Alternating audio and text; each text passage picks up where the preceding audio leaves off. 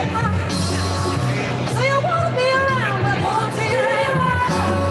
Don't promise me nothing. I'm not going to change your heart around. Come on and roll with me. Oh, dance with me, dance with me. Just do it all alone. Oh,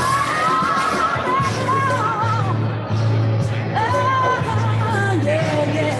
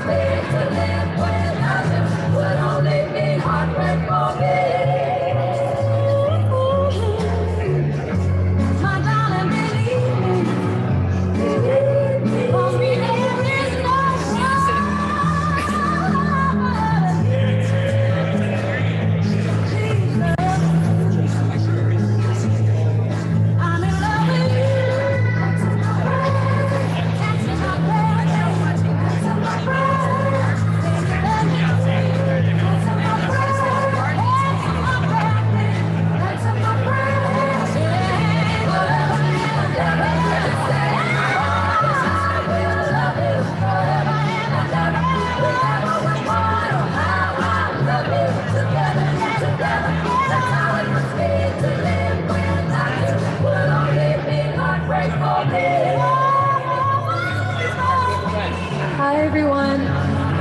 We'll get started in about 5 minutes. So if you can take your seats, we'll begin our program in 5 minutes.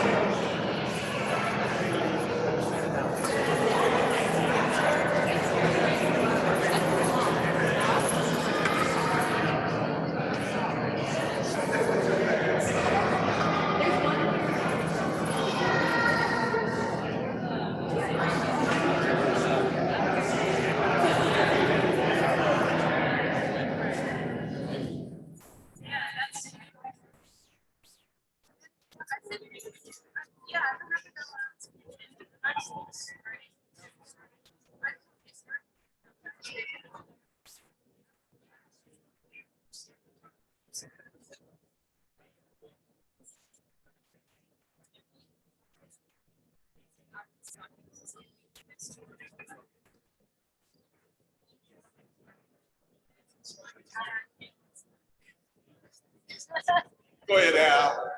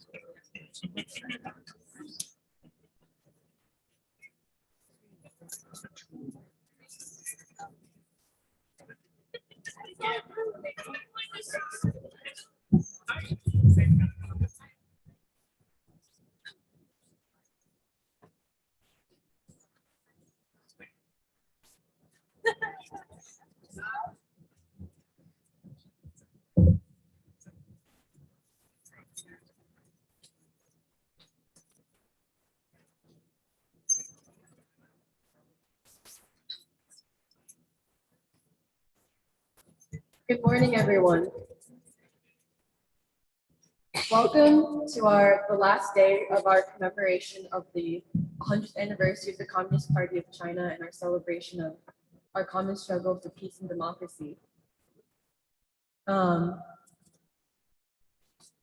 Today, we will have a day full of panel presentations, and last weekend was the first weekend of our commemoration, where we started with Lily Ye and Grace Lee Boggs and the Black Panther Party.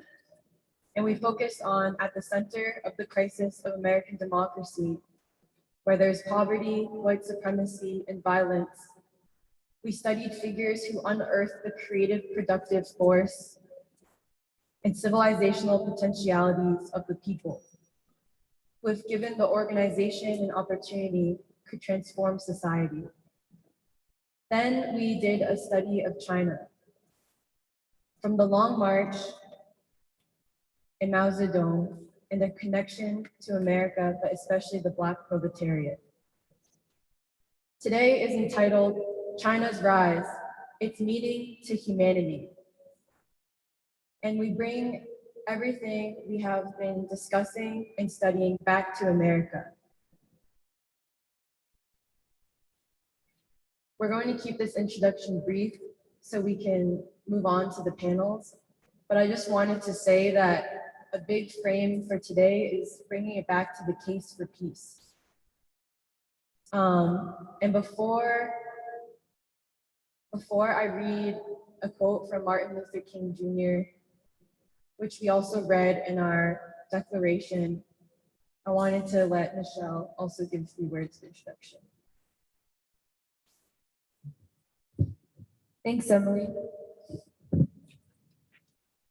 Well, I wanted to say that, to reiterate, this is the last day of our 4-day, 2-week programming, China's Rise, Its Meaning to Humanity, Strivings. And we're very looking forward to today's series of cultural performances, discussions, and panel presentations. And one more note that I would like to add is that As the Saturday Free School, we very proudly base ourselves at the Church of the Advocate in North Philadelphia. And again, we wanted to thank the Church of the Advocate for graciously co-sponsoring and co-hosting this commemoration with us at a time when, again and again, we reaffirm that we believe it is our moral imperative as Americans and young Americans to state that we are on the side of humanity and we are on the side of peace. And therefore, we commemorate China's rise and recognize that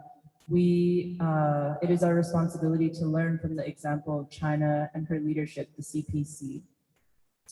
So once again, we're very looking forward to being in the church today for the final day of our programming.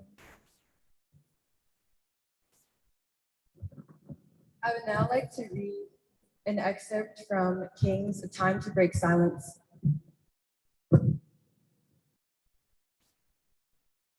A genuine revolution of values means, in the final analysis, that our loyalties must become ecumenical rather than sectional. Every nation must now develop an overriding loyalty to mankind as a whole in order to preserve the best in their individual societies. We are now faced with the fact, my friends, that tomorrow is today. We are confronted with the fierce urgency of now. In this unfolding conundrum of life and history, there is such a thing as being too late. Procrastination is still the thief of time. Life often leaves us standing bare, naked, and dejected with a lost opportunity. The tide in the affairs of men does not remain at flood, it ebbs. We may cry out desperately for time to pause in her passage, but time is adamant to every plea and rushes on. Over the bleached bones and jumbled residues of numerous civilizations are written the pathetic words, too late. There is an invisible book of life that faithfully records our vigilance or our neglect. Omar Khayyam is right, quote, the moving finger writes and having writ moves on. We still have a choice today, non-violent coexistence or violent co-annihilation. We must move past indecision to action. We must find new ways to speak for peace in Vietnam and justice throughout the developing world, a world that borders on our doors. If we do not act, we shall surely be dragged down the long, dark, and shameful corridors of time reserved for those who possess power without compassion, might without morality, and strength without sight. Now let us begin. Now let us rededicate ourselves to the long and bitter, but beautiful struggle for a new world.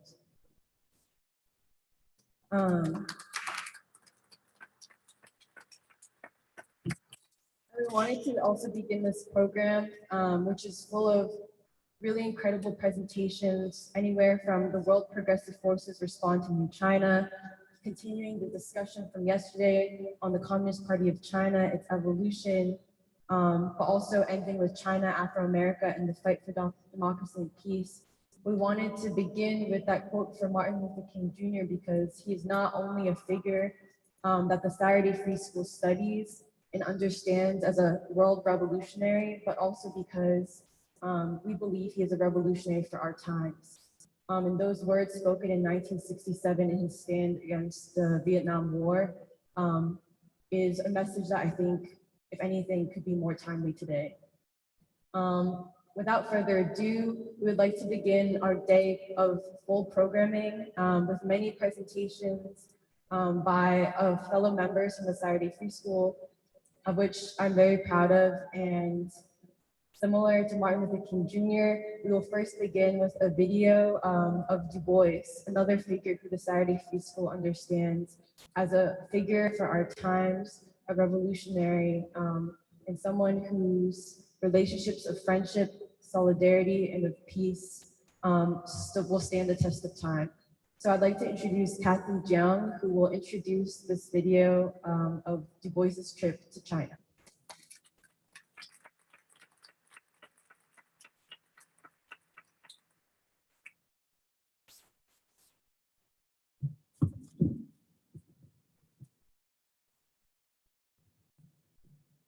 In his 1959 speech at Peking University, Du Bois says of China, quote, "Behold a people, the most populous nation on this ancient earth, which has burst its shackles, not by boasting and strutting, not by lying about its history and its conquests, but by patience and long suffering, by blind struggle, moved up and on towards the crimson sky. She aims to make men holy, to make men free," end quote. W.E.B. Du Bois and his wife, Shirley Graham, made a historic visit to the People's Republic of China in February 1959 at the invitation of the China Peace Committee, among many other leaders and organizations that invited them. So this video that you will soon see was made in May 1959, compiling the footage of this trip to China. And it's by the Chinese People's Association for Cultural Relations with Foreign Countries.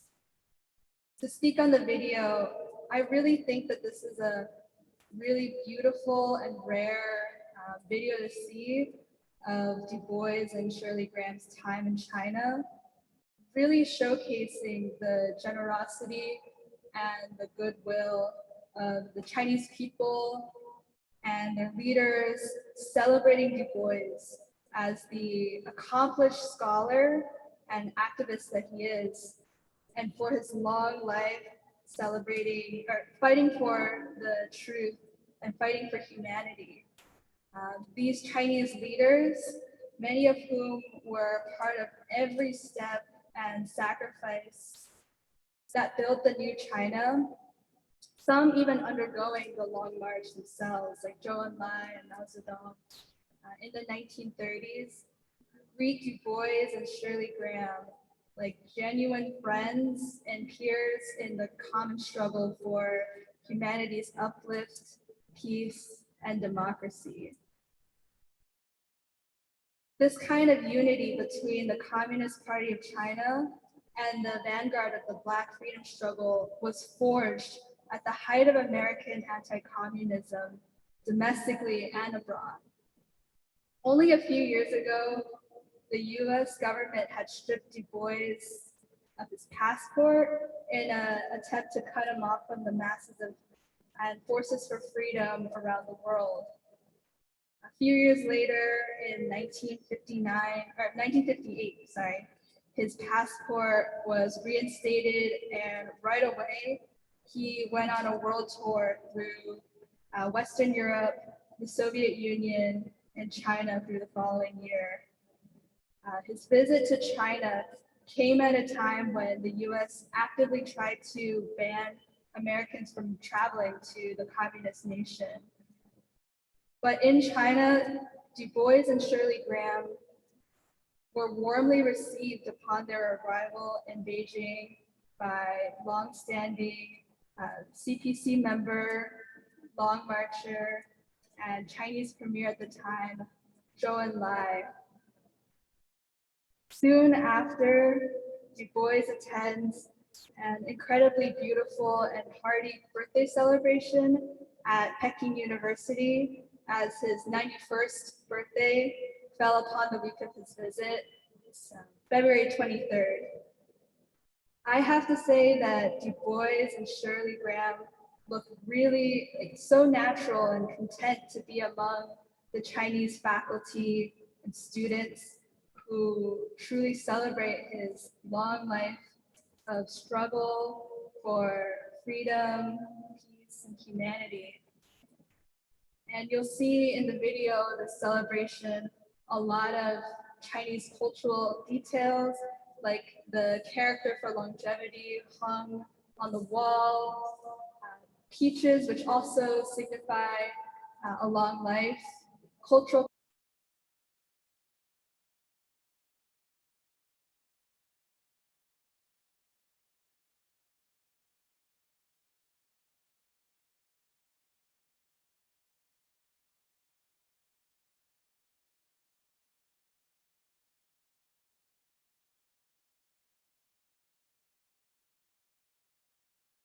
and ruling class were still very opposed to figures like Du Bois and Paul Robeson, who we had talked about yesterday, for their solidarity with communist countries and their participation in the world peace movement.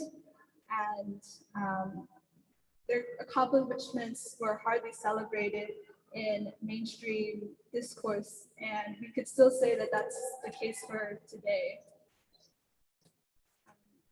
Du Bois then goes to Shanghai, where he is received by Madame Song Qingming, the widow of Sun Yat-sen, and she is also the vice chairman of the People's Republic of China at the time. She was instrumental in inviting Du Bois to China for this trip, and they had collaborated and corresponded for many years leading up to this point. So it's very beautiful to see them meeting as friends and peers in the struggle. Du Bois then goes to Wuhan, where Chairman Mao receives Du Bois warmly with lunch and a reception. It is amazing to see the leader of the Chinese people recognizes Du Bois and recognizes the significance of Du Bois, a towering leader of the Black freedom struggle and a true dignitary of the American people, and personally meets him on this trip. The American press virtually ignores Du Bois's trip to China and hardly reported on it. So this video stands as a testament to the significance of this 1959 visit to the Chinese people in a time so divided by anti-communism and the color line. And so it is for this reason that we would really like to study the legacy of this trip and showcase this following video. Thank you.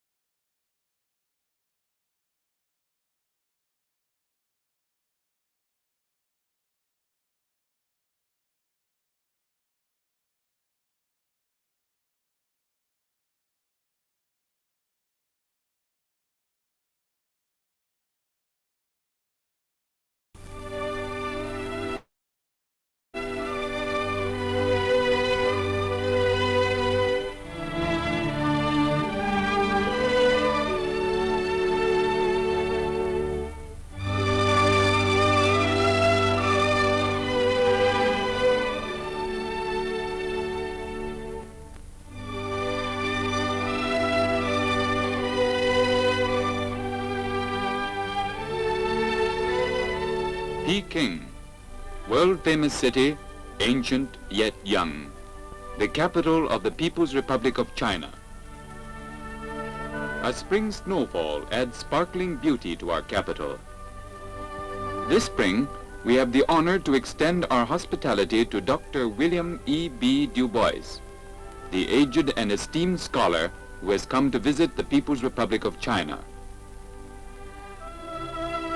Premier Zhou Enlai receives Dr. Du Bois, eminent Negro scholar of the United States and member of the World Peace Council, together with his wife, the writer Shirley Graham.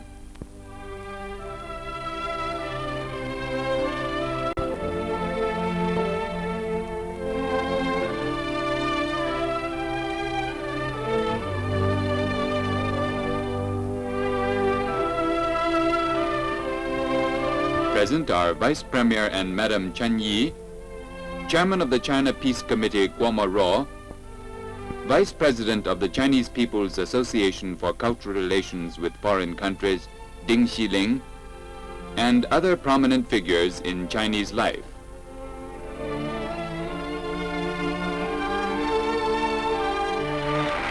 February 23rd, 1959 is Dr. Du Bois's 91st birthday. A birthday celebration is held for him by more than 1,000 professors and students of Peking University.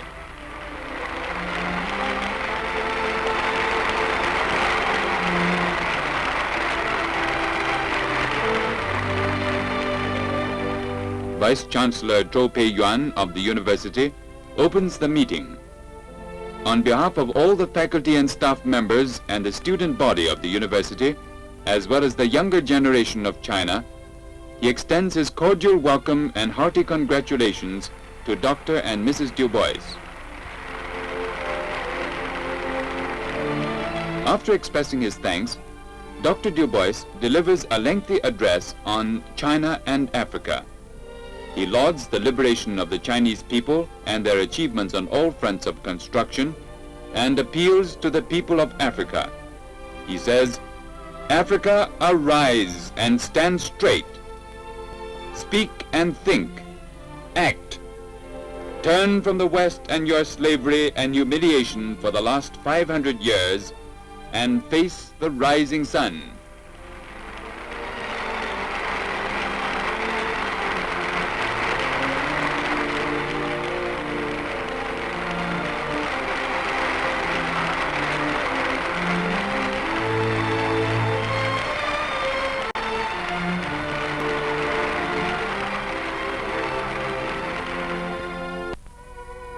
At a birthday banquet in the evening, the guests leave their autographs for Dr. Du Bois.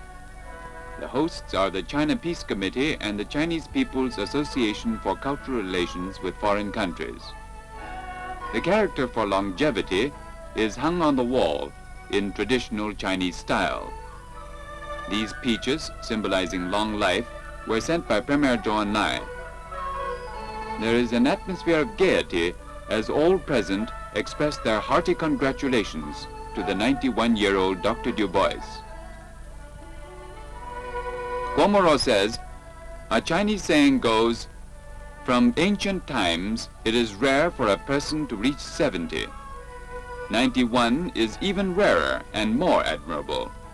Our distinguished guest, with his fighting life of 91 years, is particularly commendable."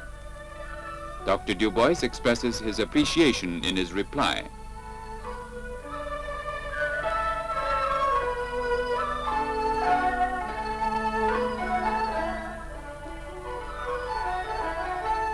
On this gala occasion, everybody is eager to toast the health of Dr. Du Bois.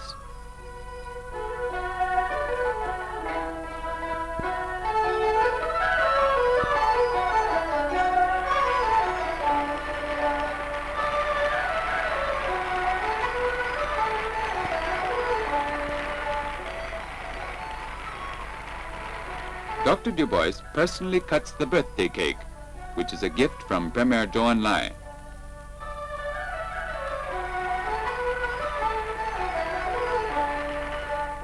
Music and dances are performed at the dinner.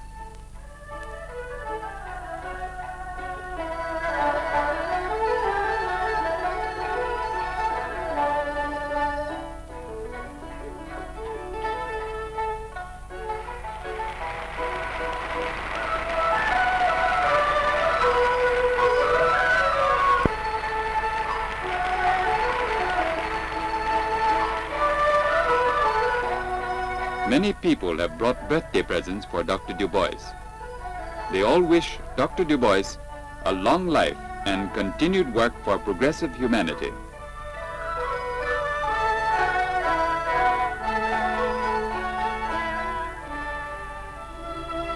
Shanghai, which Dr. Du Bois had once visited before liberation. In his own words, in 1936, I came to China and stayed for a week. Now I have come again with more knowledge. I know that the existence of China is of tremendous importance not only to our own people, but to the entire world.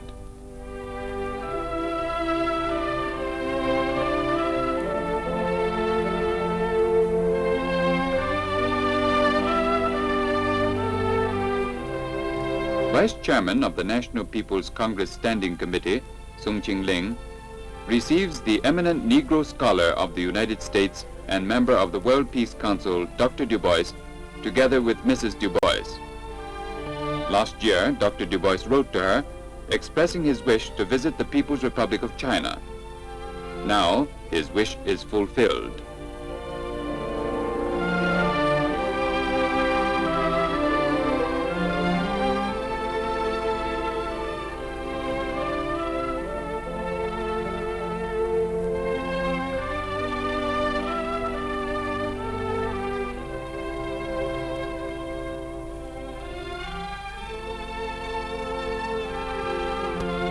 At Wuhan on March 13th, Chairman Mao Zedong, the great leader of the Chinese people, receives Dr. Du Bois, Mrs. Du Bois, and the American writer Anna Louise Strong. Chairman Mao Zedong has dinner with the guests.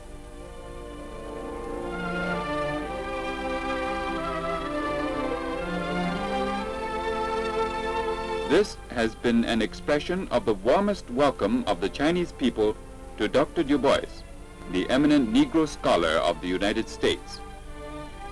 Let us repeat, welcome, Dr. Du Bois.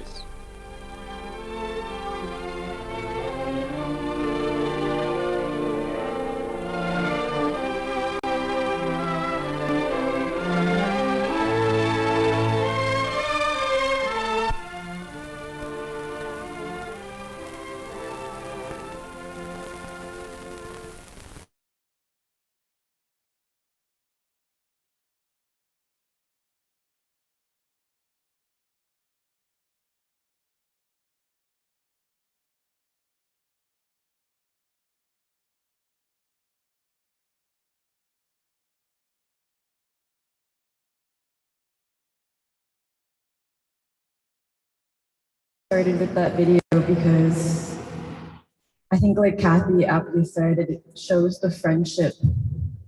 And like we talked about yesterday with Robeson, it's figures like Paul Robeson and Du Bois in particular who built friendship at the height of anti-communism. And what could build, like King said, a world house for humanity. We're going to take a few seconds to set up for the panels, but then I would love to welcome our first panel of 3 panels today, titled "The World Progressive Forces Respond to the New China," which will be moderated by Brandon Doe.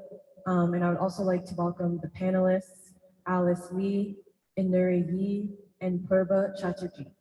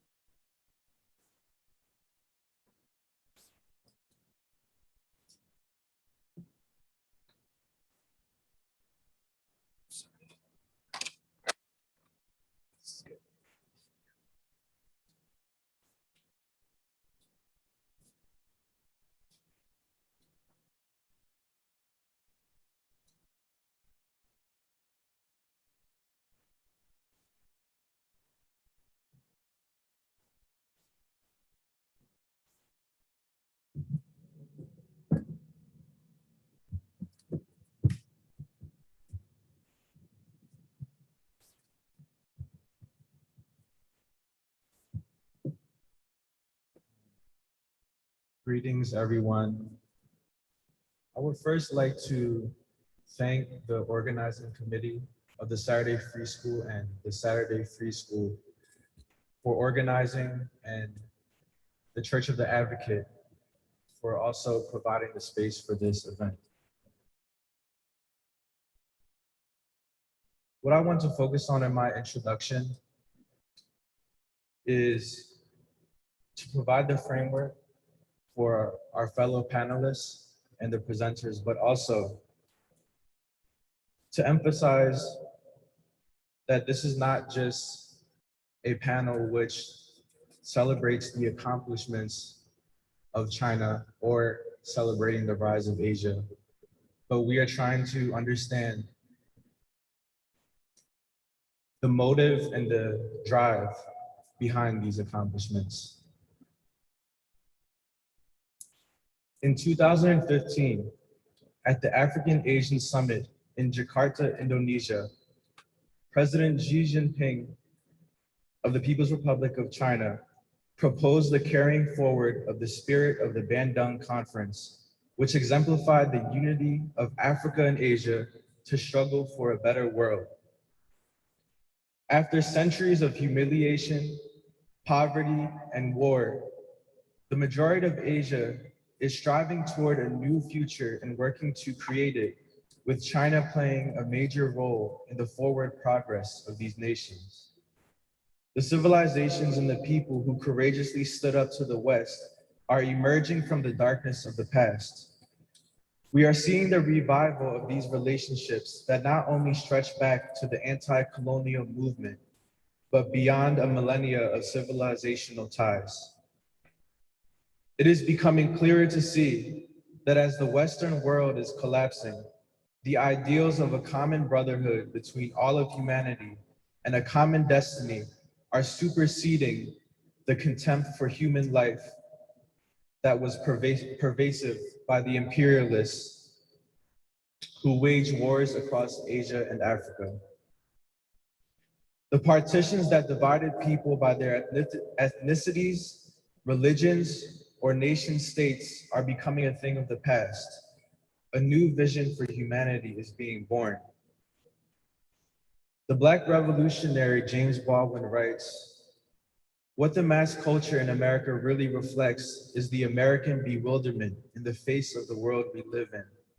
We do not seem to want to know that we are in the world, that we are subjected to the same catastrophes, vices, joys, and follies which have baffled and afflicted mankind for ages. We in America must realize that this vision does not exclude us, but that we are inextricably tied to it. To see ourselves as part of the world and to join the struggle for peace is our inescapable responsibility. We can make the commitment to realize the possibility for this vision in America and fight pessimism with faith. Faith that if our brothers and sisters in Asia are rising out of the depths of chaos, so can we.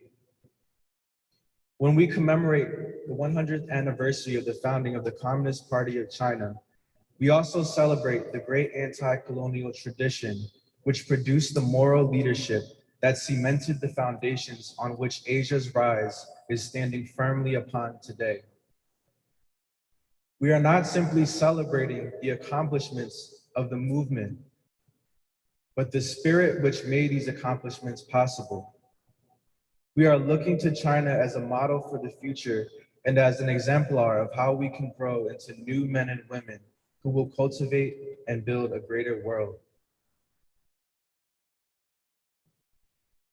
In our first panel of the day, titled World Progressive Forces Respond to the New China, we will be engaging in a dialogue that examines China's relationship to the rising people of the world.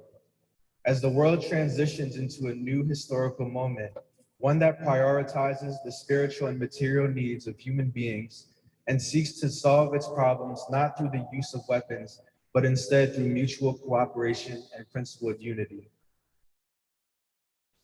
First, I would like to welcome Alice Lee, who is a member of the Saturday Free School, who will be talking about and discussing the significance of W.E.B. Du Bois's trip to China in 1959.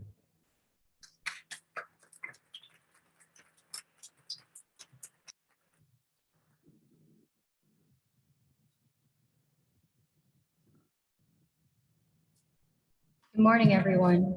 As part of the panel, I'll be presenting on Du Bois in China and build upon Kathy's introduction and the video of Du Bois's trip to China in 1959. Du Bois had traveled extensively. Aside from China, he had also been to Germany, England, France, and the Soviet Union. Rooted in the Black freedom struggle, he sought world programs of economic, political, and social change that might inform the revolution needed in America, for America in the early 20th century, as it is now, was a country plagued with war, racism, and poverty.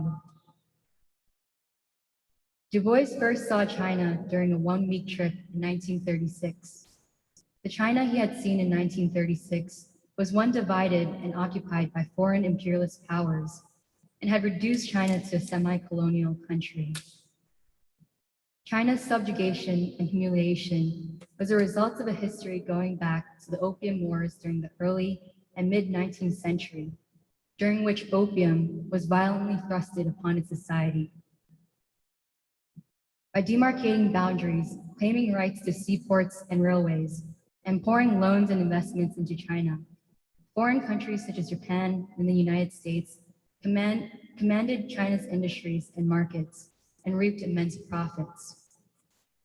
All the while, China's masses were deeply impoverished, with little to no say over the wages, prices, and taxes dictated by imperialist interests.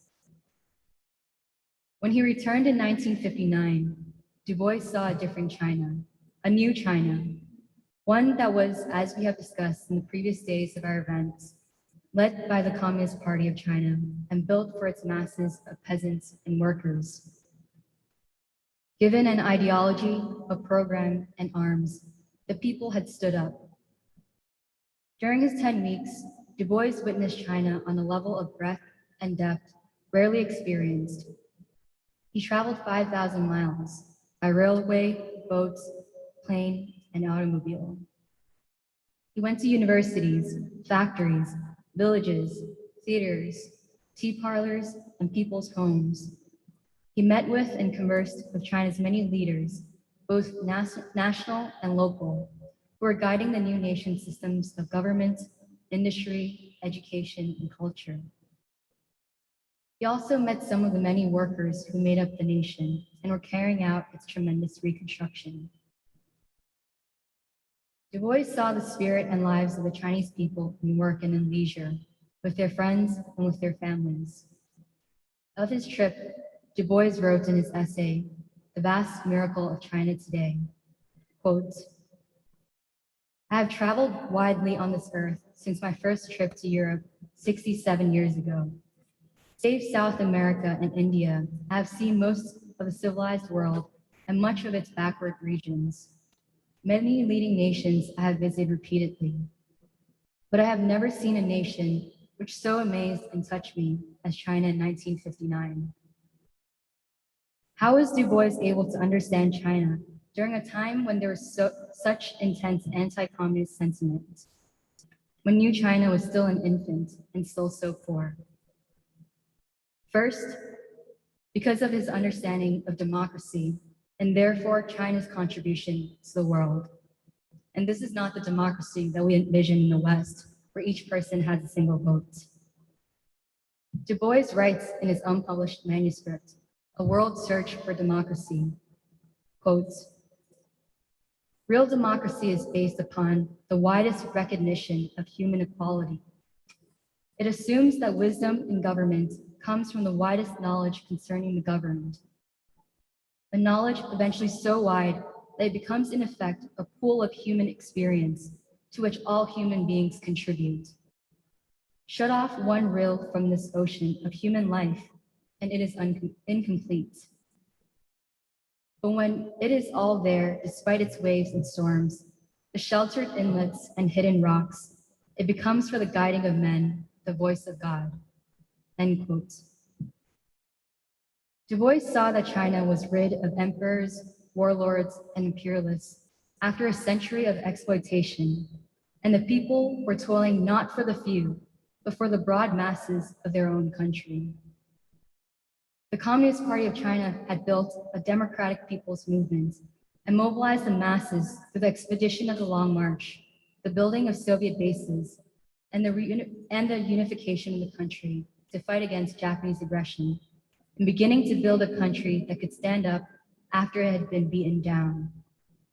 Moreover, Du Bois understood the significance of China's revolution for the masses of poor and oppressed in America and of the world, for it had reshaped economic, social, and political life, touching upon questions such as industry, education, and governance. It is the same reason China is seen as an existential threat to the Western order. Second, his commitment to truth and his belief in the unity between America and China. Between Du Bois's two trips to China, one in 1936 and the other in 1959, he had been invited to China twice, once in 1946 and the other in 1956. The sentiment of the Chinese people was represented by a letter by Sun Qingling, which she had written to Du Bois in 1958.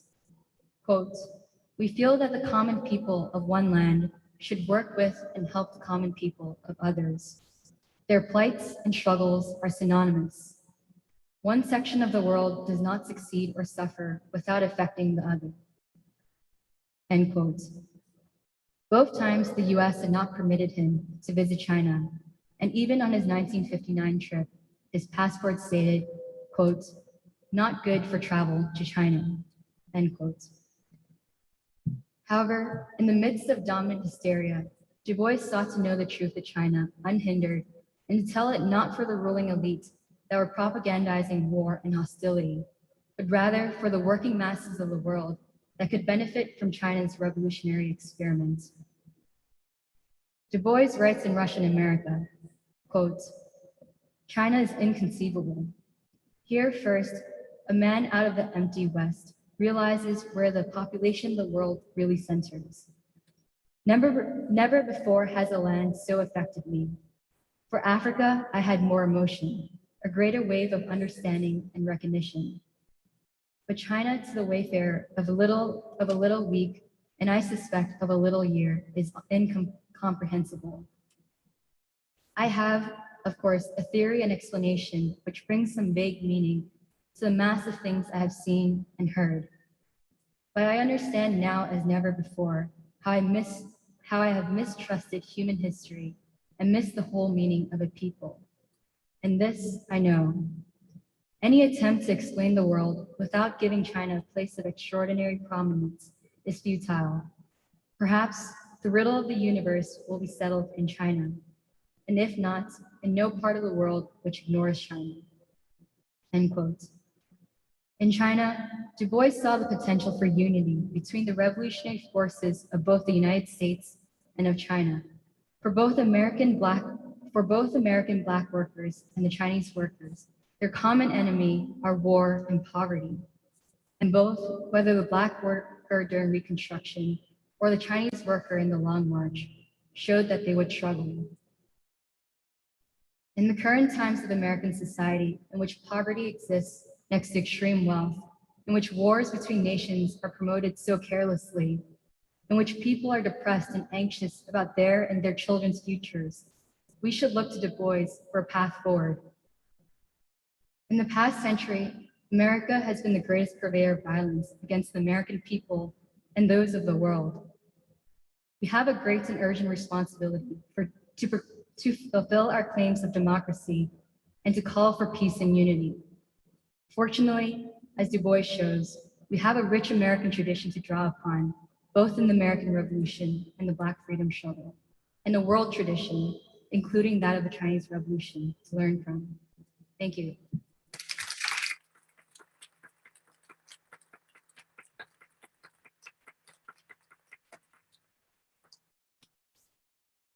Thank you for the beautiful presentation, Alice. Next, I would like to introduce Nuri Yi, who will be discussing Fidel Castro's speech on President Xi Jinping.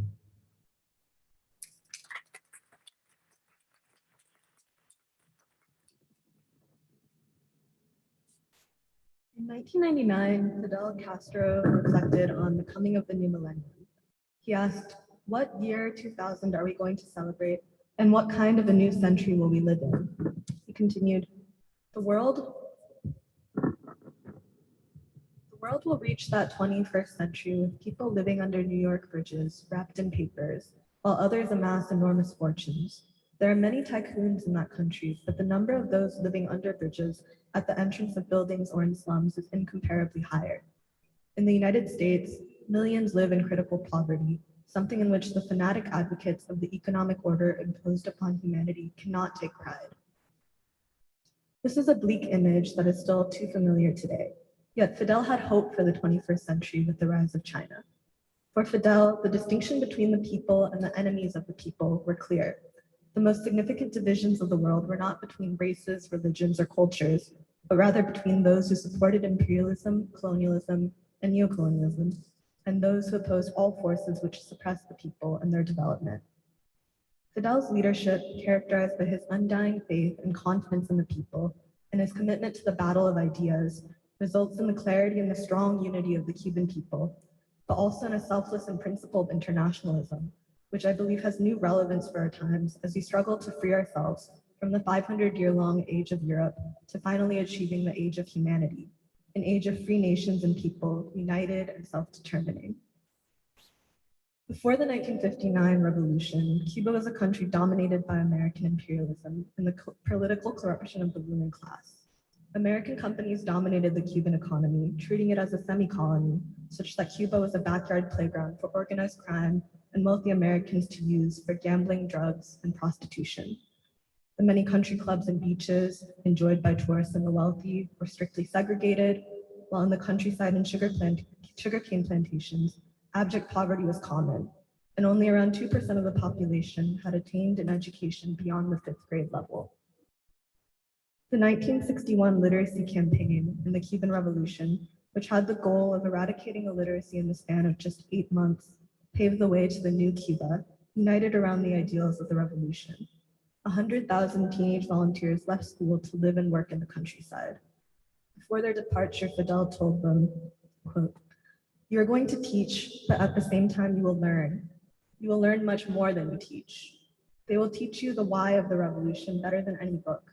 The people will teach you how living creatures had to suffer under exploitation from selfish interests. They will teach you what it is to have lived without sufficient food. They will teach you what it is to live without doctors and hospitals.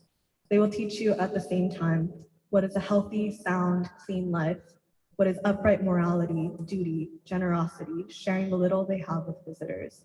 And when you come back, you will be better citizens, better revolutionaries." The literacy campaign, like the campaigns of the Red Army, won the masses of people to the revolution while developing its participants around its core values. It firmly set the moral foundation and principles of the new Cuban people's democracy for the generations to come. Fidel said, "The children of those people who could not read or write developed such a high consciousness that they shed their sweat and even their blood for other peoples, in short, for any people in the world." End quote.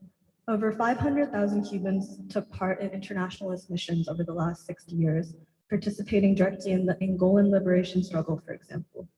Doctors went to serve the people where there are no physicians and where other physicians would not go, whether in Suriname, remote mountain areas, or even in the Canadian Arctic Circle. Fidel highlights just one example. Once, when Nicaragua requested 1,000 teachers, later they asked for more. We invited volunteers and 30,000 offered. Then, when the bandits organized and supplied by the United States, who waged that dirty war against the Sandinistas, murdered some of our teachers, 100,000 volunteered to go. That is why I am discussing ideas. That is why I am discussing consciousness. That is why I believe what I am saying and why I believe in mankind. Because when so many of our fellow countrymen and women went or were ready to go to those places, consciousness and the idea of solidarity and internationalism proved to be a mass phenomenon, end quote.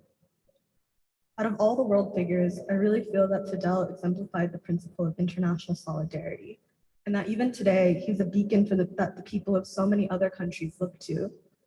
The Cuban Minister of Foreign Affairs, Felipe Perez Roque, wrote that, quote, Fidel's internationalist mission was to transform Cuba from a tiny island lost in the sea into solid ground for all who struggle for justice and honor anywhere in the world, end quote. He was a leader not just of Cuba, but of the world's struggle against imperialism, and one of the great fighters and believers in the ideological struggle. Fidel gave this speech on the Battle of Ideas, also known as A Revolution Cannot Be Born Without Culture and Ideas, in 1999 in Venezuela, shortly after the election of Hugo Chavez. This was coming out of Cuba's special period of economic hardship after the collapse of the Soviet Union in 1991. But Fidel's analysis of the time was that actually, although the collapse of the Soviet bloc had indeed caused great difficulty for Cuba, the neoliberal American policies of globalization had also created economic crisis for the West, and that the high and mighty, those who thought they had created a system or an empire that would last 1,000 years, were beginning to realize that the foundations of that system, of that empire, are falling apart, end quote.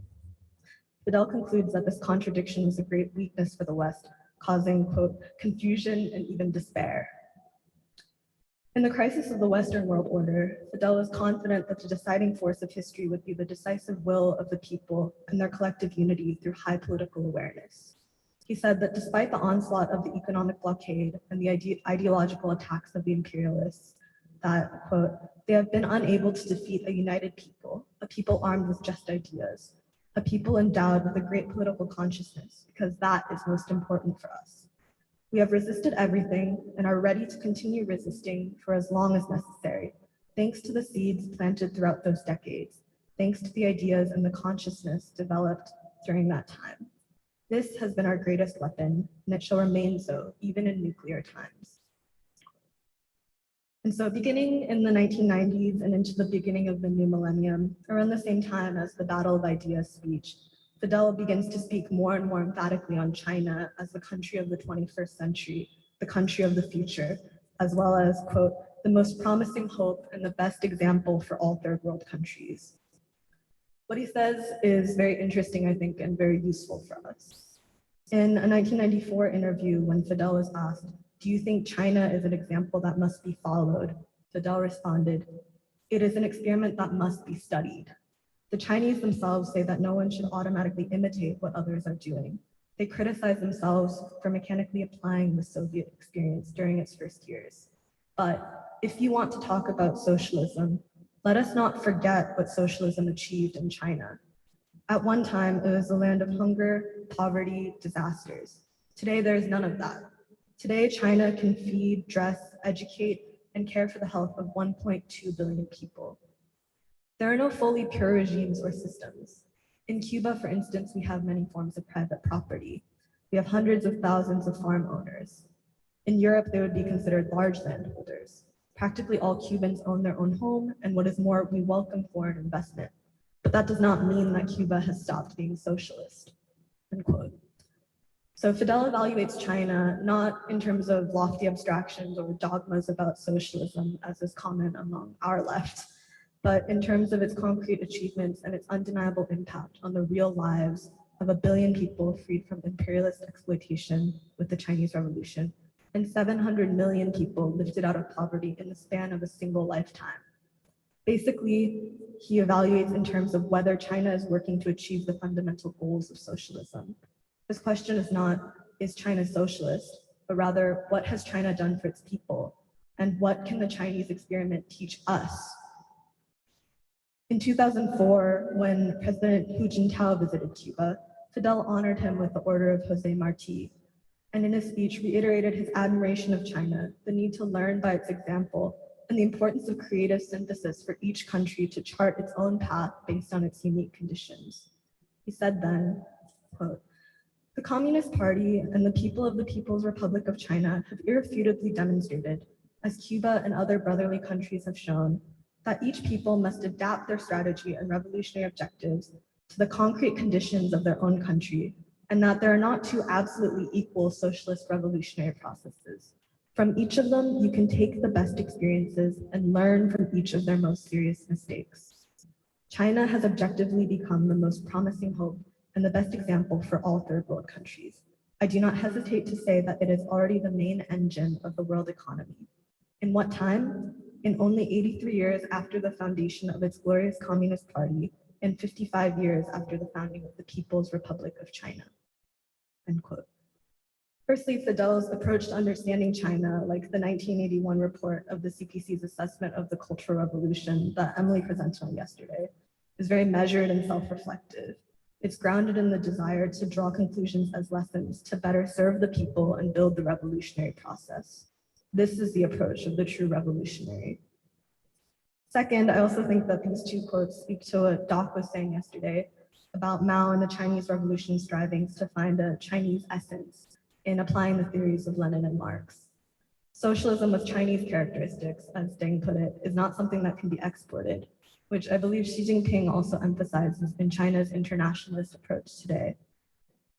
Rather, as Fidel says, each country should study and synthesize creatively, developing independently along a potentially unique revolutionary trajectory, but while still learning from the commonalities of world history and ultimately uniting towards a shared global community. By 2014, just 2 years before Fidel's passing, Xi Jinping visited Cuba, and Fidel declared, "Xi Jinping is one of the most strongest and most capable revolutionary leaders I have met in my life," also presenting him with the Order of Merit. This was when he said, the quote from the Declaration, quote, "I feel a profound affection for the Chinese people, an undying admiration because of their millennia of history, personal qualities, love of independence and freedom, the heroic struggles in the face of interventions and colonialism, and for the efforts they have made over 100 years to attain liberation, for the work they're currently conducting, for the great economic successes they are reaching, for the stability that they have achieved. For that reason, I realize that China is the country of the 21st century. It is the country of the future because of its human potential, natural resources, scientific potential, the talent of its children, and the hardworking spirit of the people. I believe that in the 21st century, China will be the giant that arises." China and Cuba have had a long and beautiful friendship with deep connections over the years. Cuba is actually the first Latin American country to establish diplomatic relations with the PRC in September of 1960. Just a few months later, China sent oil lanterns to Cuba so that the brigadistas in the literacy campaign could teach and that students could study by night after the day's work was done. Both Fidel and Xi Jinping have remarked on the special quality of this relationship. When Xi Jinping visited Cuba, he reflected, quote, "This relationship has stood the test of constant changes in the international landscape and set an example of unity and cooperation between developing countries." Cuban national hero Jose Marti said, quote, "To be united, this is the word of the world," end quote. China and Cuba are good friends, good comrades, and good brothers who share the same visions and beliefs, end quote. The longstanding example of Cuban-Chinese friendship and the connections between Fidel's internationalism and Xi Jinping's philosophy of win-win international relations offers, I think, one bright possibility for the future of international relations with the rise of China. The possibility that the relations between countries could in general be characterized by friendly cooperation, brotherhood, and unity, as opposed to being the exception to the rule under the current system of imperialist hegemony, competition, division, and war. It's another huge task to begin to try to understand Xi Jinping's leadership and what it means as a new era for China. And so thankfully, I will leave that to the next panelists. But I just wanted to share a small piece of what Xi Jinping is saying in this time about China's philosophy of international relations and how well it fits in with the historical current of ideas that Fidel, the Chinese Revolution, and the world anti-colonial struggle were all enmeshed in. In 2015, at the Boao Forum for Asia, Xi Jinping gave the keynote speech entitled "Towards a Community of Common Destiny and a New Future for Asia," in which he commemorated the 60th anniversary of the Bandung Conference to discuss the cause of peace and development in Asia and the world. In it, Xi said, quote, "Asia belongs to the world. To build a community of common destiny, we need to make sure that all countries respect one another and treat each other as equals. Countries may differ in size, strength, or the level of development, but all are equal members of the international community with equal rights to participate in regional and international affairs. Being a big country means shouldering greater responsibilities for regional and world peace and development, as opposed to seeking greater monopoly over regional and world affairs.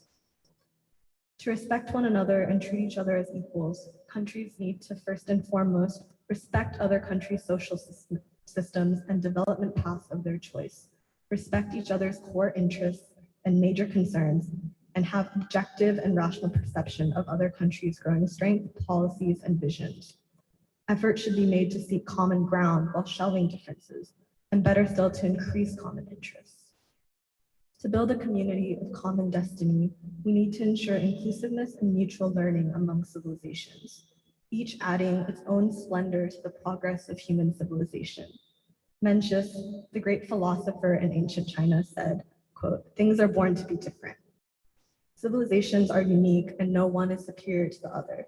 There needs to be more exchange and dialogue among civilizations and development models, so that each can draw on the strength of the other and all could thrive and prosper by way of mutual learning and common development.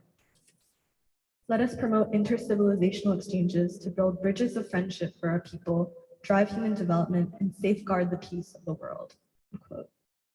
So this community of common destiny for mankind as a key slogan for China's international relations in the new emerging era under Xi Jinping, in some ways possibly looks like the fulfillment of so many revolutionary dreams and ideas we talk about in the Free School. It recognizes Fidel's assessment of China and Cuba as countries with particular contexts, conditions, and a unique essence to contribute to the world revolution. It follows Du Bois and The World in Africa, who wrote, quote, "No culture whose greatest effort must go to suppress some of the strongest contributions of mankind can have left in itself strength for survival. War, which typifies suppression and death, can never support a lasting culture. Peace and tolerance is the only path to eternal progress. Europe can never survive without Asia and Africa as free and interrelated civilizations in the world." End quote. The community of common destiny for mankind draws on China's 5 principles of coexistence from the Bandung era. It echoes Martin Luther King Jr.'s insistence that all life is interrelated, that we are caught in an inescapable network of mutuality, tied in a single garment of destiny, and that whatever affects one directly affects all indirectly. And so I think I've more opened up a large can of worms and questions, and there are more questions than clear answers and not much to conclude with total finality. But I think this much is clear. Today in the 21st century, the key division of the world is still between humanity and the enemies of the people, which are war, poverty, and imperialism. But we're also at a crossroads, perhaps, between the countries and people who look to the shared future and uplift of humanity in the 21st century.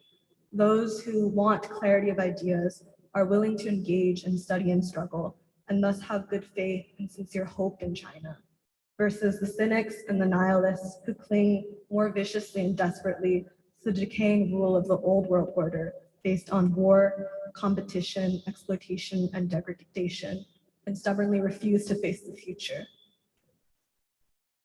We don't know yet what will come of the community of common destiny for mankind, but if China does manage to follow through in action to make good on its new promises, as it has made good on its promises to its own people to lift 700 million out of poverty in less than a century, if it manages to make good and to stand as a civilization of respect and human values, then it will be a huge leap towards finally fulfilling the century-long dream of the world anti-colonial revolutionary freedom struggles that Fidel, King, and Du Bois played such great roles in. And if China does manage to make good on its promises, it will surely be a great victory for humanity in this 21st century. Thank you.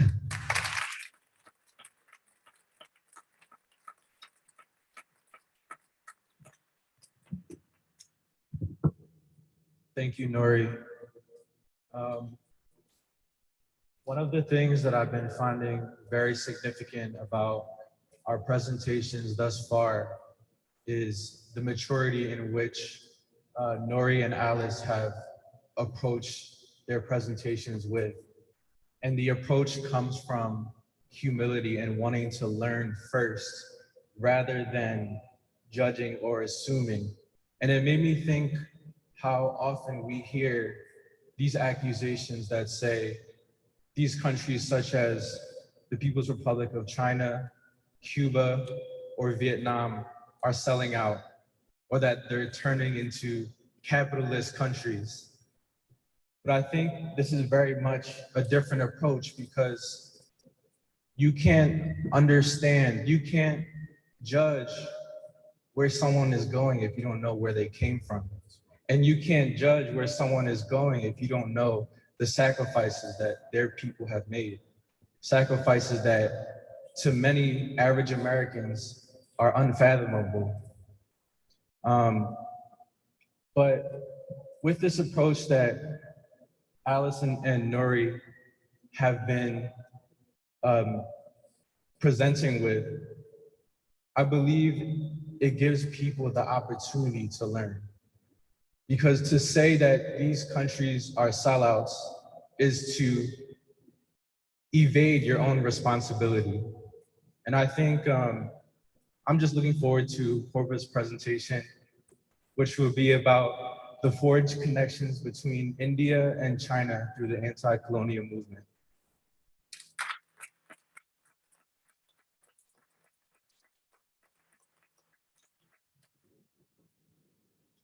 Good morning.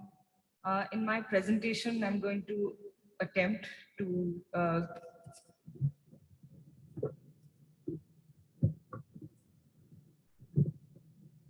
thank you. I'm going to attempt to give a historical perspective of the relationship between India and China in order to guide thought and furnish hope for future.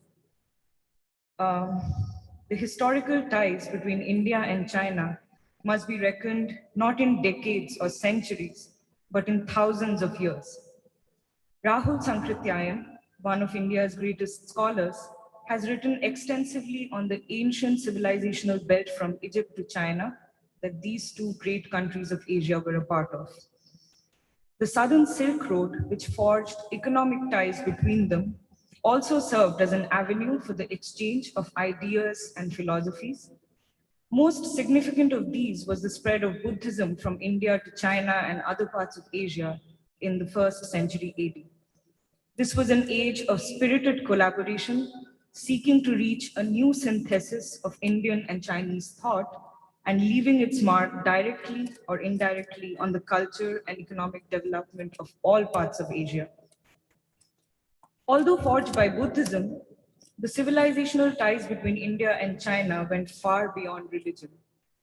Indian influences in Chinese art and literature in the 4th and 5th centuries tells us that China, though as culturally advanced, was willing to learn from Indian traditions.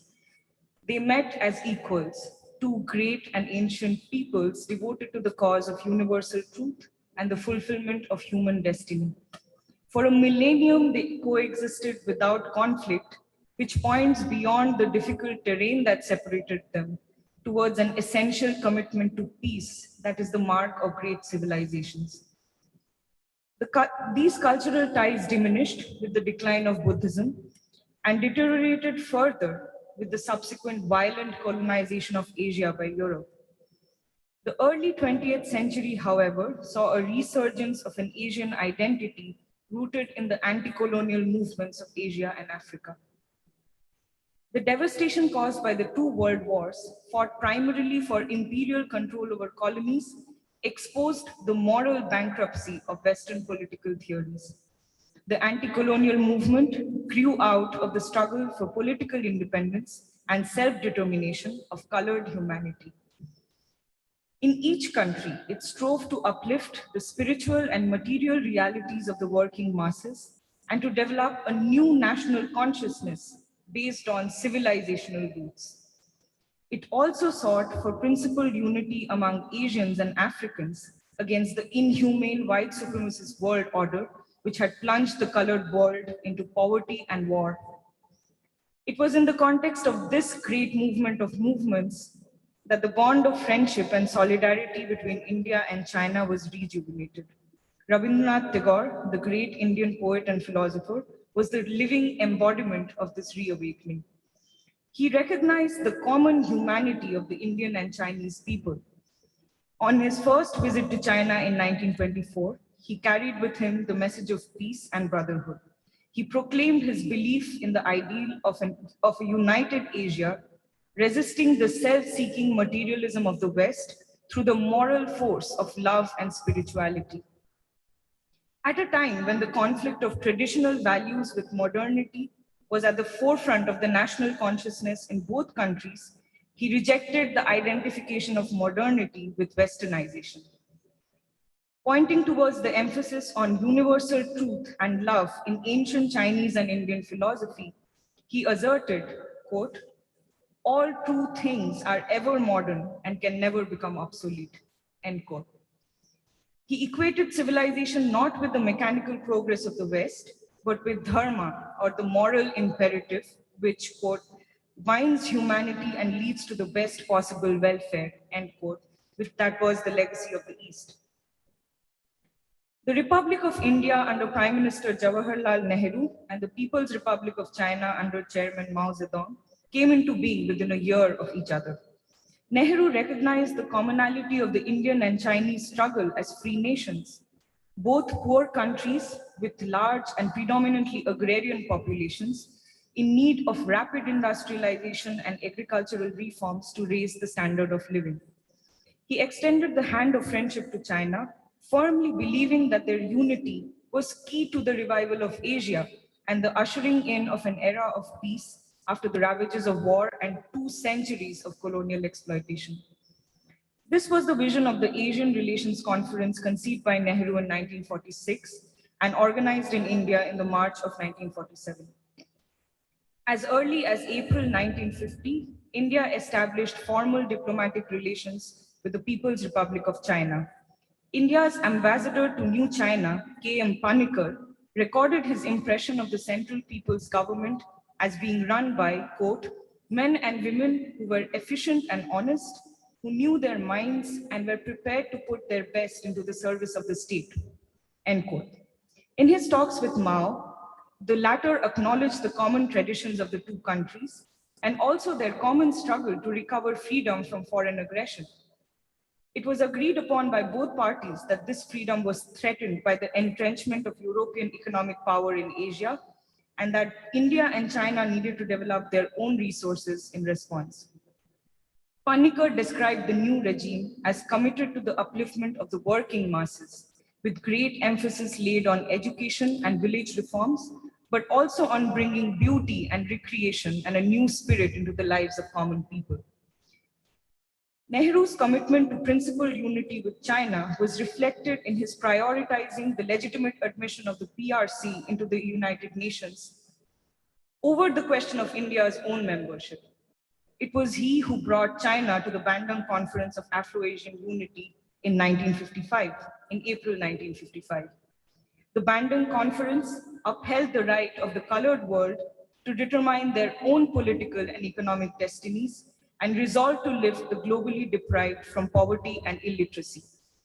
It adopted a resolution of mutual respect and cooperation, building on Panchsheel, the 5 principles of peaceful coexistence laid out by India and China in 1954. The Bandung spirit was the very spirit of our anti-colonial struggle and its faith in the agency of the darker masses of humanity to create a new world free from oppression and war. The anti-colonial movement has, however, remained unfinished due to the counter-revolution of Western imperialism. Today, the rewriting of world history to exclude Africa and diminish Asia, coupled with neo-colonial exploitation and war, has once again plunged us into economic, cultural, and intellectual servitude to the West.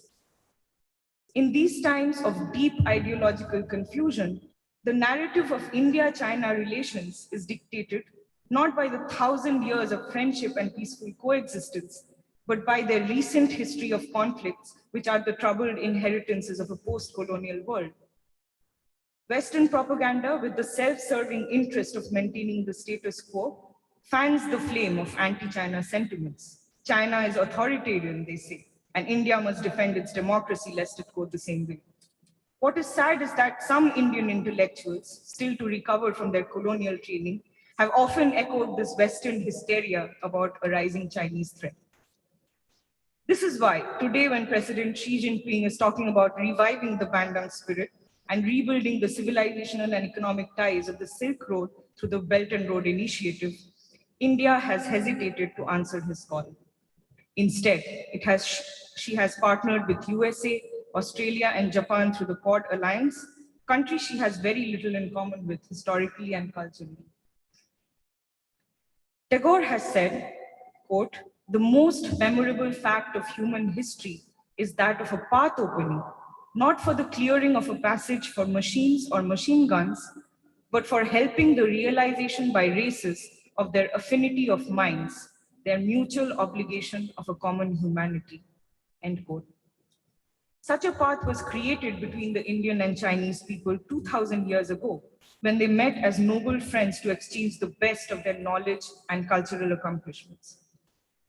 In stark contrast, the West came to us in war, not to learn and assimilate, but to subjugate and exploit, and to establish their dominance and superiority over the colored world.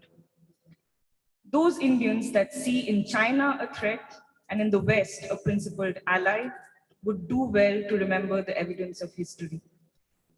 India should strengthen its commitment to regional peace and collaboration through a closer engagement with the Association of Southeast Asian Nations, or ASEAN. The ASEAN countries are invested in good relations with both India and China, and unlike India's partners in the Quad Alliance, seek not to contain China, but to maintain a balance of powers in the Indo-Pacific, in the interest of fruitful economic and cultural cooperation and the maintenance of peace. We must remember that while India and China might have adopted different political ideologies for the fulfillment of their national destinies, the Indian and Chinese people are bound by the common humanity of their civilizational histories, a bond that is older and stronger than nationalism.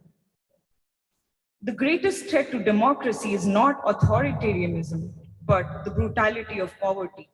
The great task before India today is to raise the masses of poor that make up most of its population into lives of dignity and fulfillment. In this, we have much to learn from China's remarkable success in extreme poverty alleviation through state action.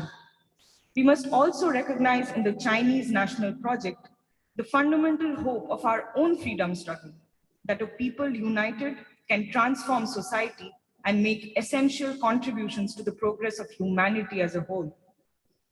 Today, the West is in the thralls of a deep political and economic crisis, and a viable alternative to the Western world order is being presented by an economically and technologically ascending China.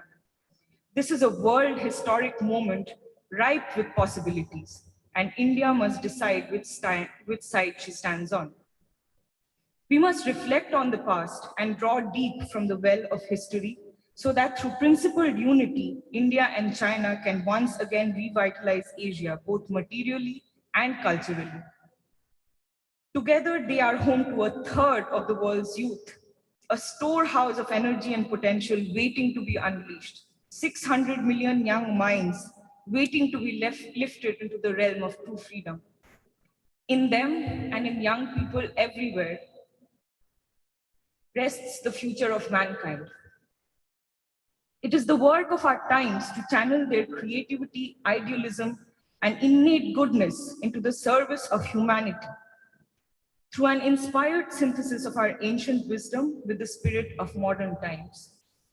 We must instill in them the firm belief that true strength lies not in mechanical force and self-assertion, but in the spirit of struggle and sacrifice for peace, and that true freedom is to be found not in material seekings and individual liberties, but in the moral imperative that binds us together in a common humanity and seeks the broadest measure of justice for all. We must inspire in our people a renewed faith in the unfulfilled dream of our anti-colonial struggle, that out of Asia and Africa can emerge the vision for a more human world order that places at the center of its concern not wealth and power, but the hopes and aspirations of the masses. As today we celebrate the centenary of the Communist Party of China, we harbor great hope for the future and great faith that India and China will answer the call of the times, not as two nations divided by political ideologies, but as one people with common roots dedicated to, to this vision of a new and better world. Thank you.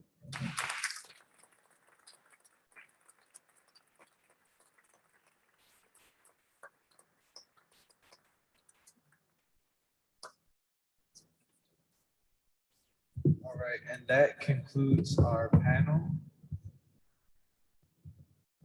Now we will be starting a discussion.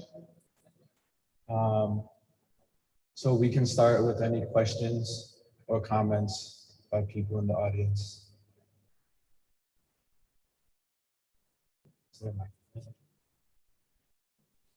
There's a microphone over there, so.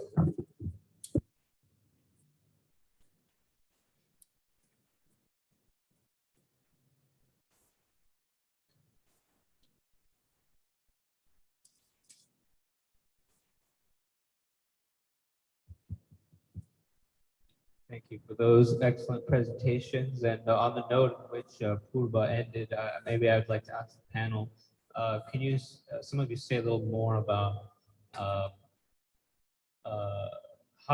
what is the role of these kinds of Western ideological interventions, particularly in the Asian countries regarding China, both historically and today?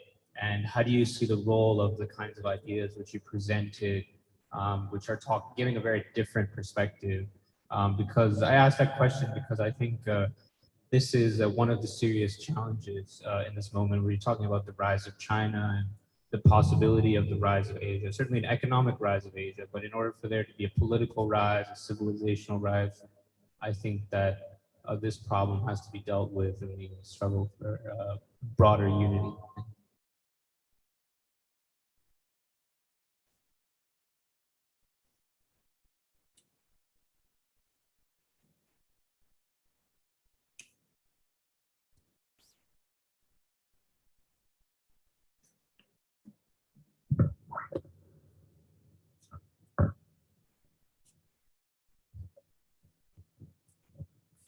I actually had a quote that I was going to include in my presentation, but didn't. But this is a quote from Du Bois in 1936 when he talks about the relationship between Japan and China. Because in 1936, Japan hadn't launched a full-scale invasion yet. And I think Du Bois had a bit of hope in terms of Japan being able to not ape the West and mimic essentially the colonialism and imperialism tendencies that the West has had. Unfortunately, history didn't go that way, and that's why you had, I guess, the Communist Party of China and the events that ensued. But I think the reason why Du Bois had talked about Japan and China was because they're both Asian countries with long historical and civilizational ties where people have flowed between these two countries, traditions, religions. And I think the situation is similar in the situation is similar today, where Asian countries themselves can choose to define what it means to be an Asian country that has a shared history and civilization, or it can choose to be on the side of the West, where you do see in instances nowadays.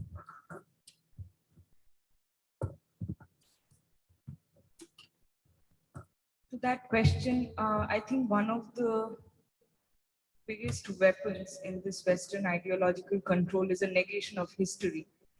And once you do a serious study of history, like of the anti-colonial struggle and the relationships between nations historically, it becomes easier to identify the lies that are that Western propaganda tries to perpetuate through time in order to divide people. And this is, I mean, at the Western University is also a big part of this project of negating history and flipping the narrative on its head. so that you forget who have been your friends through time and who have been the aggressors. I think that's what I would want to say.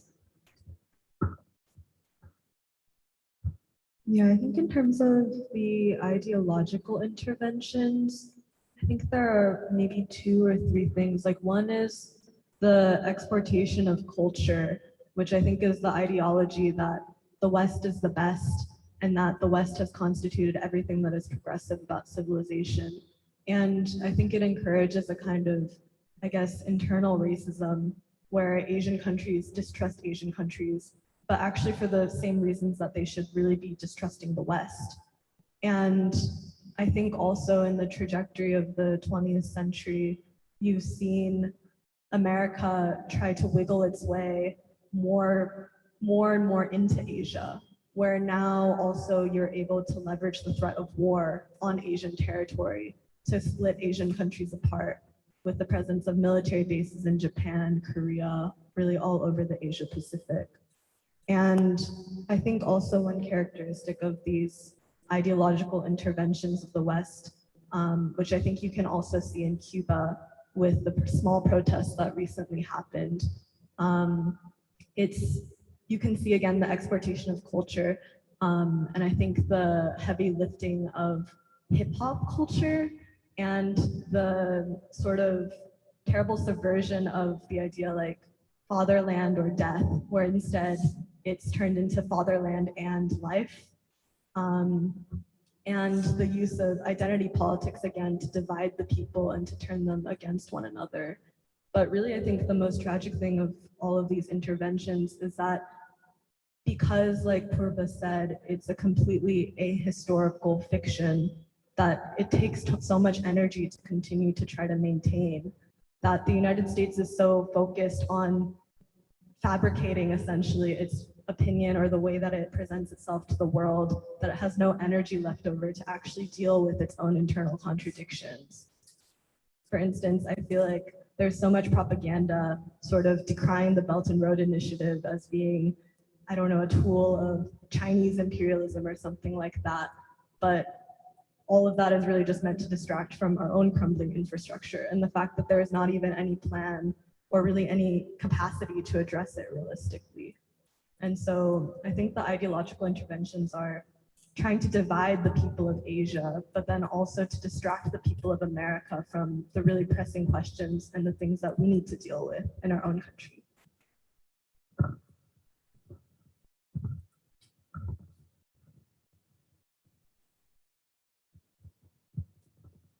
This issue of war is very, very important. And I think that it seems that the West is bent on starting another war. They need it. They're very invested. The United States is very invested in its military. So I'd like you to speak more about that and our experience, our recent experience in Afghanistan and Iraq and with North Korea. It was a very interesting thing between our president and the North Korean country recently, how that all played out and how it's playing out now with the new administration. But in particular, this real need for the capitalist West to have a shooting war going on in some place.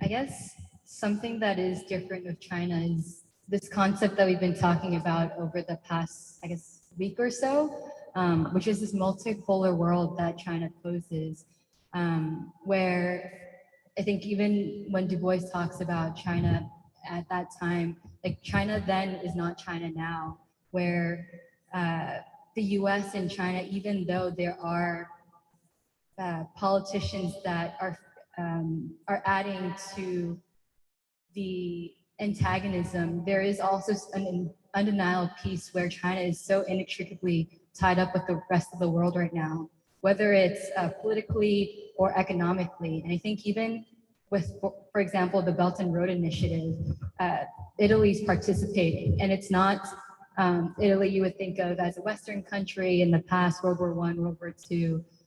But now I think a lot of countries are having to grapple with the fact that China itself is not weak as it was back then. And it does pose a serious mirror to the West of having to deal with its own issues. And so I think ultimately the question in terms of war, it is something that is not to be taken lightly. But at the same time, what the US has to face is not China itself, but I think something that we've consistently talked about, which is itself. Like the US itself, what does it mean to be, I guess, the US or America? What is it going to define itself by? And that's in all aspects of itself. But I think that's all I would add.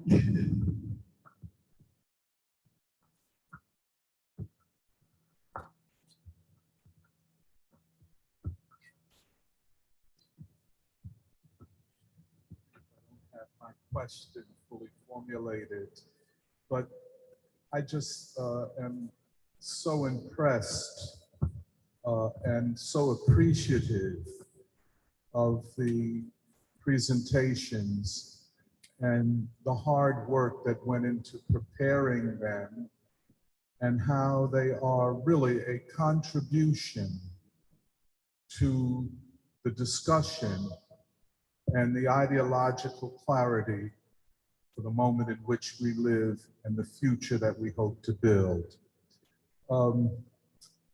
Having said that, the spirit of Bandung is infused through all of the presentations, including Brandon, your introduction. And it seems at the core of Bandung is the concept of the right to self-determination, a right that even up to this day, the West, and especially the United States, does not acknowledge as a right for the nations of the darker world.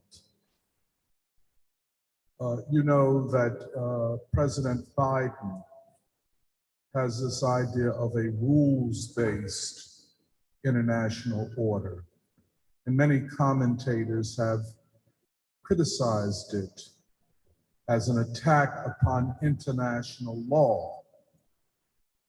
And a central foundation of modern international law is the right to self-determination, which is not only political self-determination, which defined the first stage of the anti-colonial struggle, including in China. If I might just say this, China went quickly from the political right to self-determination to the substance of the right to self-determination in economic self-determination.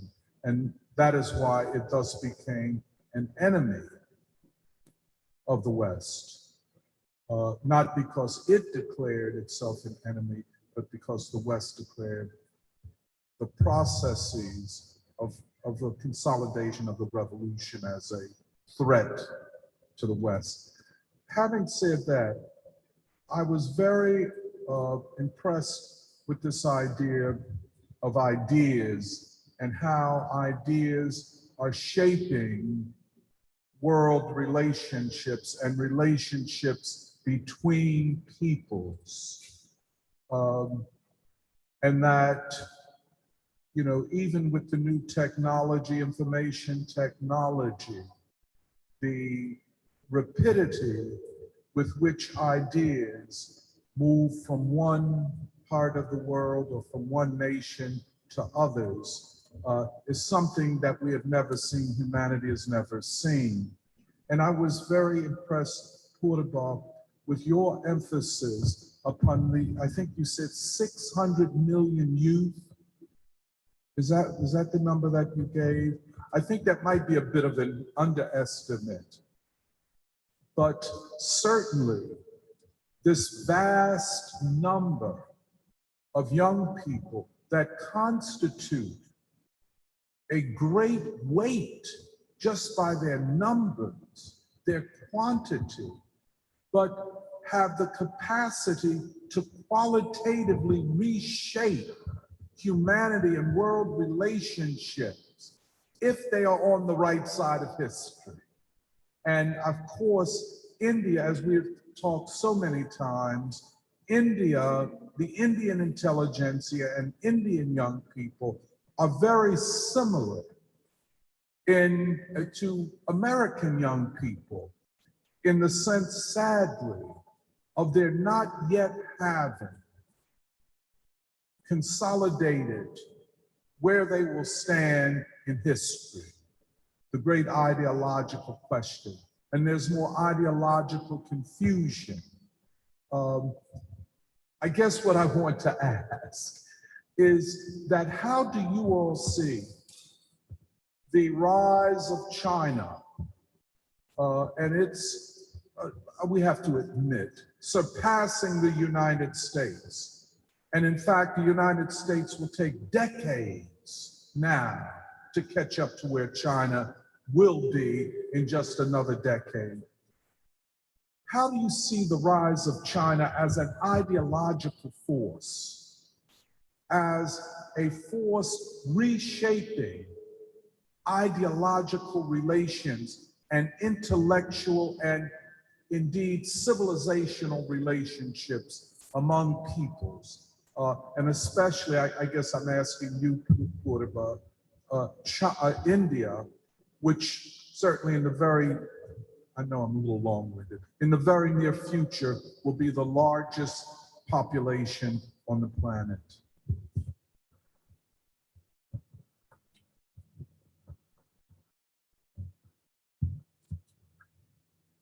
So I really, from preparing for this presentation, the reading that I was doing, all of that makes me strongly believe that this is the work of our times. And it's not just that automatically, just looking at the rise of China, there will be a sudden, turnaround in the Indian consciousness. But that is the work of our times. That is what we have to do, and that will come through a reinterpretation and revisiting our own history, and to shift the emphasis of what we value from, something like individual liberties or just celebrity or just climbing up the ladder in academic success or whatever, to valuing what is essential and what is eternal in like our civilizational principles, which is what finally connects the Indian and Chinese people. I mean, as nations, there can always be rivalries where you think that one country can only do well at the expense of others. But this has not been our historical experience. And the reason we think like this is because of what we were talking about a little while back, which is this ideological control of the West, which shifts our focus of values from these essential principles to individual liberties and material seekings and so on and so forth. And looking at the numbers that I was giving, I think you're right, maybe it's an underestimation, but 1/3, in any case, 1/3 of people, 1/3 of youth live in India and China. If you consider all of Asia, that's an unimaginable number. And it is really the work of our times to have this switch on what you value. I mean, I'm sorry, I'm going to rephrase that. It is the work of our times to make this switch from what we value, from being able to say whatever we want to say or do whatever we want to do, to valuing truth and peace. And peace also, and this is related to the last question, I think it is a mark of civilization. Throughout history, only the civilized societies have valued peace and the barbarians have come in war. We have to remember this. So this is what this is the work of our times to make this switch of values to happen. I don't know if that answers your question very well, but that's what I would say. Would you like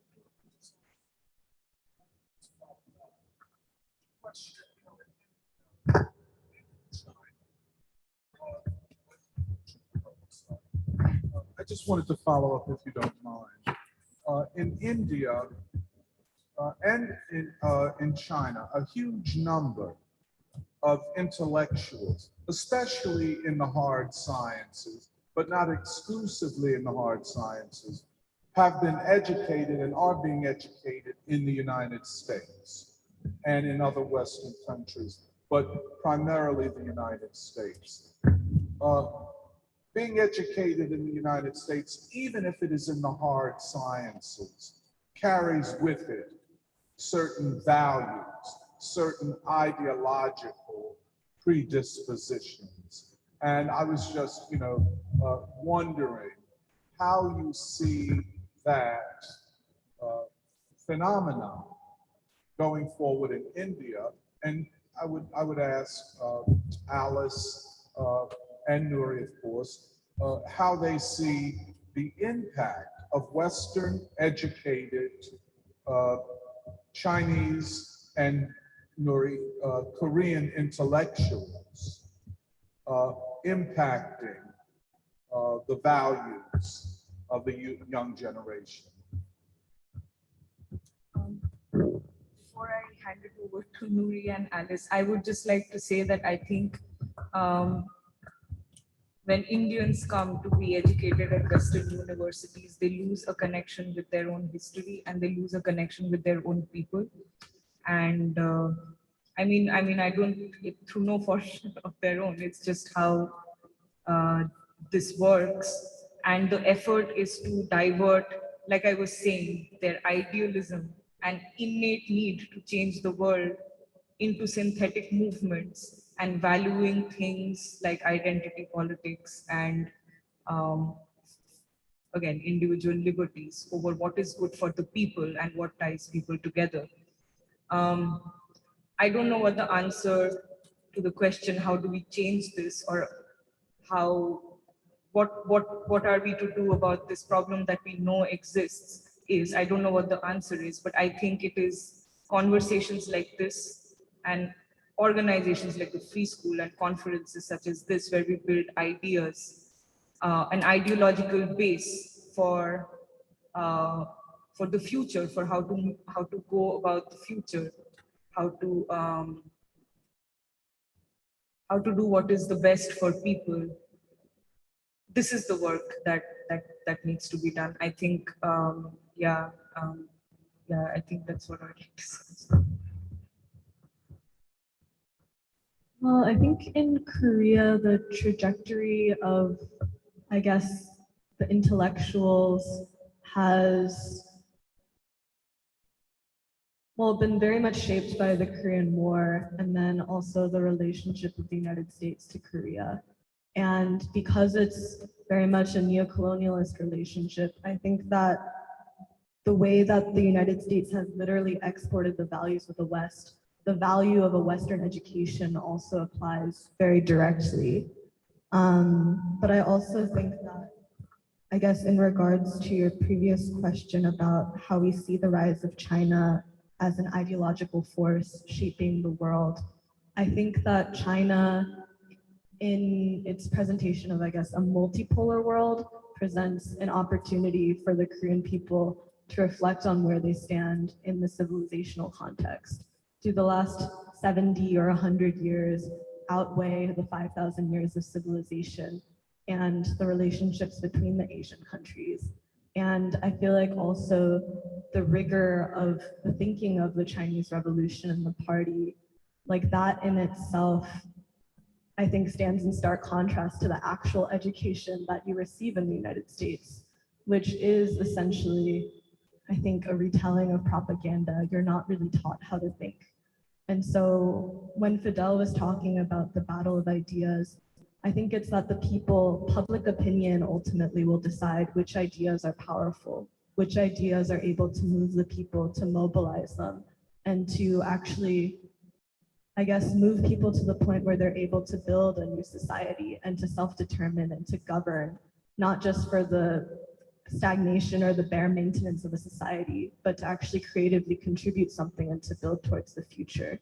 And so I think as time goes on and you see what the Chinese society is able to produce, you see the science or the ideas that it produces and what it's able to do for the people versus what is happening in America, where I think although a lot of Korean students are raised to believe that America is the most modern, the most advanced, and they go to the West in pursuit of this modernity, they're often quite disappointed, I think, in what Western modernity has actually brought to the people.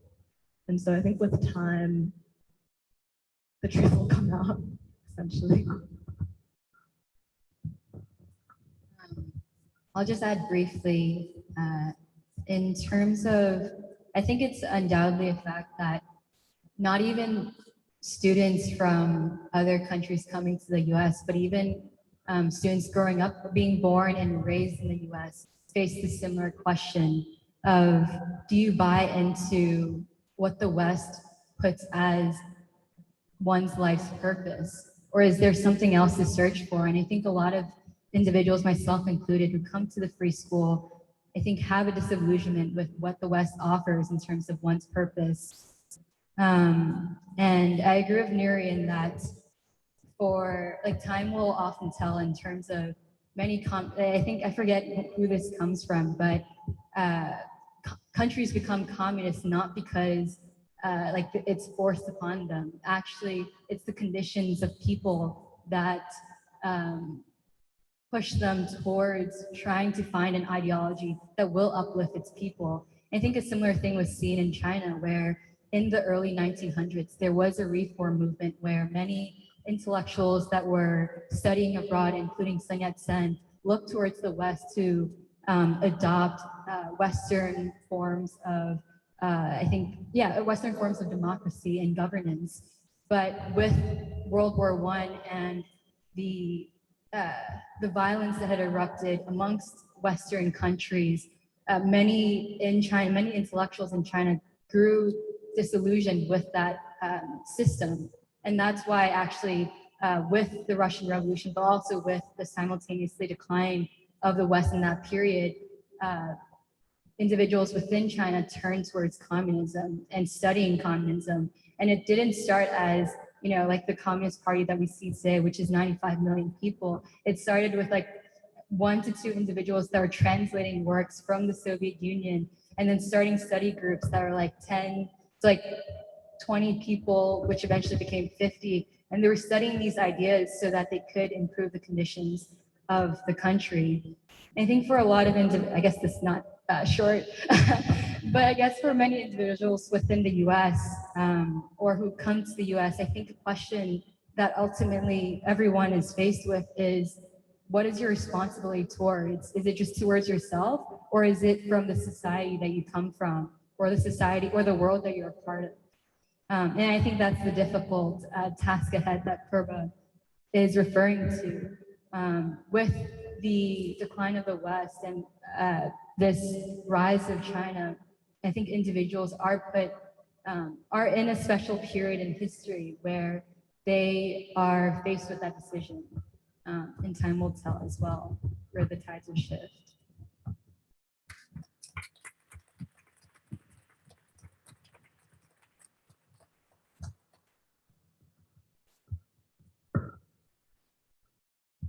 Yeah, the whole world has been watching in amazement with the material progress that China has made and the way they've been able to develop the country and raise the standard of living. But I like the emphasis that you put about the untapped potential of the youth. And so I'd like you guys to be able to expand a little bit more on the progress they're making in human development, how they're able to and will continue to raise human spirit, moral character, and human culture.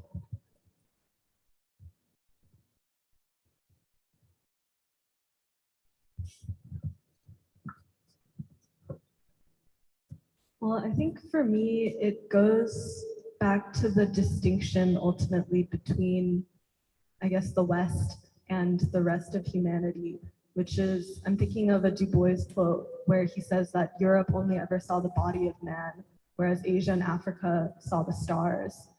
And I think that's the difference. The West has focused solely on profit or on material goods or on, I guess, material objects, whereas in these anti-colonial revolutions, the most valuable, the most precious thing is a human life and the capacity of human beings to develop and to bring something not just to themselves, but to future generations, which is what Du Bois is saying with the immortal child. And I think also what was exemplified in the Red Army, where if a single soldier was left behind, they were just as valuable as any other officer or any person on the Long March. And that if they were left behind, they should be politically strong enough to be able to develop all the people in the village and to build and to recruit, I guess, more people to the revolution. And I feel like that's something that you also saw in the Cuban Revolution. The quote that I gave in my presentation about how the children of those who couldn't read or write became scientists, became teachers, became doctors. And they did it not just to earn a lot of money or to gain great acclaim in their careers, but they did it so that they could teach children across the world, so that they could heal children who didn't have access to healthcare. And I think when we talk about, I guess, creative potential or what democracy means, it's, I think, a kind of creativity that is limitless. The contributions that people can make to humanity are limitless. And it's in such complete, stark contrast to the West, which doesn't believe in anything beyond the individual man or the individual lifetime.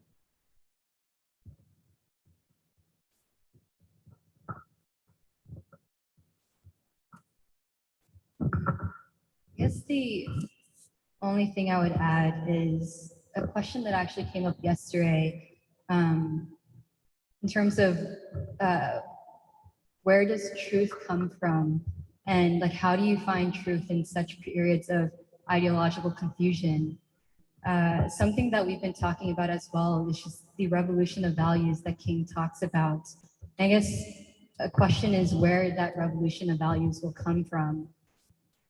And it seems like from the conversations we've been having in the past weeks is that unity is really important to truth.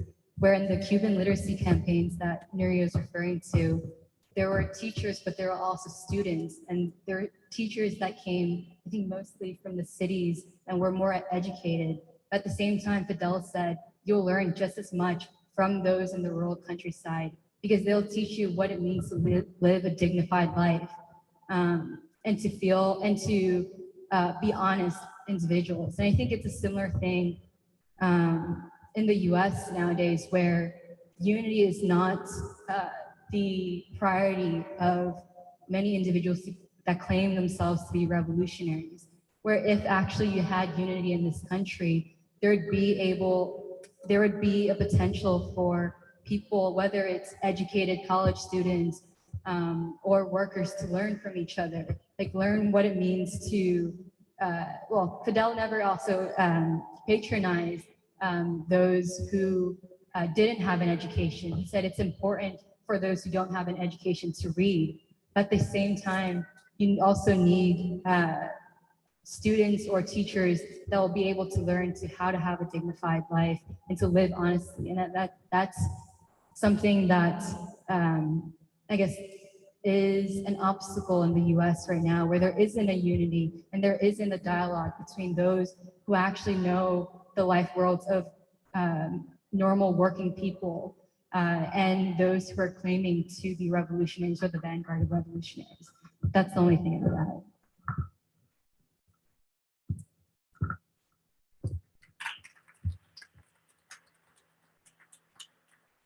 I'd like to read some one comment and one question from our Facebook live stream. The comment is from Alish Klein. She writes, as Brandon so clearly put, the humility of the panelists is key to being able to learn from China and the world. in a time when especially young Americans are obsessed with the self and corporations are peddling pride over self-respect, what do you think it would take to open young students' minds to a more humble approach of study and understanding the world around them? That's the first question. Should we go with that? And then I'll do the second one?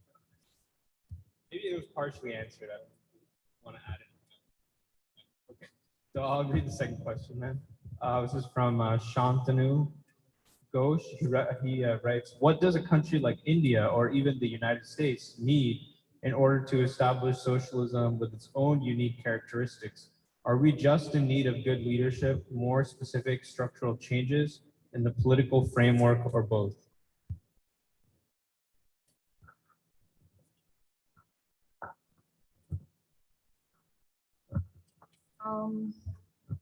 I think, well, I can try to answer this question.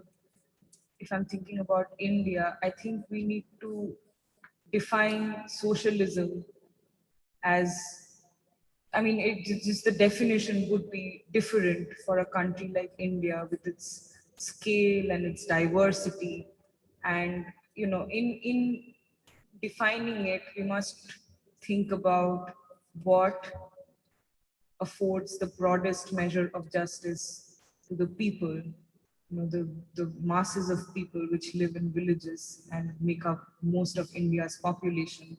And these are not questions that can be decided keeping in mind this tiny fraction of individuals or intellectuals that actually get an opportunity to speak about this. But if you go back to our freedom struggle and anti-colonial struggle, that was when, if I might say so, the last time the masses were united and they had agency in determining their destiny. So I would just like to say that these questions, of course, they need to be thought about, but they will not be answered in universities and by intellectuals.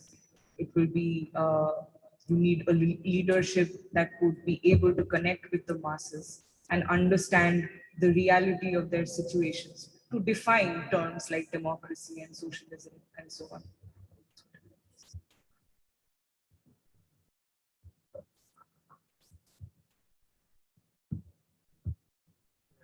Speaking about democracy, how do you think the rise of China and the uplift of the people by the CCP redefines what we think, or redefines what democracy is, and I guess the relationship between like the government and its people?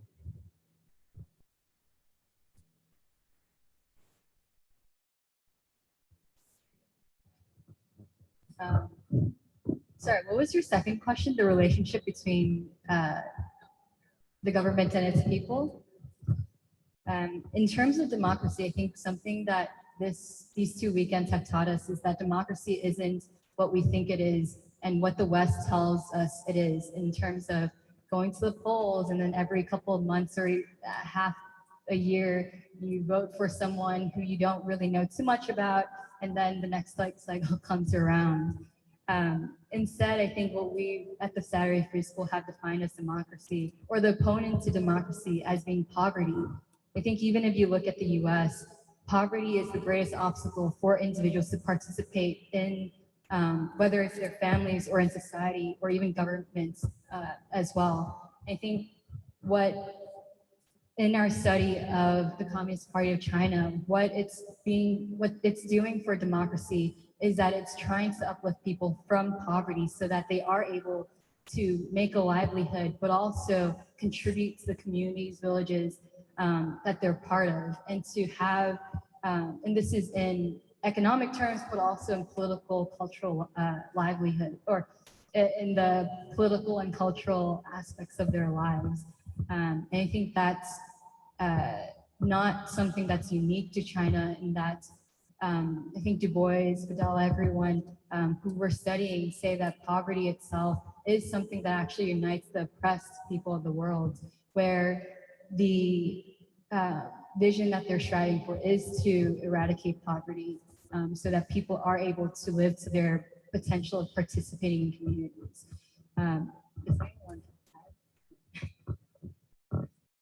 In terms of the relationship of the party with its people, I think what we've learned as well is that no government really can rule sustainably without I guess, the social contract that it has with the people.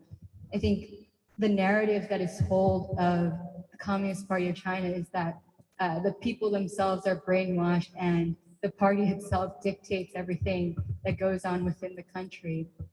But that's actually really not the case, as seen by, I guess, last week when we saw the Panther Party delegation going to China, but also Du Bois going to China, Robeson going to China, where actually they see people who are very free. I think for many of us who have been to China, it's also true where you have some of the most vocal individuals, the most stubborn individuals, and it's the same as any society where you have a range of human personalities. What you're seeing actually in the US instead, and it's not to pose, to compare the two, but to elucidate the extremity, like the extremes of what happens when a social contract with its people is broken. Where in the US, every couple of months or a year, you have I guess, protest uprising of sorts that seems endless and doesn't have a resolution. But in order for China to rule, it does have to address, I think what we've said before is the very simple needs of people. How do you, like a society that is unable to address the simple needs of people is a society in crisis. And when we say simple needs, it's being able to feed your families, to have healthcare, to have a job that you feel dignified at. And so I think in studying the Communist Party of China, it very much does have that social contract with the people. And I know even personally for my family who's immigrated to the US, or my family who had immigrated to the US in the 90s, when they returned to China, they see that China has changed so much in the years between in the 90s when they left and where they see it now, where they see subway systems being built for public transit, where they see individuals being able to, have tea in the park and dance in the park. And it's not that that China doesn't come with its own issues, that it will have to address these disparities that come with development, but at least it has given some sort of hope in being able to answer the needs of its people and to be able to experiment and be flexible to do so. And I think that was exhibited by yesterday's presentations on the party itself and its leadership and being able to change and reflect on its history.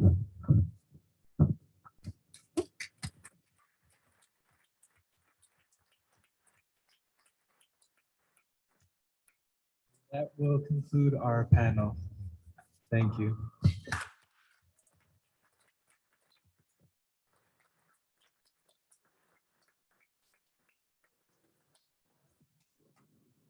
Thank you to the moderator and panelists of our opening panel.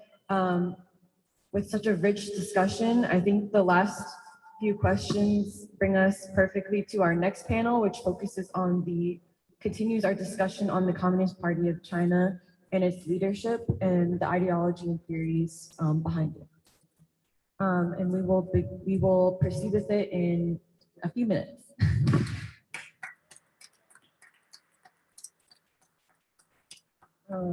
While we wait for a few minutes, the title of this panel is titled The Evolution of the Communist Party of China, the thought of Mao Zedong, Deng Xiaoping, and Xi Jinping, who are identified as the three prominent leaders of the Communist Party of China in its history.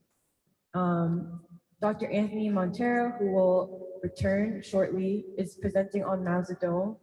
Jahanzeb Chaudhry will present on Deng Xiaoping, and Jeremiah Kim will present on Xi Jinping. And in totality, they will be addressing through the theories and ideologies of the leadership of the Communist Party of China. They will help us understand what will happen in this turn of epochs.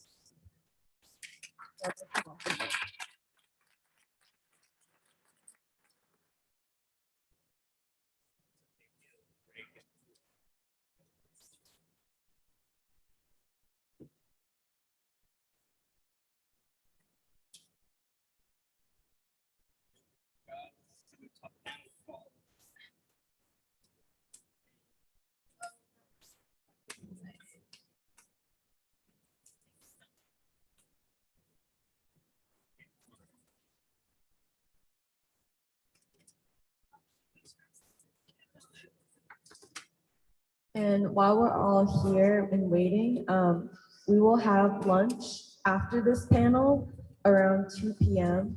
When the next panel concludes.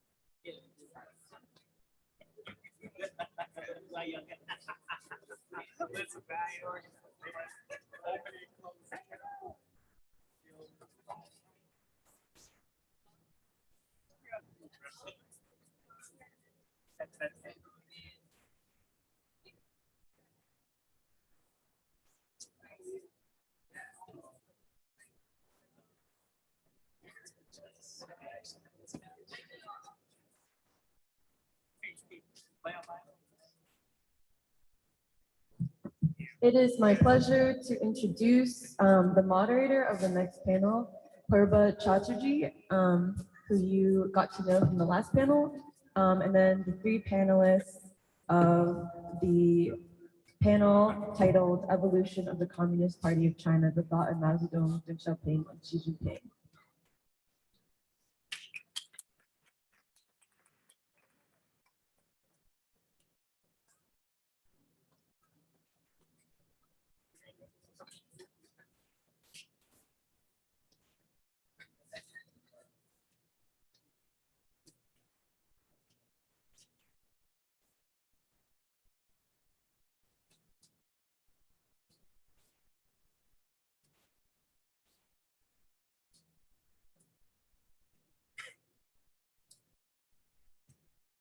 Good morning again. I have the honor of introducing and moderating the next panel. I'm just going to frame the panel before our panelists speak. At the time of the founding of the Communist Party of China, the world's most populous country was burdened by abject poverty, with rampant feudal and colonial oppression, widespread famine, and discontent among the people. In a short span of 100 years, China has emerged as the second largest economy of the world, well on its way to toppling the United States from its seat of power, with all-round moderate prosperity and great achievements in science and technology. This seemingly impossible transformation would not have materialized without the CPC, and in trying to understand it, we must look closely at the CPC's leadership and their identification with the masses of workers and peasants. Through the long march, over 6,000 miles of impossible terrain and encountering untold hardships, the CPC won the trust, admiration, and support of the rural peasants and tribal minorities as the party of liberation that would deliver the people from exploitation by feudal lords and their humiliation at the hands of foreign aggressors. The soldiers of the Long March had utmost respect for the peasants, paying fair prices for goods taken from the villages they passed, in spite of their desperate need for food and supplies. Emerging from a bloody civil war and having sustained heavy casualties, when the CPC finally established the People's Republic of China, the new Chinese state derived its power directly from the people, with most of its leadership having risen from the class of peasants and having been active participants in the struggle for freedom. The CPC has constantly adapted its founding principles of Marxism-Leninism for the Chinese context. Its leadership has consolidated new ideologies to form the political basis of state power in a changing society and economy, always driven by a profound love for the working masses, their traditions, and their spiritual and material strivings. The cadre of the CPC serve at many different levels from the grassroots upwards before they rise through the ranks of the party to decision-making positions. Through this process, they acquire a deep understanding of the people and their struggles, and the sacrifices required of them for building a successful socialist state. In the interest of seeking lessons from the historical achievements of the Communist Party of China in our common struggle for freedom and democracy, we take a closer look at the party's leadership and philosophy. The present panel, titled The Evolution of the Communist Party of China, the Thought of Mao Zedong, Deng Xiaoping, and Xi Jinping, will delve deeper into the political theories of three of the party's greatest leaders since its founding and their contributions to building the new China. Our first panelist is Dr. Anthony Montero, a world-renowned Du Boisian scholar, a former member of the Communist Party of the United States of America, and the founder of the Saturday Free School. Dr. Montero will be speaking on the thought of Mao Zedong, and I now welcome him for his presentation.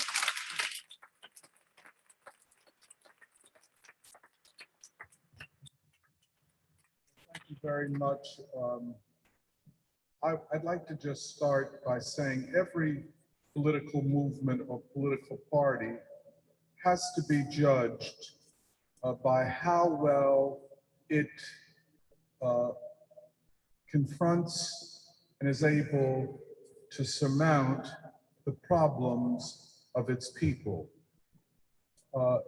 It is no matter, it's not an academic matter. In other words, you do not judge a political party based upon 5 variables that someone imagined and concretized in a PhD dissertation, later to be written up in a book published by Harvard University Press.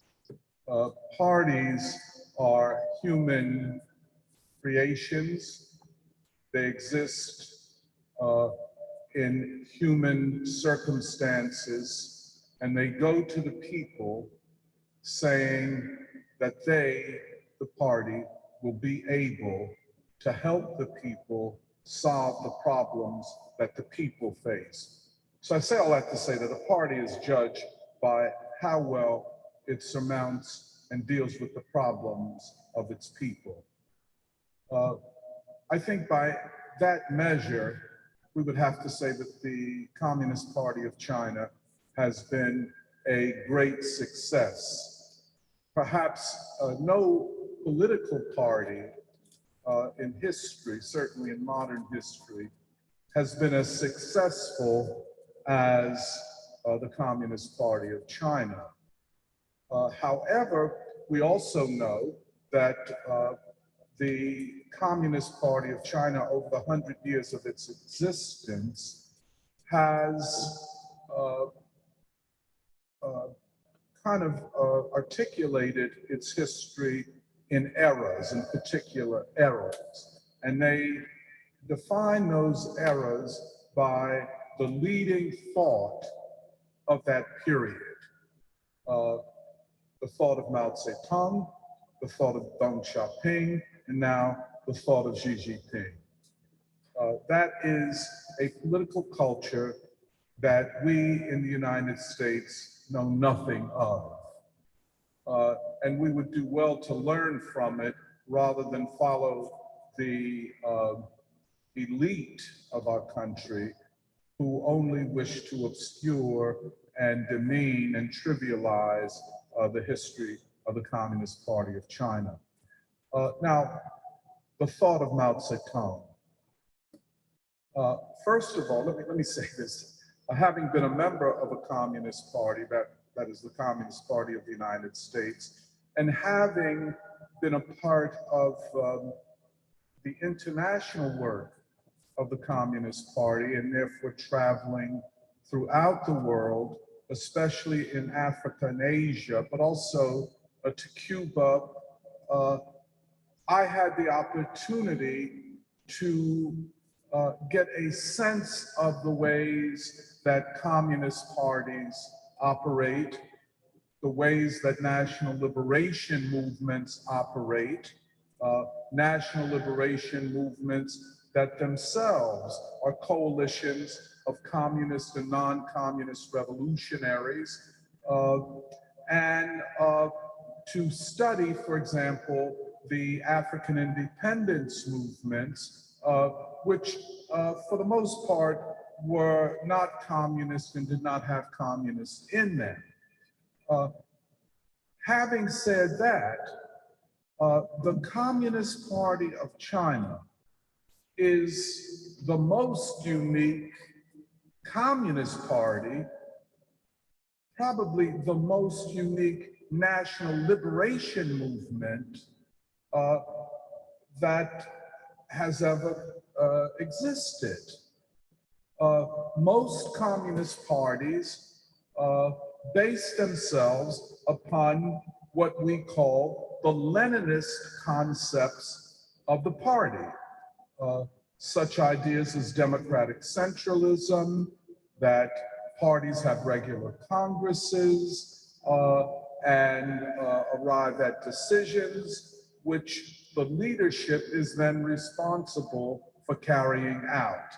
And congresses occur every 4 or 5 years.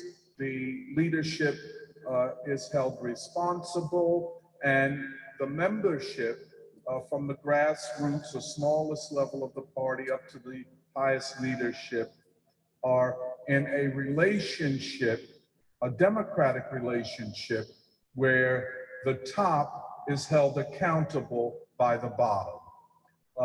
And believe me, if you think that ordinary people debate and argue and fuss and fight a lot, you should be a member of a communist party where they really fuss and fight. And, you know, a long-term marriage, how people argue all the time. Well, think about a long-term political relationship. So there is a robust democracy within communist parties, but China's robust democracy was more robust than most. And from its very beginning in 1921, the Communist Party of China was involved in interminable debates. The first debate was over the nature of the party and was kind of crystallized in the 1920s in Mao Zedong's declaration that all power comes out of the barrel of a gun. That is not a position or a theory that most communist parties would have adopted. Most communist parties, contrary to current propaganda, believed in what was called the peaceful path to social revolution, that the working class and peasantry would become more powerful, more ideologically and politically united, and would thus be in a position to peacefully, or more or less peacefully, overthrow the rule of the exploiting classes. No communist party in my study has ever made the claim that power comes out of the barrel of a gun. So almost at the beginning of the Communist Party of China, there is this fundamental distinction or difference. The other thing is, I don't know of another communist party that had linked to the party a people's army, as in the Red Army, or as was called in China, the Workers and Peasants Red Army. So Mao Zedong, when he became chairman of the party, was also chairman of the military commission.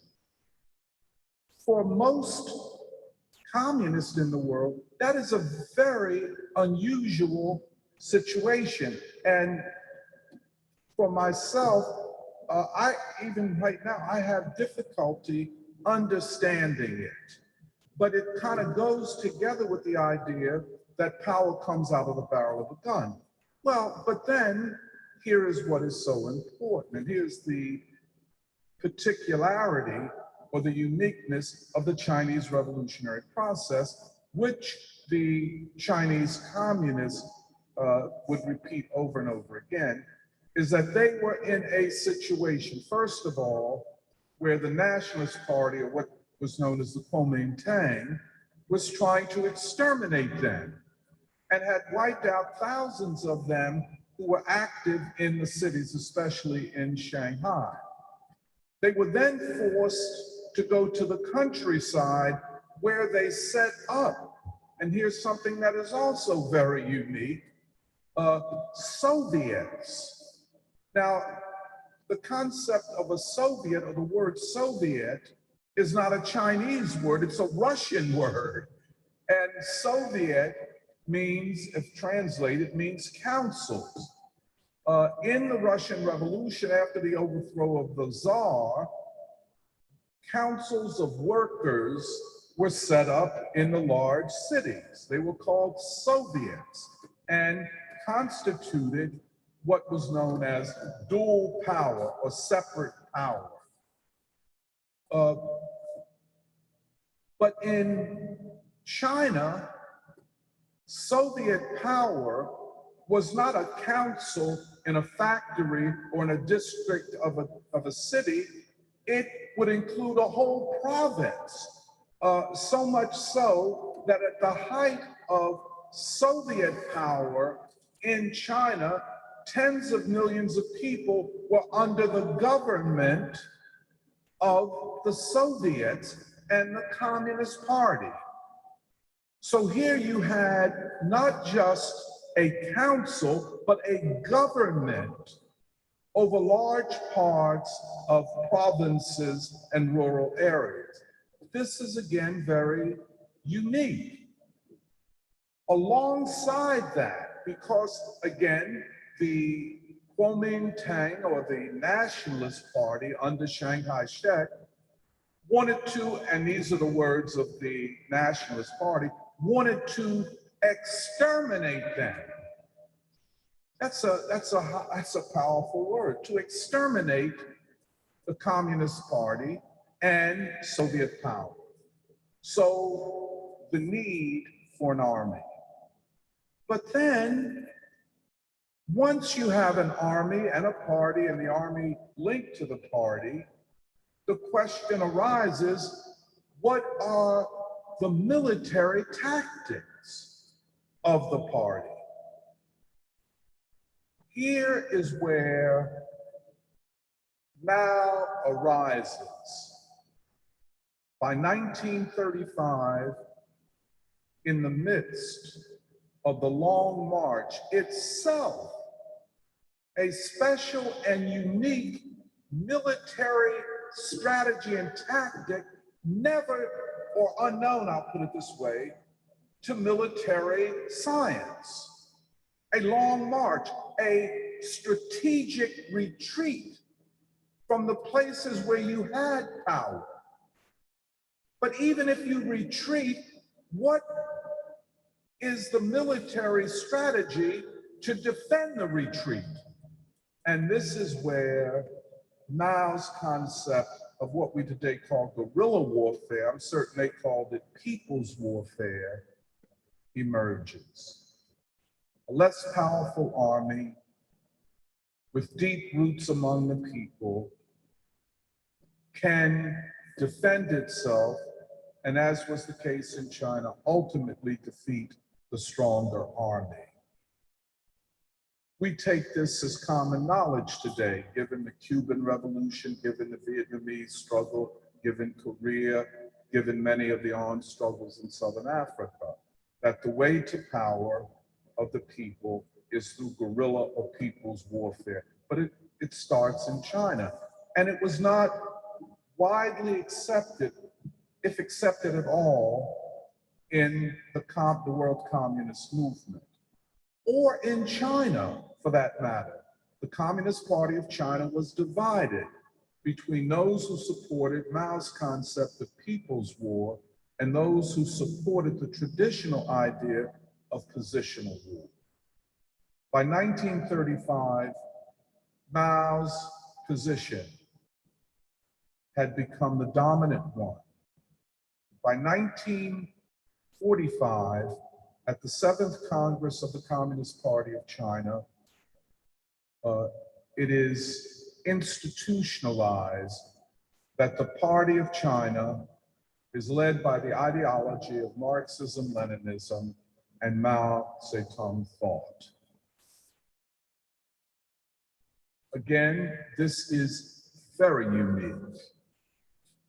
The communist parties throughout the world define themselves based upon the theory that led to the Russian Revolution. We called it Leninism.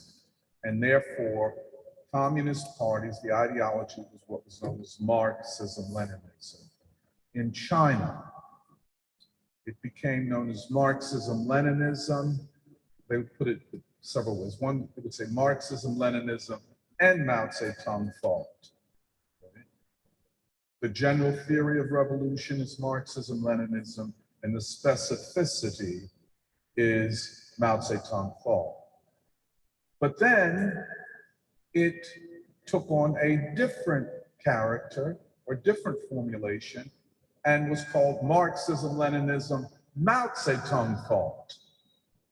And now this new formulation, this new science, was viewed as a theory of world revolution.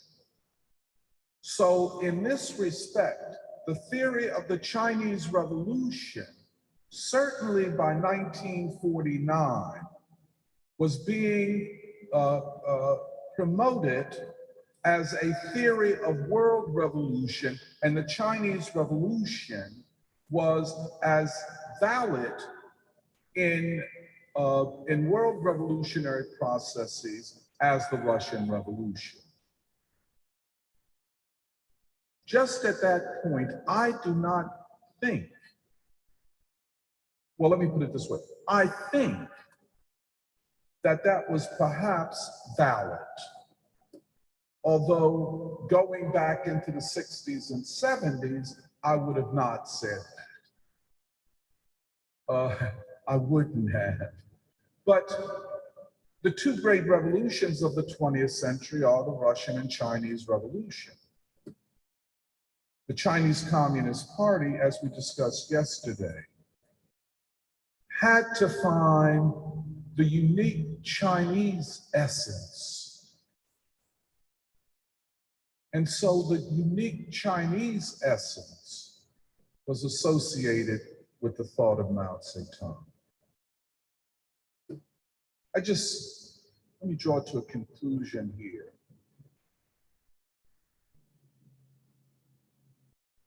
How do I say this? The thought of Mao Zedong was a great achievement ideologically for Chinese revolutionaries. It took China from the backward country that it was to freedom and liberation, and the declaration of the People's Republic of China. We talked about that yesterday. This was an announcement of a new state form, that it was not imitating bourgeois democracy of the West, as maybe the followers of Sun Yat-sen may have thought or strived for after 1911. This was a new state defined as the democratic people's dictatorship. As Mao Zedong said, all decisions and all issues would be based upon the people and the needs of the people. This kind of confuses me at times, this formulation of a people's democratic dictatorship. Now, you know, in places like the United States, if you say dictatorship, you're in deep water because, oh, you're not democratic. So for the West, how can you say a democratic dictatorship? For them, that's an oxymoron, but it's not. It reflects dialectical thinking that democracy and a people's dictatorship go hand in glove, if you think about it. democracy, from the standpoint of Marxism and the thinking of the Chinese revolutionaries, democracy and the dictatorship of a bourgeoisie, of a capitalist class, is really the oxymoron. It is a fake democracy. It is not a people's democracy. So the Chinese communists say that a people's democratic dictatorship is a true democracy that is based upon the people. This will also be called, and as they would formulate it, the people's democratic dictatorship and the dictatorship of the proletariat. Now, this is very complicated because theoretically and historically, we would assume that the two don't go together. That a people's democratic dictatorship may be associated with the first stage of a liberation struggle, where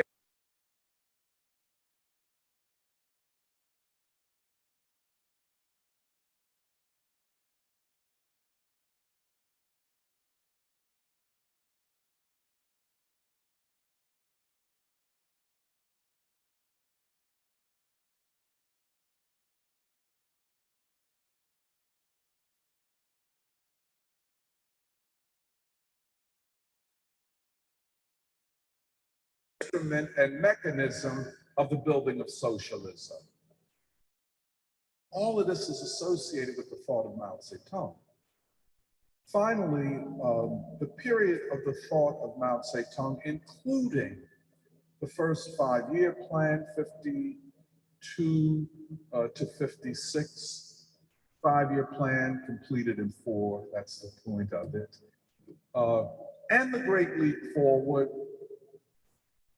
which was a failure, and there are many arguments about why it was a failure. The Great Leap Forward was a uniquely Maoist vision where he felt that the energy of the Chinese people was such that it could be mobilized and China could rapidly catch up with the industrial levels in the West, in particular England. That they would communize agriculture, that all peasants would be brought into communes, that they would no longer have private farms and so on, and that steel would be produced not only in big factories, but in communities. And this production of steel and a higher level of the production of food would create the conditions where China would move to socialism and advanced industrial production far quicker than was the case in the Soviet Union.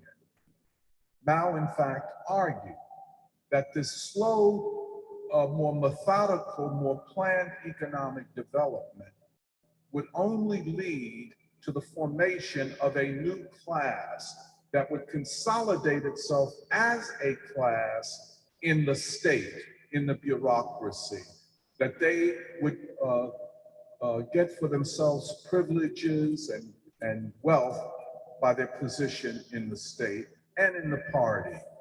And thus Mao's idea that the party and what he called the revisionists in the party had to be overturned, and thus the Cultural Revolution.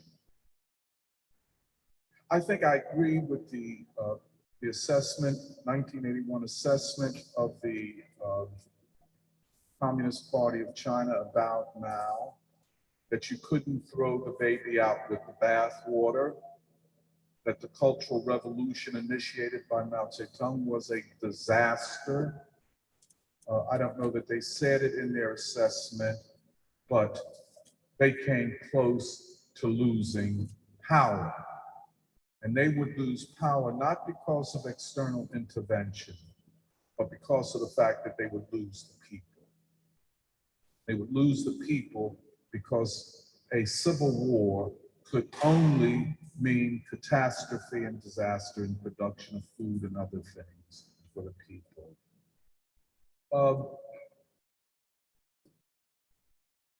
So they rejected the last part of Mao. And in so doing, they were very correct in saying that the entire leadership of the Communist Party bears responsibility, because it was not just Mao. Mao was the preeminent leader, the most respected leader, and most of the leadership of the Communist Party and its membership highly valued his thinking, his theories, and they did that because of past practices. Would Mao recognize China of Xi Jinping or of Deng Xiaoping? No, he would not recognize this China. This is not what he would call socialism.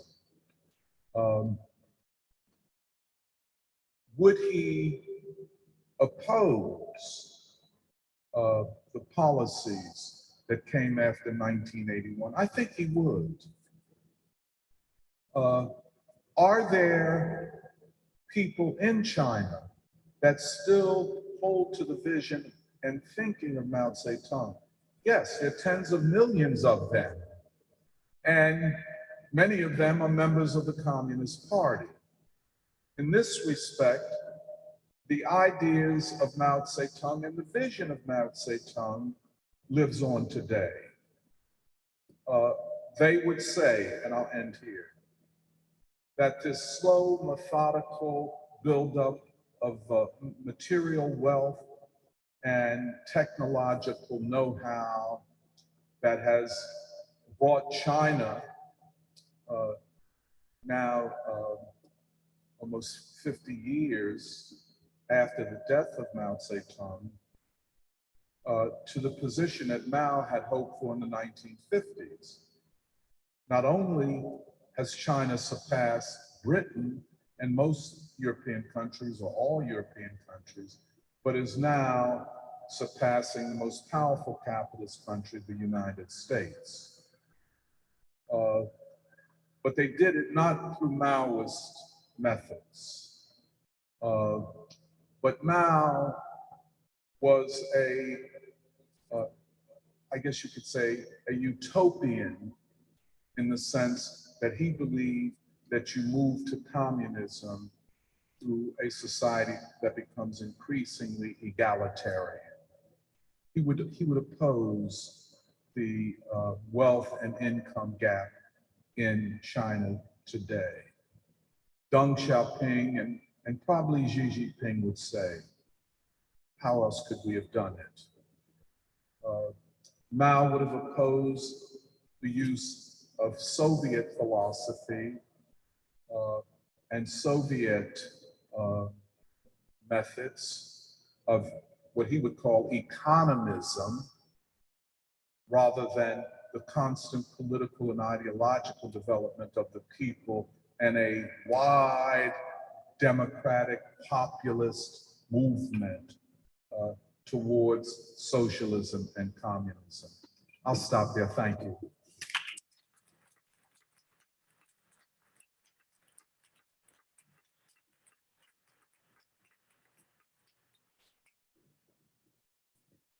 Our next panelist is Jahanzeb Chaudhary.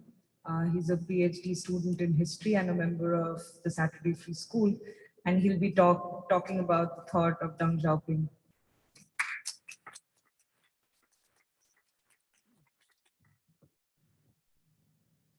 Hello, everyone. As Purba said, I will attempt to give an introduction to a very complicated topic, the thought of Deng Xiaoping and its historical context.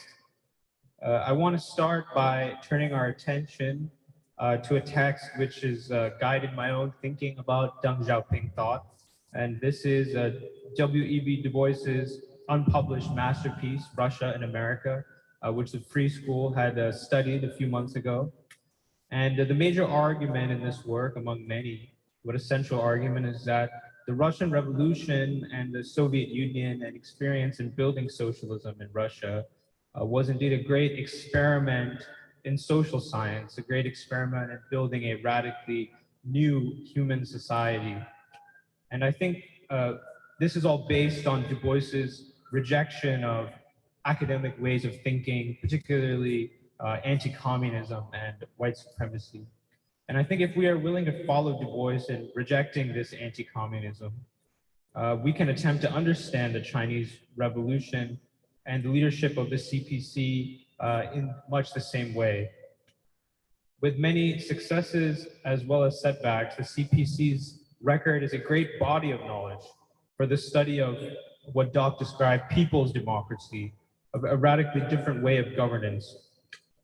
And as we continue in exploring this theme, we can work towards an understanding of Deng Xiaoping thought, the period of Deng's leadership and the years after, as a great experiment in what can be called socialist modernization in a very complex country.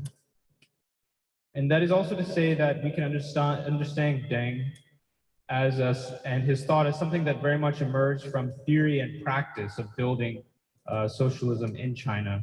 And also think of Deng as a great Marxist theorist and theorist of socialism in his own right. And that is one of the central points I want to emphasize in this presentation, because I think that is where he's been very much misunderstood, especially by the Western left. But to begin with, Deng, the man himself, was truly a remarkable figure, like many of the Chinese leadership. And like many of the party's founding generation, he was born to a prosperous peasant family during the years of Sun Yat-sen's activities towards national reform in the year 1904.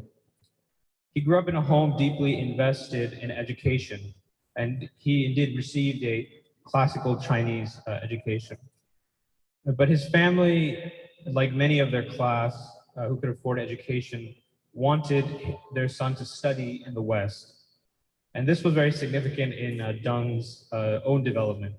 He was actually given the opportunity to go to France. A group of Chinese businessmen had sponsored some scholarships for Chinese students to go to France, although it was just a partial scholarship that would cover travel, and the expectation was that once they went there, they would work and study at the same time. So Deng arrived in France right after World War I, and the situation there had dramatically changed for international students. There were very few job opportunities, and this made education very difficult for the Chinese students to afford. As immigrants, they were given very, very poor opportunities, and Deng ended up working in various factories and other odd jobs. He tried on and off to study at university, but ultimately gave up as he found it unsustainable. However, he and his peers in China, the other Chinese students, under the leadership of Zhou Enlai, actually founded a nascent communist organization inspired by the Soviet Union. And this would indeed connect with the Chinese Communist Party. So Deng worked for this in Paris for a time, and then eventually had the opportunity to go to the Soviet Union itself and study Marxism, Leninism. So at an early age, he was both exposed to the kinds of modernity found in the West, namely in France, and also was given the opportunity to study Marxism, Leninism, and also see how the Soviet Union was attempting to industrialize. After some time spent studying in the Soviet Union, he was sent to China to work for the Communist Party of China. In this period, as we've discussed, the party was very much focused on urban areas. And this is before Mao became the leader of the party. Deng himself was responsible for organizing an urban uprising. However, like most of the urban uprisings, this was a disaster, and Deng became very hesitant to follow the party line on this question. In the aftermath of the Kuomintang's assault on the Communist Party, Deng was deeply impressed by Mao, because Mao was actually able to move his base into a rural area and started to develop this kind of rural strategy of people's war that Doc was mentioning. And he became a loyal member of Mao's faction in the struggle for leadership within the party. And for this, he faced his first punishment. He was purged for the first time because of his loyalty to Mao. And this was a very defining experience for him. In fact, in his personal life, his first wife actually left him over this because of her loyalty to the party leadership. And his children would later report that in this period, Deng had transformed from kind of a happy-go-lucky person to a very hardened revolutionary. He was eventually restored to an important position in the party as Mao's influence in the party grew, and was able to obtain, was given a very senior position after the 1935 conference in which Mao became the leader of the party. He went on to work side by side with Mao during the Long March, which was also a very formative experience in his life. And during the march, he was actually in charge of propaganda, including editing a newspaper called the Red Star. When printing materials had to be abandoned during the Long March, he was tasked with orally rallying the troops. During this time, he honed his skill in connecting with the party cadre and the masses on various levels. He made the 6,000-mile trek of the Long March, as you would later recall, half on horseback and half on foot, as he battled a severe case of typhoid that nearly led to his death. After the success of the Long March, he would go on to command troops in the Red Army against the Japanese in Kuomintang in many significant battles. And these are very large battles in the lead up to World War II and then during World War II itself, in fact. And during this time, he developed a very, very tough physical and mental discipline, as well as an ability to think quickly and experiment with new tactics on the battlefield. And so not only did he hone his ability to connect with the party cadre in the Long March, but also with his troops in these very difficult battles. And so from this experience, you can see that he was a person very much engaged with theory as well as practice. After the founding of the People's Republic, his closeness to Mao meant that he went on to serve in very senior roles in the party, including as General Secretary of the Communist Party under Mao's leadership as chairman in the 1950s and 1960s. However, as we had previously discussed, he was quite suspicious of the program of the Great Leap Forward and came under criticism from Mao for this. And he was also quite suspicious of the Cultural Revolution. Because of this, he was ultimately purged twice by Mao. First, in the 60s, he was removed from his portfolio as Secretary General, at first faced house arrest, and then was sent to a rural area to work actually as a machinist in a tractor factory. And he spent this time, again, studying and reflecting on Marxist theory, as well as the events that had transpired during the revolution and afterward, as well as renewing his connection in many ways with the grassroots, working as this kind of factory worker and being far away from leadership. Also during this period, although Mao maintained a respect for him because of his contributions, he did not allow Deng or his wife to be targeted by the Red Guards. And he always left open the possibility of Deng rejoining the leadership. He did feel the chaos of this period firsthand, not only being purged and working in a factory, but one of his sons actually was brutally attacked by the Red Guards. And in fact, thrown off a 3-story building, leaving him paraplegic for life. So he really felt this chaos firsthand. He was eventually restored to an important position after Mao's conflict with Lin Biao. And this was in the early 70s. He actually became ultimately the first person to represent the People's Republic of China on the floor of the United Nations in the early 70s, speaking in his role as an official responsible for economics and trade. However, again, towards the end of Mao's life, just about a year before his death, he was purged once again for being insufficiently loyal to the practice of the Cultural Revolution. So during this period, he was trying to both work as a loyal member of the party and also because of his personal and political loyalty to Mao, but he was also trying to find ways of moderating the contradictions of the Cultural Revolution. And as I will cite the presentation, Doc and Emily, where they discuss the Cultural Revolution. I won't go into detail about it, but essentially it's important to remember that this main point Mao raised, that class struggle within China and within the Communist Party, was the central thesis that Mao had during the Cultural Revolution. After Mao died in 1976, the Cultural Revolution did not actually end there. The party came under the leadership of what was known as the Gang of Four, led by Mao's last wife. And they were intent on continuing the Cultural Revolution. And they were actually quite hostile to Deng. Although Deng was still highly respected by the party cadre as well as large sections of the masses. During the rule of the Gang of Four and their conflict with the segment of the party leadership which is opposed to the Cultural Revolution, while Mao was still officially purged, there were large protests in Tiananmen Square and elsewhere around China calling for Deng's reinstatement. Ultimately, there was a great power struggle within the party that led to the defeat of the Gang of Four and the reinstatement of Deng. And the Gang of Four was subsequently tried and punished for treason and held responsible for the activities that occurred during the Cultural Revolution. After this, Deng and several others who had been opposed to the Cultural Revolution but had been part of the founding generation of the revolution came to power.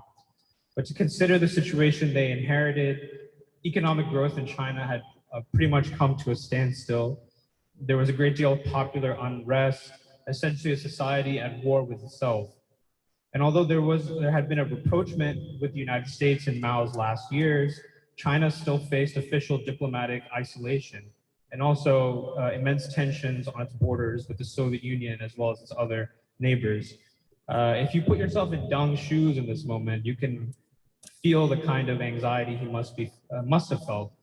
All the blood and tears of the past 5 decades of struggle to build a new China could have easily slipped away. Deng's study of the situation led him to believe that the great error of the Cultural Revolution was again to emphasize the continuity of class struggle under socialism and to ignore the need to build the productive forces of society. That is to give people a higher standard of living, something that especially, of course, affected the working class and the peasantry. In 1978, about 2 years after Mao's death, he ultimately became the paramount leader of China and called for a program of a Chinese term which translates to a program of eliminating chaos and returning to normal. It's also, I think, interesting that he became the paramount leader at the age of 74, which is, I mean, in this country, that's when you retire, but this is when he was beginning his tenure as leader of modern China. And so he really emphasized the end to the policy of class struggle and talked about socialist construction and modernization. He raised 2 basic points initially. The first point was a policy of reform and opening up of the economy and society. This meant basically opening up to trade and investment with other countries, but it was coupled with 4 cardinal principles. Upholding the socialist path, point 1. Principle number 2, upholding people's democratic dictatorship. Point number 3, upholding the leadership of the CPC. And point number 4, upholding Mao Zedong thought and Marxism-Leninism. I think Doc's remarks might help you understand the significance of that. In other words, he was not talking about introducing a Western-style capitalism to China. I think it's clear quite early on he was talking about something very different. And I think it's also an important point that he had learned from what had occurred in the Soviet Union after the death of Stalin, in which Khrushchev had actually, been extremely critical of Stalin to the point of rejecting many of Stalin's basic ideas.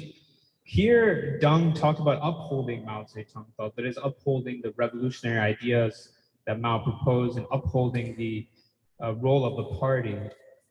He realized that if he were to try to denounce Mao in the same manner Khrushchev denounced Stalin, this would lead to a severe crisis. And also, I mean, he still personally and politically felt that Mao had made a tremendous contribution. So this is very significant. And I think throughout his life, he did not think really in terms of individuals. He always thought in terms of the party and the nation. And so his program was quite unique in this way, something new. As we mentioned, the idea of people's war that Mao proposed is something that had never really been discussed in communist parties. And I think what Deng proposed was also something quite radical. Many observers at that time and to this day have misinterpreted his program as a restoration of capitalism in the Western model, but this is quite wrong. Although certainly it was very radical in Marxist theory, there were still some precedents. For example, during the time that Mao was in the Soviet Union in the 1920s, right after the Russian Civil War and Revolution, there was a period known as the New Economic Policy, whose acronym is NEP. And this was a time in which the Soviet Union actually allowed for a lot of market reforms and private enterprise, and even actually sought foreign investment. But this was interrupted by the kinds of economic sanctions and blockades put on the Soviet Union, as well as internal debates within the party. And although there were some thinkers that wanted to continue this policy into the 1930s, ultimately this idea was defeated by Stalin's proposal for collectivization of agriculture and also of industry. Similarly, even in Mao's own thought, in his program, he proposed a new democracy, the program in which the Chinese Revolution was won. Mao talked about giving the national bourgeoisie or the patriotic bourgeoisie who are loyal to the nation a role in society, but limiting their political power, keeping political power in the hands of the Communist Party. Although Mao abandoned this policy, again, as due to the West's own isolation of China diplomatically and economically, as well as the ultra-left policies which were adopted during the Cultural Revolution. Additionally, it's also interesting to note that the study of economics and political economy and the philosophy of markets has actually been a topic of study in China since ancient times. Indeed, some of the European Enlightenment study of political economy was actually inspired by translating Chinese texts on that topic, something that's not actually widely known. So Deng and his colleagues, rather than importing this idea from the West of what came to be known as market socialism or socialism with Chinese characteristics, they were constructing an economic model based on a creative understanding of Marxism and Chinese philosophy, constructed to meet the needs of the Chinese people in that particular moment. And this would really form the basis of what became known as Deng Xiaoping thought, which would be added to Mao Zedong thought as one of the leading principles of the CPC. Now, this concept of experiments, again, Du Bois, as I mentioned, talks about Soviet socialism as a series of experiments. And Deng himself discussed what he was doing as a series of experiments, the opening of. He really did realize the need to involve the masses in the change of policy in order to achieve a new national consolidation and consensus, something that had been broken deeply by the Cultural Revolution. For example, in the rural areas, this opening up and these reforms began with giving peasants who had lived in agricultural collectives, which because of the impact of the Cultural Revolution had become quite inefficient. He gave them the right to experiment with any technique that they would like to deal with the problems they were facing, particularly with food shortages and hunger due to very low crop yields. Many of the peasants actually dissatisfied with the collective policies that had occurred in the Cultural Revolution, decided to divide up the collectives into small family plots. And this had the effect of bringing about increased crop yields and helped to deal with a lot of the discontent in the countryside. And although this model was then followed in many agricultural regions of China, and individuals were given rights to land, and in some cases, private companies were also given the right to use land, this was always on the basis of long-term leases, with the state maintaining permanent ownership of land. That's very important to remember. This was not what occurred in many third world countries in which wholesale land, agriculture, and even seeds were controlled by Western agricultural corporations. Similarly, in the urban areas, there were experiments in the form of special economic zones. Rather than mass privatization, as would happen in the socialist states of Eastern Europe, Deng allowed these special economic zones, beginning with the Shenzhen Special Economic Zone in Guangdong, the region neighboring Hong Kong. Deng had seen that many Chinese, especially during the Cultural Revolution, were willing to risk life and limb to cross into Hong Kong because they saw an opportunity for a better life there. What Deng did was experiment with allowing Chinese investors from Hong Kong, and then eventually Chinese investors from surrounding areas, particularly Southeast Asia, then eventually from other parts of East Asia, and then eventually the West, to develop industrial projects in this port area, and also improve the relationship between mainland China and Hong Kong. And this did lead to a lot of successes in building factories and industrialization and employment. And this was replicated in certain zones in other regions of China, particularly in the West. However, it's important to remember that this was mostly focused on small and medium private enterprises in these special economic zones, and with some allowance for foreign direct investment. But at the same time, most large state enterprises were kept intact. And this policy was applied to different extents throughout China.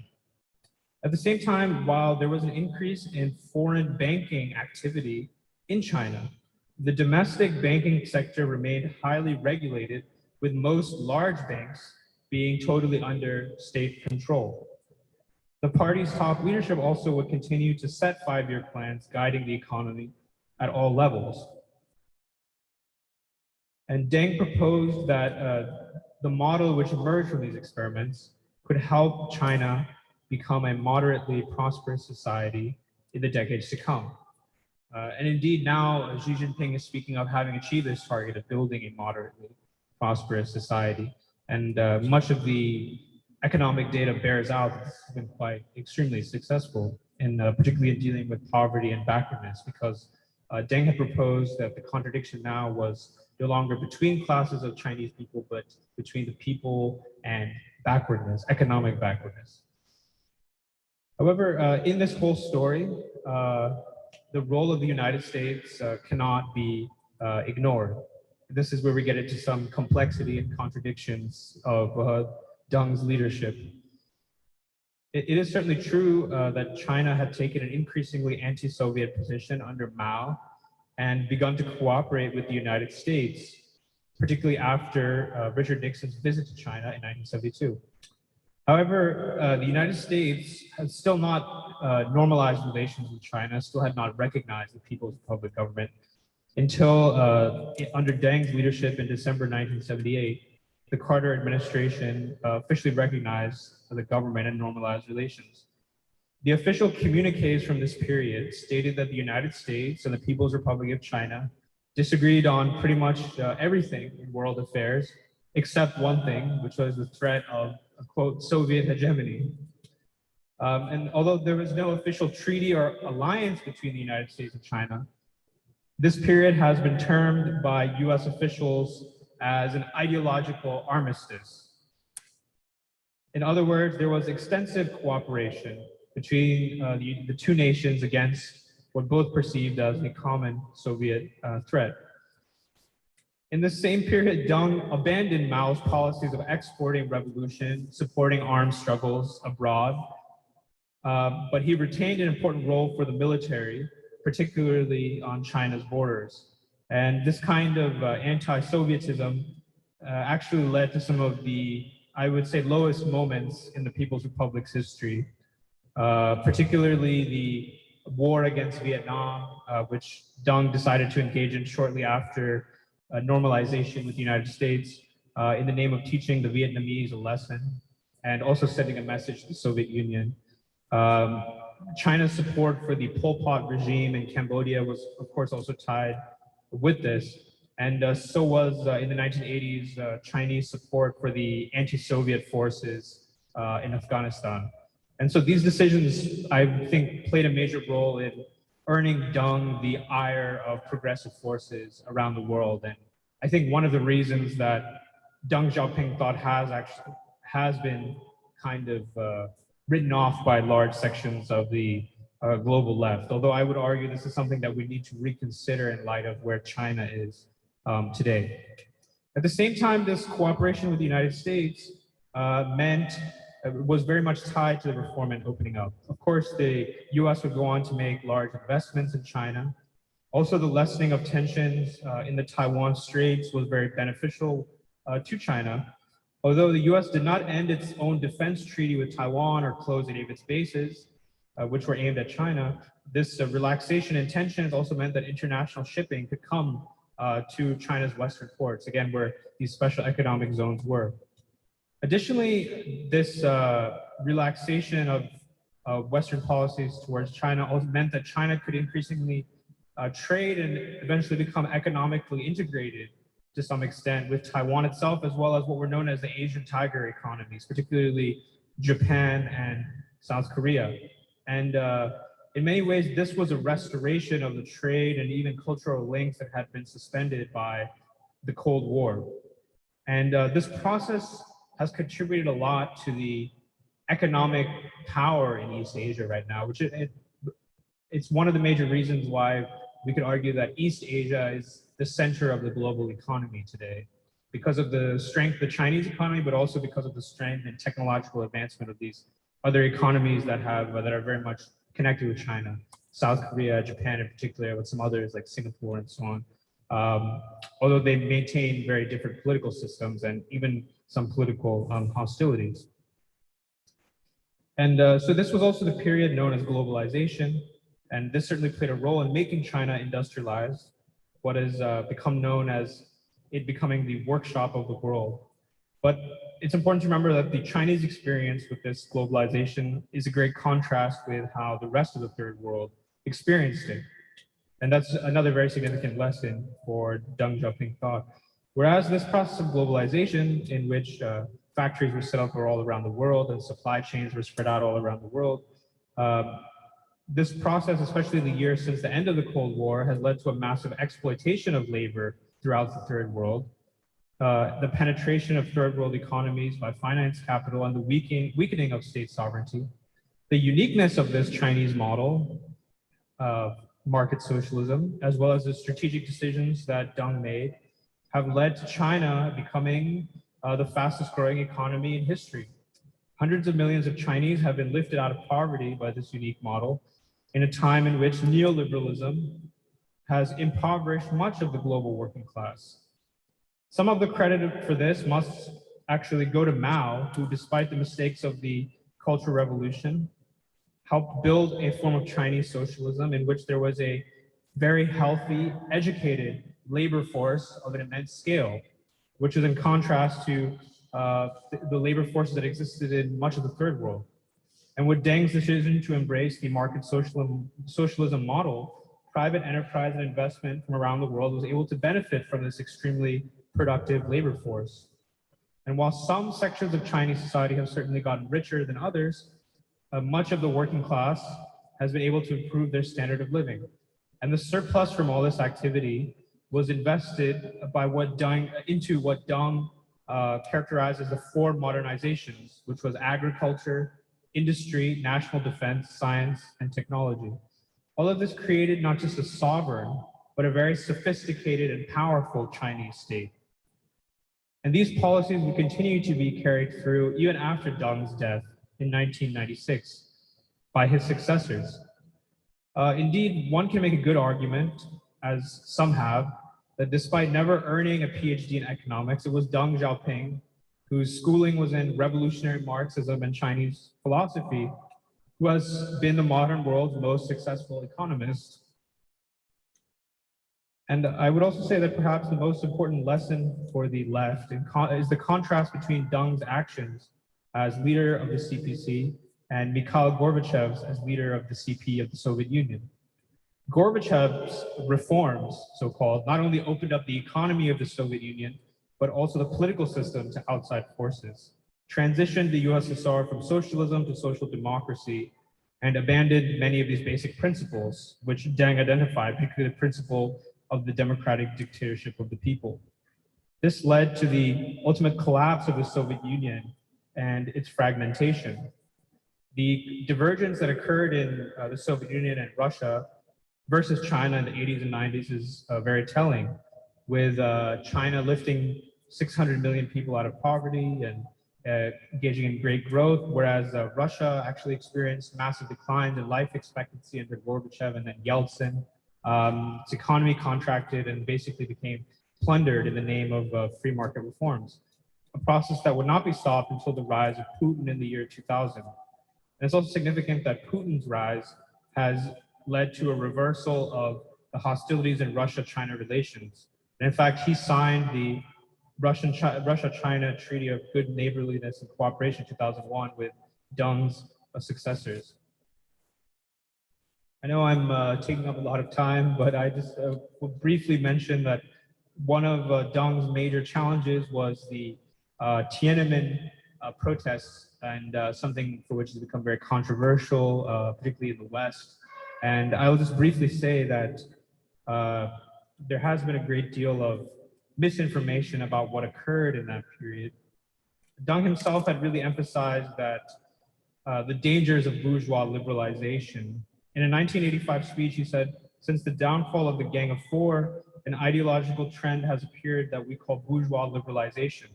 Its exponents worship democracy, the democracy and freedom of the Western capitalist countries and reject socialism. This cannot be allowed. China must modernize. It must absolutely not liberalize or take the capitalist road as countries of the West have done." So again, it shows how clear he was about the difference between modernization and liberalization. And when these protests initially started in 1989, they were in response to the death of a prime minister who had been seen as a reformist. Because within the party, there were some elements that did want to move towards liberalization. Deng initially allowed these protests, actually, and they went on for about 2 months. But he increasingly saw that there were rogue elements trying to take advantage of perhaps some genuine discontent with the contradictions in China, elements that wanted to, again, either bring back the chaos of the Cultural Revolution or destroy socialism and the leadership of the party. Although some in the party, such as the new premier, Zhao Jiang, actually wanted to give in to the protesters' demands and fully abdicate the party's role in favor of a liberal democratic setup, Deng stood firm. Actually, he was about, I think he was about 83 in 1989 when this started. So again, being in his shoes, I don't think he would want, he didn't want to give up a lifetime's worth of struggle and sacrifice because of the demands of some students who I probably weren't even born during the Cultural Revolution. So he initially took this decision to send in the People's Liberation Army. Initially, he sent them in unarmed to try to convince people to leave. And many of the soldiers were actually killed by the protesters. The Western media actually showed pictures of the dead soldiers and told the world these were protesters massacred by the government. A lot of this is shrouded in disinformation, as I said. WikiLeaks cables, which have since come out, show that the Western embassies at the time did not believe there were any mass killings by the government. In fact, again, mostly it was PLA, People's Liberation Army soldiers that died. And since then, the correspondents who were there on the ground from the Washington Post and CBS News have actually admitted that the Western media manufactured a story of a massacre to defame CPC. Again, this was at the same time that there were similar movements throughout Eastern Europe, in Poland and East Germany and within the Soviet Union itself, which actually succeeded in bringing down socialism and led to the kinds of financial recolonization of those regions by the West. So again, this was a very significant decision taken by Deng. And we know that since then, many of the protest leaders were actually evacuated from China by American and British intelligence, and some of them are still here giving interviews or talking about how horrible the People's Republic of China is. So I'll just move on to my conclusion. I just want to say that all of this analysis of Deng's record must be seen in the context of the rise of Asia that we're living through now, through the lens of Du Bois and his vision of a world beyond the domination of the West. And from Du Bois, we can see that the rise of Asia is a necessity. Whatever ways the West may have divided Asian countries in the past, the logic of history is that that division should be overcome. And this rise and this unity must have many features: cultural, political, and of course, a shift in moral values. Economics is certainly not everything in this rise, but it is a very important base on which a future can be built. And economic growth in these societies, it does mark a great deal of progress towards undoing the underdevelopment of colonial relations. And again, Deng's great contribution is to produce this kind of growth, which has given a great deal of dignity and hope to the masses of China, and also to begin this process of China's integration with other major economies in Asia. In fact, bringing us to what may be considered an Asian century. So we must see Deng's successes and flaws. We must see that the CPC is not a perfect party, and nor was Deng a perfect man, nor is the Chinese nation a revolution without contradiction. Yet in commemorating their monumental achievements, we're not calling them perfect, but nor are we condemning them for their sins, but pointing out the significance in this great democratic project, which despite its shortcomings, it has achieved something superior to what the United States has. This is to build a rising people's democracy, which has risen relatively peacefully, without military expansion, imperialism, or a policy of all-out war. Certainly, whatever sins China or Deng must have committed can never be equivocated with the racist, imperialist, and anti-people policies of the United States government. And it's clear to us now that Deng Xiaoping thought has guided the Chinese nation quite well since the death of Deng. And particularly in the last 20 years after his death, while his successors have carried on his ideas, while the US has waged a global war on terror, China has engaged in trade and constructive work within its own borders and throughout the third world. While the US has spent trillions on wars of occupation, destruction, immense nuclear and conventional weapons buildup, and 800 military bases, Chinese leaders, guided by Deng Xiaoping thought, have spent their precious funds, the labor of their people, on peaceful construction in this new millennium. And this is something that is very significant. And so Deng Xiaoping thought has succeeded in providing stability, economic growth, and hope to the Chinese nation. From the crisis it found itself after the death of Mao in 1977 to the position it found itself in the year 2012 with the rise of Xi Jinping, which the next presentation will get into. Thank you.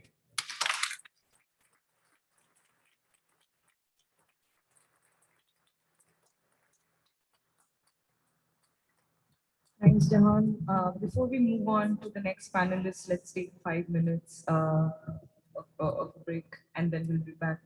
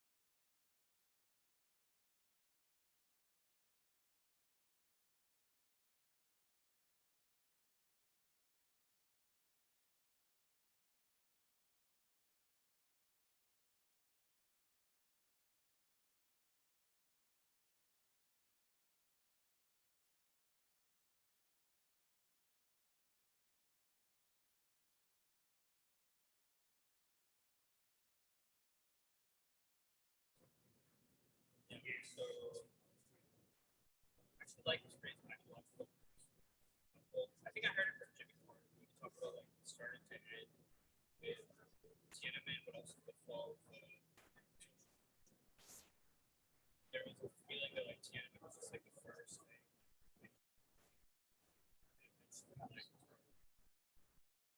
It's also from different people.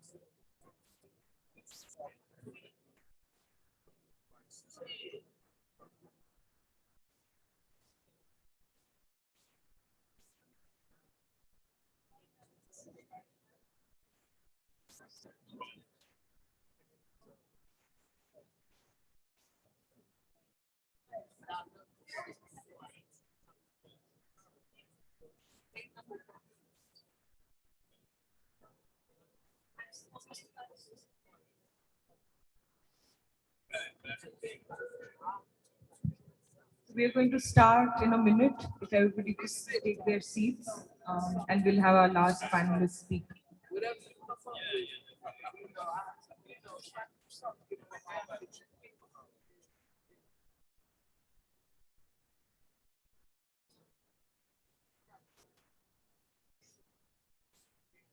Everybody, if you could please take your seats, we'll start in the next minute for our last panelist.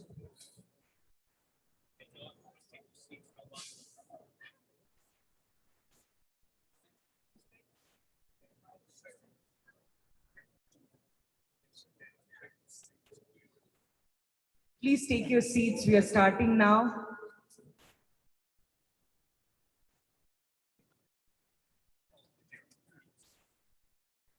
Okay, so our last panelist is Jeremiah Kim. He's one of the young members of the Saturday Free School, and he's going to talk about the thought of Xi Jinping.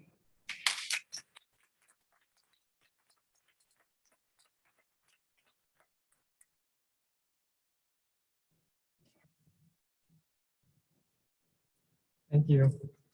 I'm going to try in my presentation today to build on what the previous two panelists have said in terms of the evolution of the CPC, and also what the first panel today presented in terms of China's role in the world today and how it's really part of this transformation of humanity. Perhaps more so than any other figure alive today, the leadership of President Xi Jinping in the People's Republic of China reflects the shape of a new epoch that is struggling to be born across the world. That is, a common future defined by peace, friendship, and cooperation between nations, and the freeing of the oppressed from the shackles of poverty and war. Yet it is fair to say that most Americans do not view Xi Jinping this way. Mainstream media has cast Xi, along with Russia's Vladimir Putin, as a brutal, power-hungry dictator and an enemy of everything that Americans hold dear. President Joe Biden is fond of saying that Xi Jinping doesn't have a democratic bone in his body, and has declared more broadly that the great conflict of the 21st century is the battle between democracy versus autocracy, with the United States representing democracy and China assigned the label of autocracy. As the organizers of this conference have stated, we in the Free School reject this formulation. We believe that the true dividing line of the 21st century is between humanity and war. Nevertheless, the question still remains. What kind of society is China building today? What form of governance has it chosen? What role does China seek to play in the world? And is China, under the leadership of Xi Jinping and the Communist Party of China, truly an oppressive authoritarian regime? Or is China in fact developing a new type of democracy, one that marks a new chapter for humanity as a whole? To address these questions, I'd like to begin by talking about Xi Jinping's vision of the Chinese dream, an economic, political, cultural, and spiritual rejuvenation of China's 1.4 billion people that advances their 5,000-year-long history and contributes to the overall progress of humanity. This dream gives vibrant color and meaning to China's past century of revolutionary struggle and steady development towards long-term goals of socialism and the continued improvement of the livelihood of the masses of people. It is appropriate then that when he articulates the Chinese dream, Xi Jinping consistently draws upon the moral wisdom and rich traditions of Chinese civilization. These traditions and values serve as a common touchstone for China's younger generations to embrace their role in pushing China toward a bright future. Such forward-looking optimism and confidence stands in stark contrast to the pessimism, nihilism, confusion afflicting young people across the Western world. How does China seek to make its vision a reality? It would be impossible for China to achieve its goals if its 1.4 billion people do not believe in the ability of their leaders to govern responsibly and intelligently.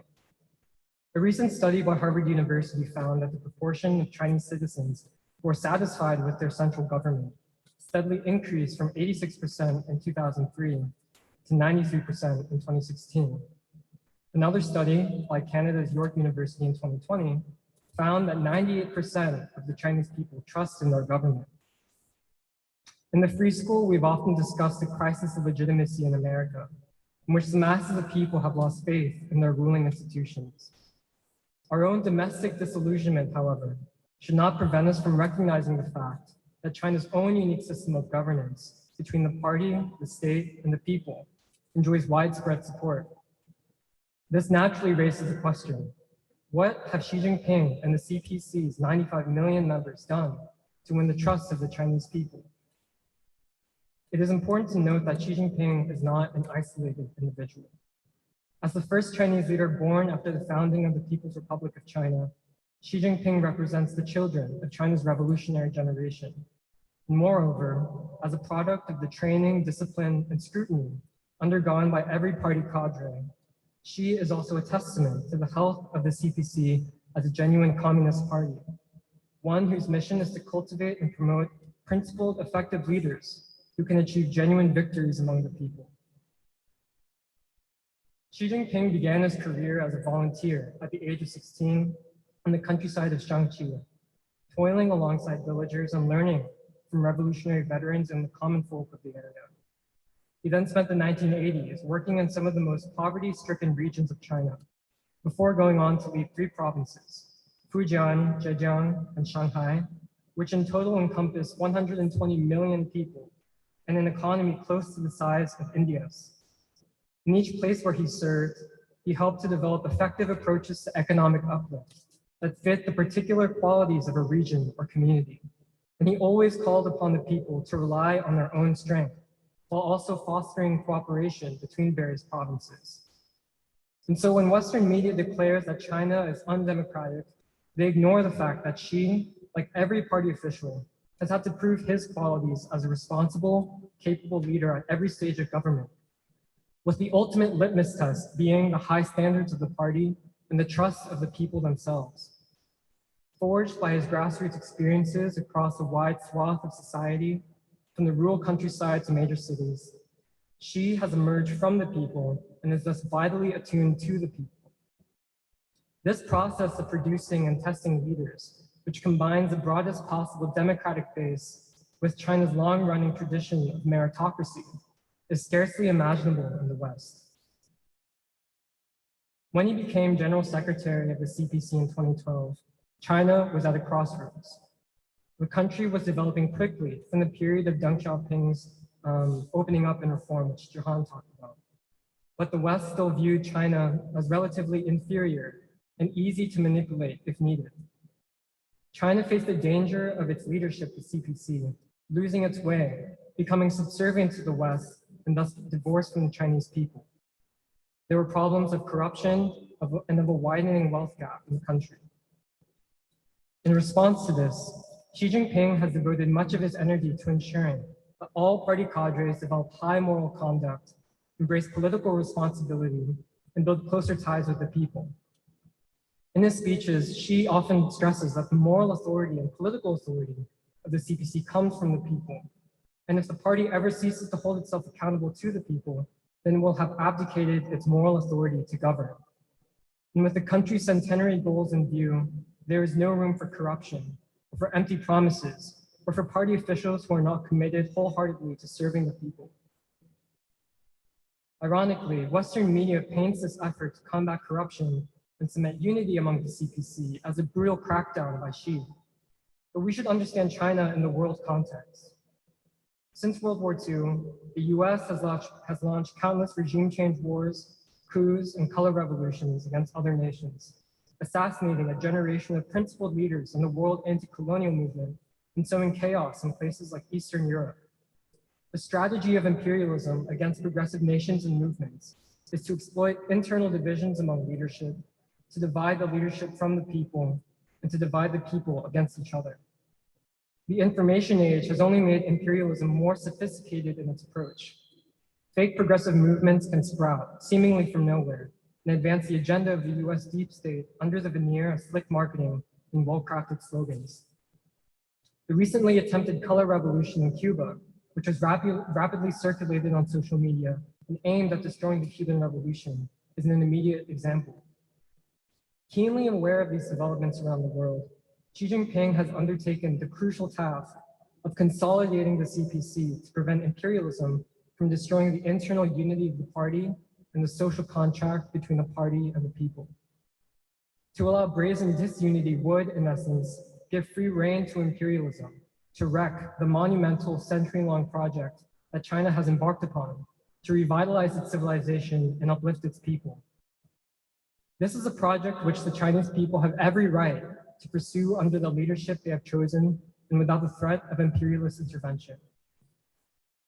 It is in this light that we must recognize the great victory of the CPC and the Chinese people in eliminating extreme poverty, a landmark achievement not only for China, but for humanity. It is the kind of vast project of social science centered on humanity that W.B. Du Bois envisioned in his unpublished work, Russian America, in which he first saw attempted in the Soviet Union. Quote, "If I could study what man had done, why not investigate thoroughly and scientifically what he is doing now, and what he might do in the future? In other words, I was seeking a science of human action, which could be used not only for studying the Negro problem, but for all the problems of the poor and ignorant. This land should and could know accurately the income of all citizens and its source and kind. We could measure sickness and death, education and occupation, far more accurately than our hit or miss census methods now accomplish. With this body of knowledge and a mass of other data concerning life and deeds of men, we could act and legislate with some accuracy and not by guesswork, and without infringing any privacy to which men have an essential right." End quote. Indeed, humanity will have much to learn from how China lifted 800 million people out of the depths of poverty in 4 decades. This was a revolutionary struggle, not to expel foreign imperialists, but to defeat the evil of poverty. And contrary to the American belief that socialism entails ubiquitous handouts, removing the drive for hard work and innovation, China's poverty alleviation campaign has been premised on targeted approaches and a faith in the masses of people to work hard and lift themselves out of poverty. As such, Xi Jinping has called upon party leaders to dedicate themselves to the creation of opportunities for China's poor, opening the floodgates of creativity, industriousness, civilizational unity, and scientific knowledge among the poorest regions of the country. Under the broad umbrella of this campaign, children who have never traveled outside their hometown village gain access to a quality education. New jobs are created and local industries encouraged. Families in remote, resource-deprived areas are given the chance to move to newly built towns. Wealthier regions of the country join hands with poorer regions to achieve mutual prosperity. And party members work closely with ordinary people to help them solve problems.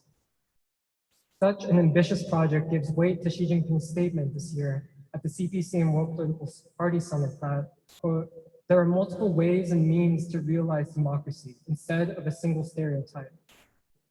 China's way of building democracy, though it may seem foreign to Western eyes, is so successful because it actively responds to the needs and strivings of the people and mobilizes them to contribute to the forward progress of society. Going beyond the poverty alleviation campaign, China's recent achievements in economic and social life are no less astonishing. The Chinese people enjoy 90% home ownership. Public utilities are rapidly building clean, hypermodern infrastructure across the whole country. Chinese scientists are breaking ground in cutting-edge fields like quantum technology. State-owned banks fund social development and productive enterprises. And tech companies are allowed to grow, but never allowed to consolidate control over China's economy. This is in stark contrast to the United States, where Wall Street and big tech have fused with the national security state to exercise complete dominance, gutting the real economy of America in favor of financial speculation and increasingly degrading the American people. If we lived in a healthier ideological climate, China's long civilizational trajectory, in which it went from a world-leading economic power for much of human history to one of the poorest nations on the planet before ascending into the world's second largest economy with a strong industrial base and zero extreme poverty, would merit genuine respect and close study. It is for all these reasons that the US ruling elite are concentrating their energies to propagandize for war and conflict against China in this epoch, inflaming the American psyche to view China as an existential threat to democracy. This is an attempt not only to stop the rise of China, but the rise of humanity. Xi Jinping has concretely intertwined China's upward development with that of the rest of the developing world through the Belt and Road Initiative, the largest infrastructure and development project in world history.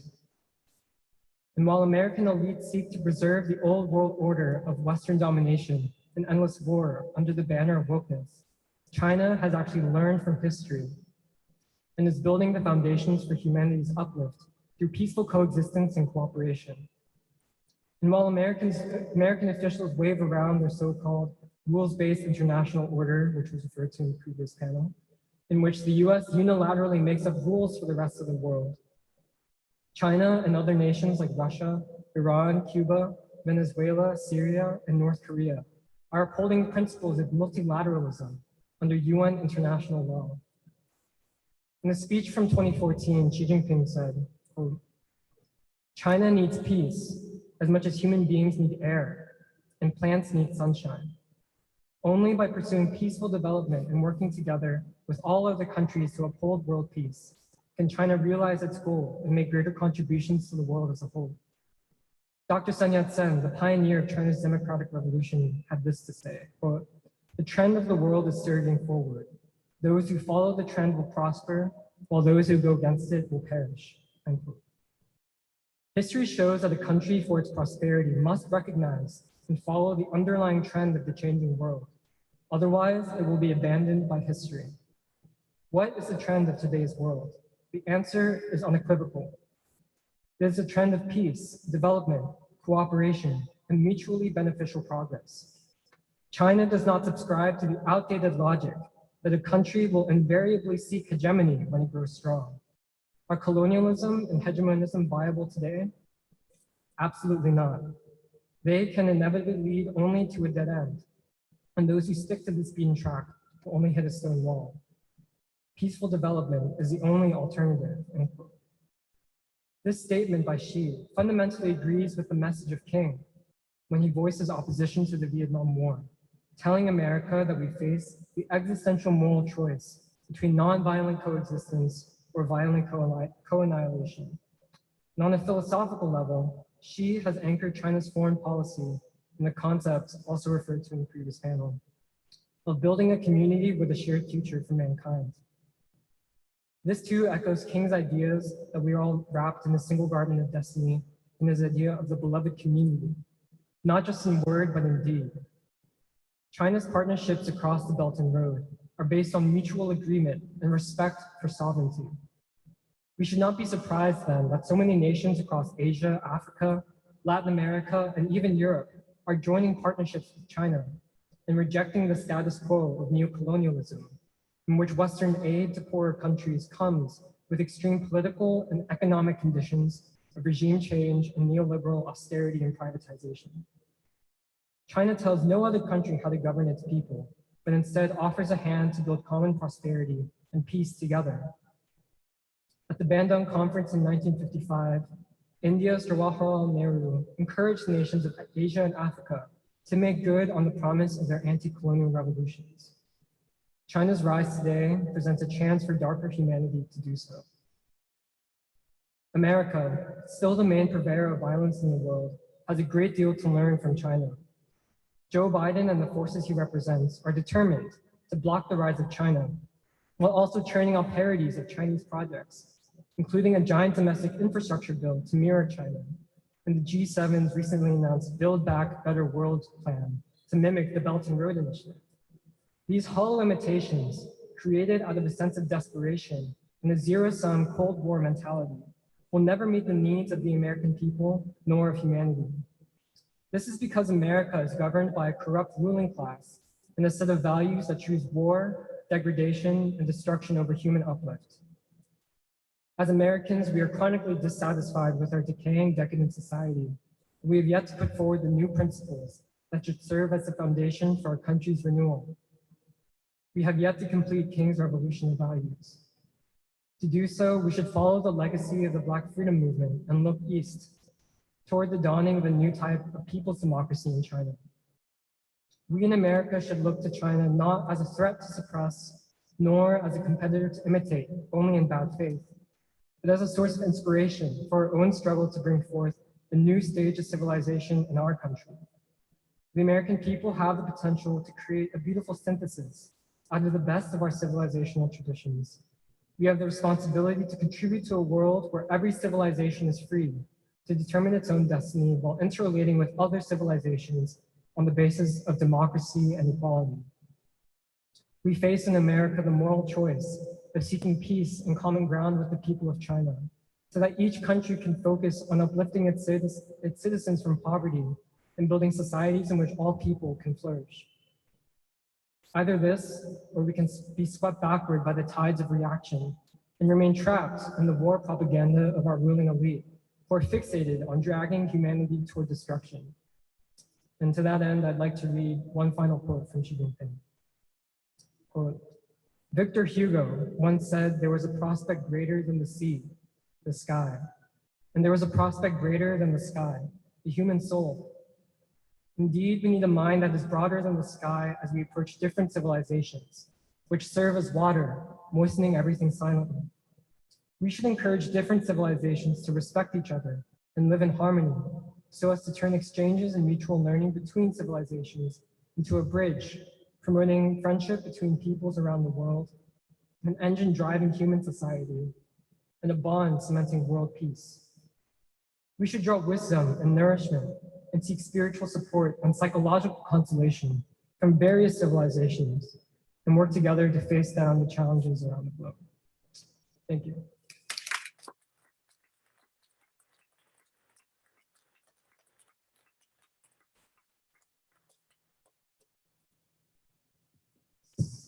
I'd like to thank all panelists for those really insightful presentations on the leadership of the CPC. I think it would be better if we broke for lunch right now and then came back to have comments and questions on the panel presentations.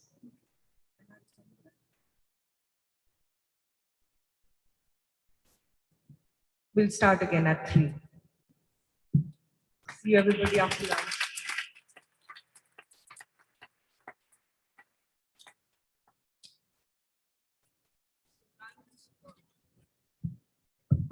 Lunches across the hall in the dining area, like last Saturday.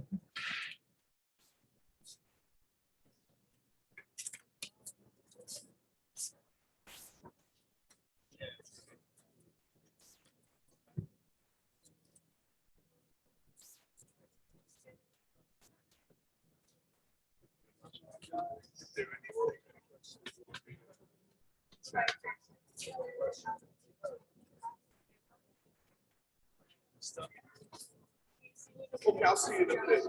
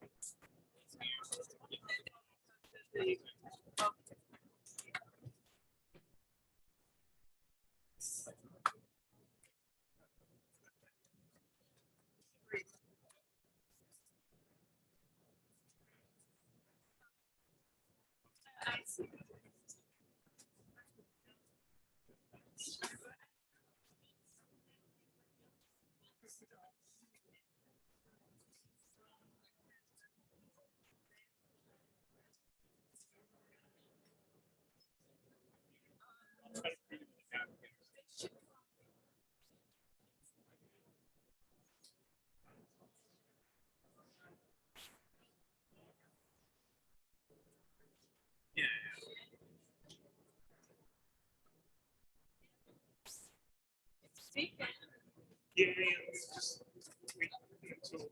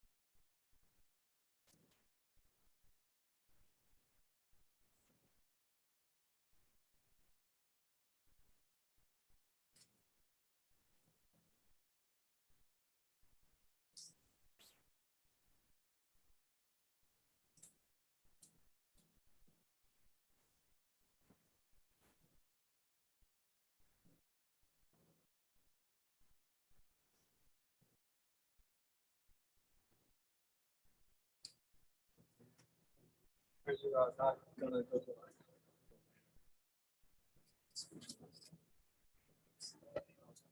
Okay, I'll leave it for now. Good. I'm taking notes. Yeah, I was. But yeah, I was watching the live stream. I was watching it on the phone. It's not like yeah, not through iPods. It's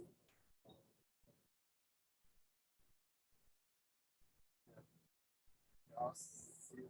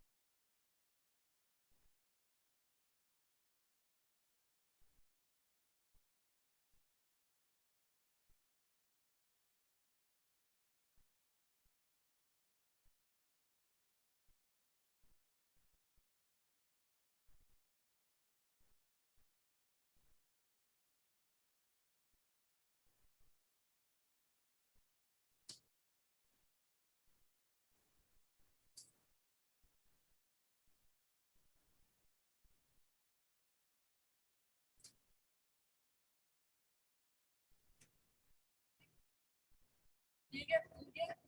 Oh yeah, wait, I'm sure.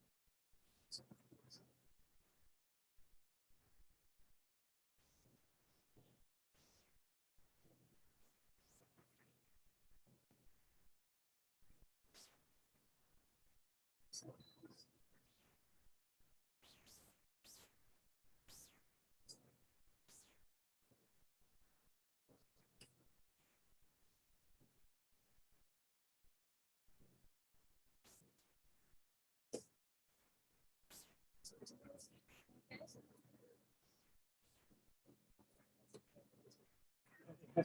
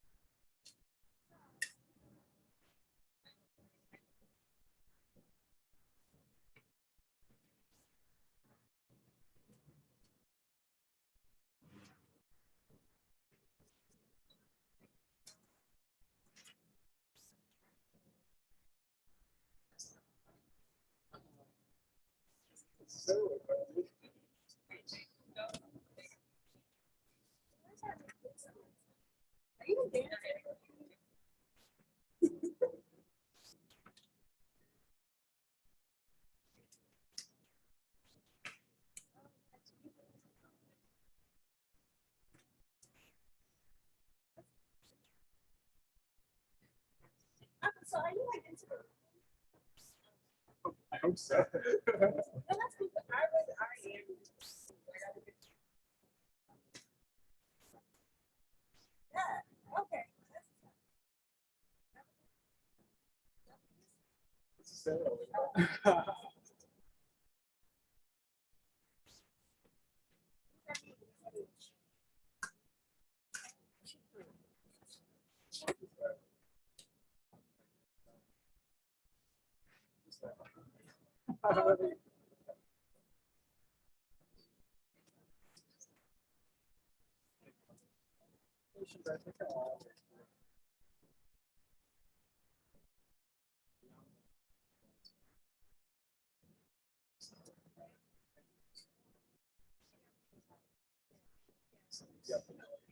It eventually gets there. Yeah, exactly.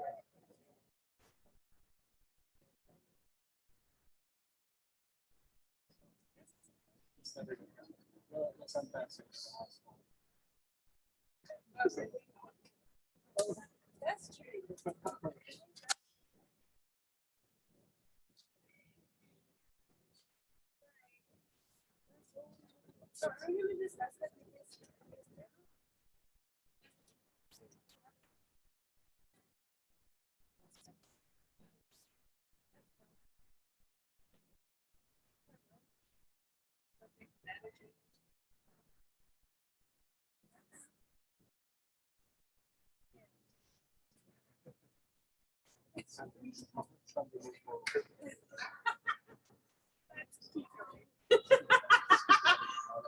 That's right. That's right.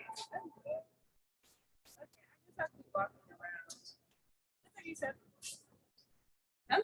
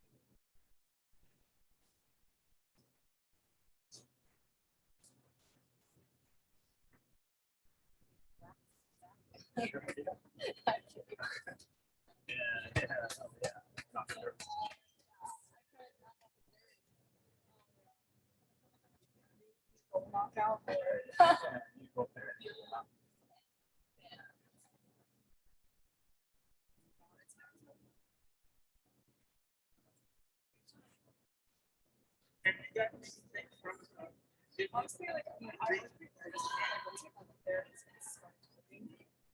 was okay, like, I think that's the worst part.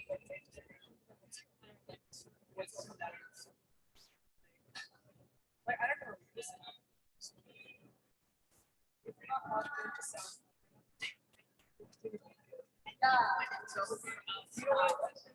It's taken up so much. I mean, it's been good, but it's like, I want to finish that, this is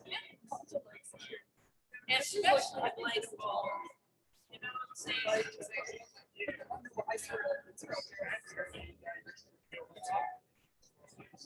Change from the plan. Oh, no, I know. I can say that in like 10 minutes.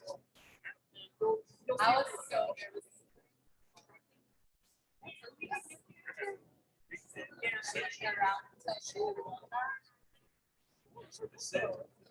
That's a big group of people.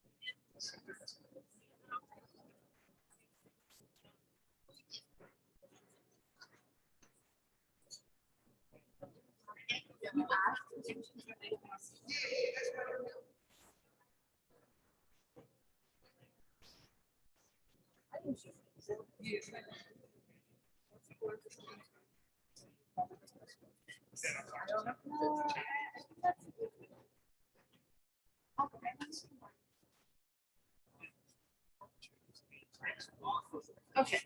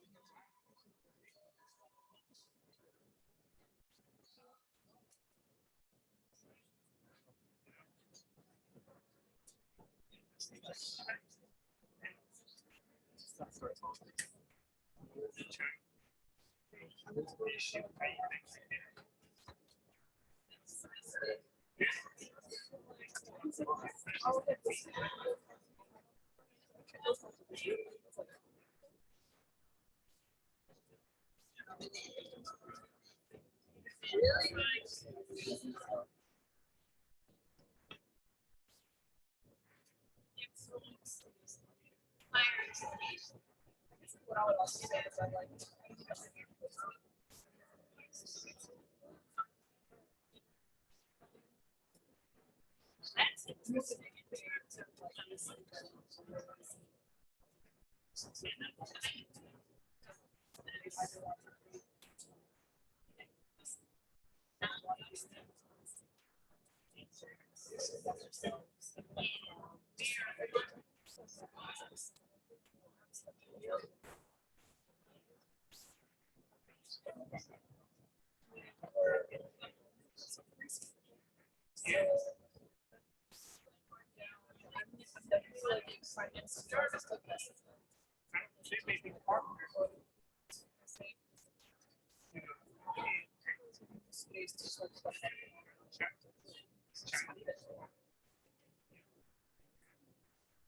Oh, right.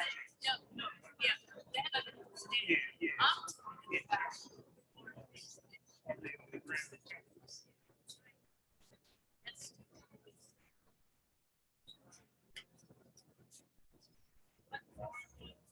If they are.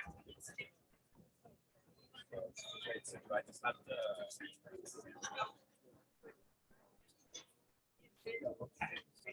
Yeah. Well, This will have people just to watch the screen. It's just like as soon as you move it, you can see it on the screen, but like turn it, make sure it centers on people there.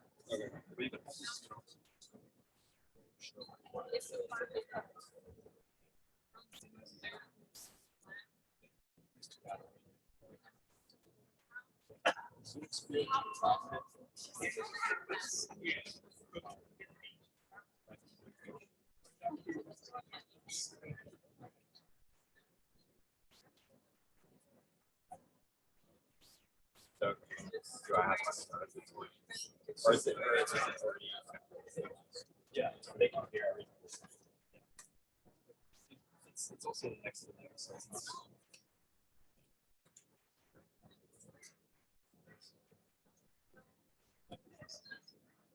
to here.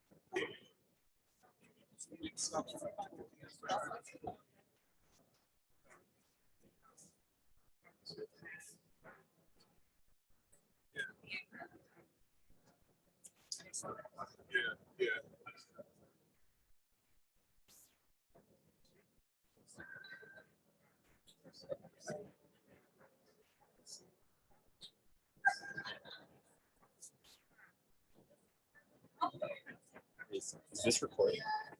It's not on yet since the battery's kind of slow. Well, not slow, but just not that much. Okay, so it's not 2 hours, so I'll start it as soon as we start.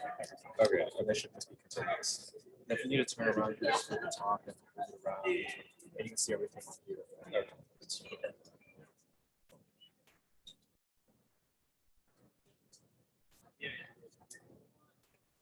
Okay.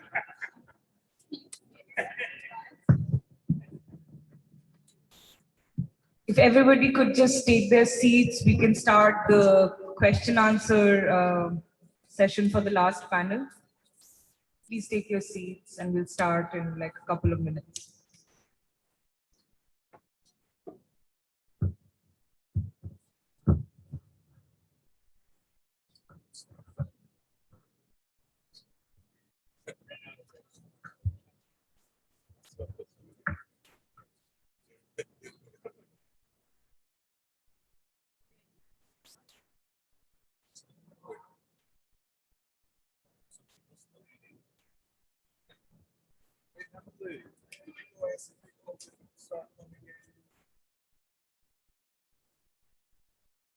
It's nothing.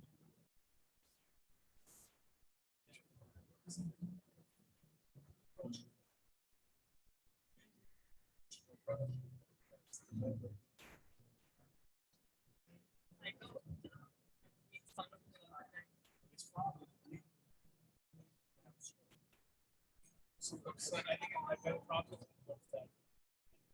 Sweet. Oh, it's being live streamed. Oh, we are. Sorry. By the way, Caleb, did you see that notification on Facebook about the music? Yeah, I saw it. It's really strange. Like, it was like this thing has been removed in 4 countries for copyright violation because it quits the ranking song. Yeah. Syria, Cuba, North Korea. What's the fourth one? What? I think Russia was. Yeah. Yeah, I don't know. It makes no sense. It makes no sense. Why? Yeah, they can't. They care so much about copyright violation.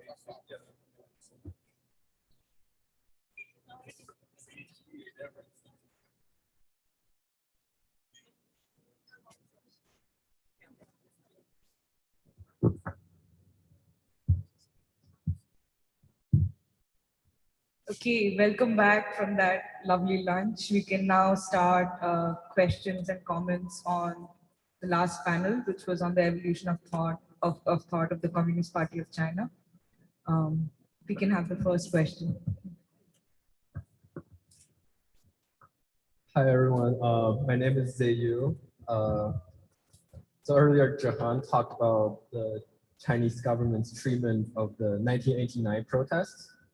I wanted to ask, what do you think the protests signify? And because Doc earlier mentioned the Communist Party is extremely democratic. That's where people, fuss and argue with each other.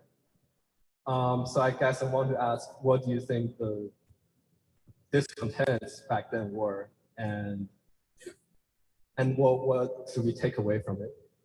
Thanks. Okay, all right. Yeah, no, I know, I heard it. I was just wondering if you wanted me and or both to answer. Yeah, anyone. Okay. All right, cool. I heard it. All right, thanks for that question.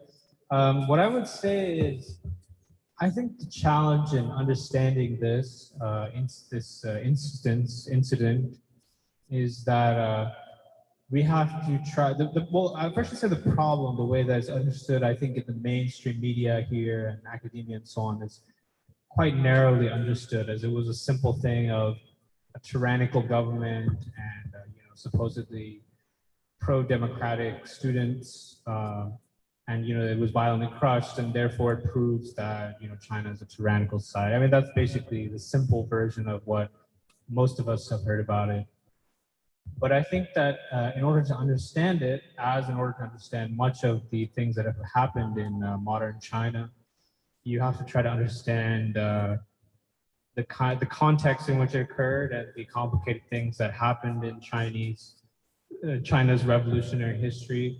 So again, 1989, as I tried to mention, with the reform and opening up, Deng himself had said, most notably in a 1985 speech, but on many occasions, that with this opening up, there are what he called bourgeois liberal elements entering Chinese society, particularly those who are most exposed to outside ideas, which is a category students fall into, but so do entrepreneurs and professionals and others. But also that those forces were also entering the Communist Party. I mean, of course, a party of millions of people, you'll have many ideological currents.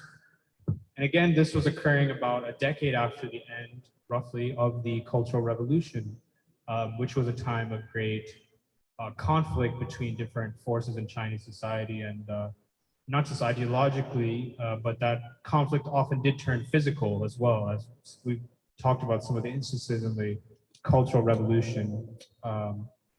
So I think that when it occurred, certainly, as I think Deng himself said, there were some genuine reasons for that people were upset about: corruption, inequality,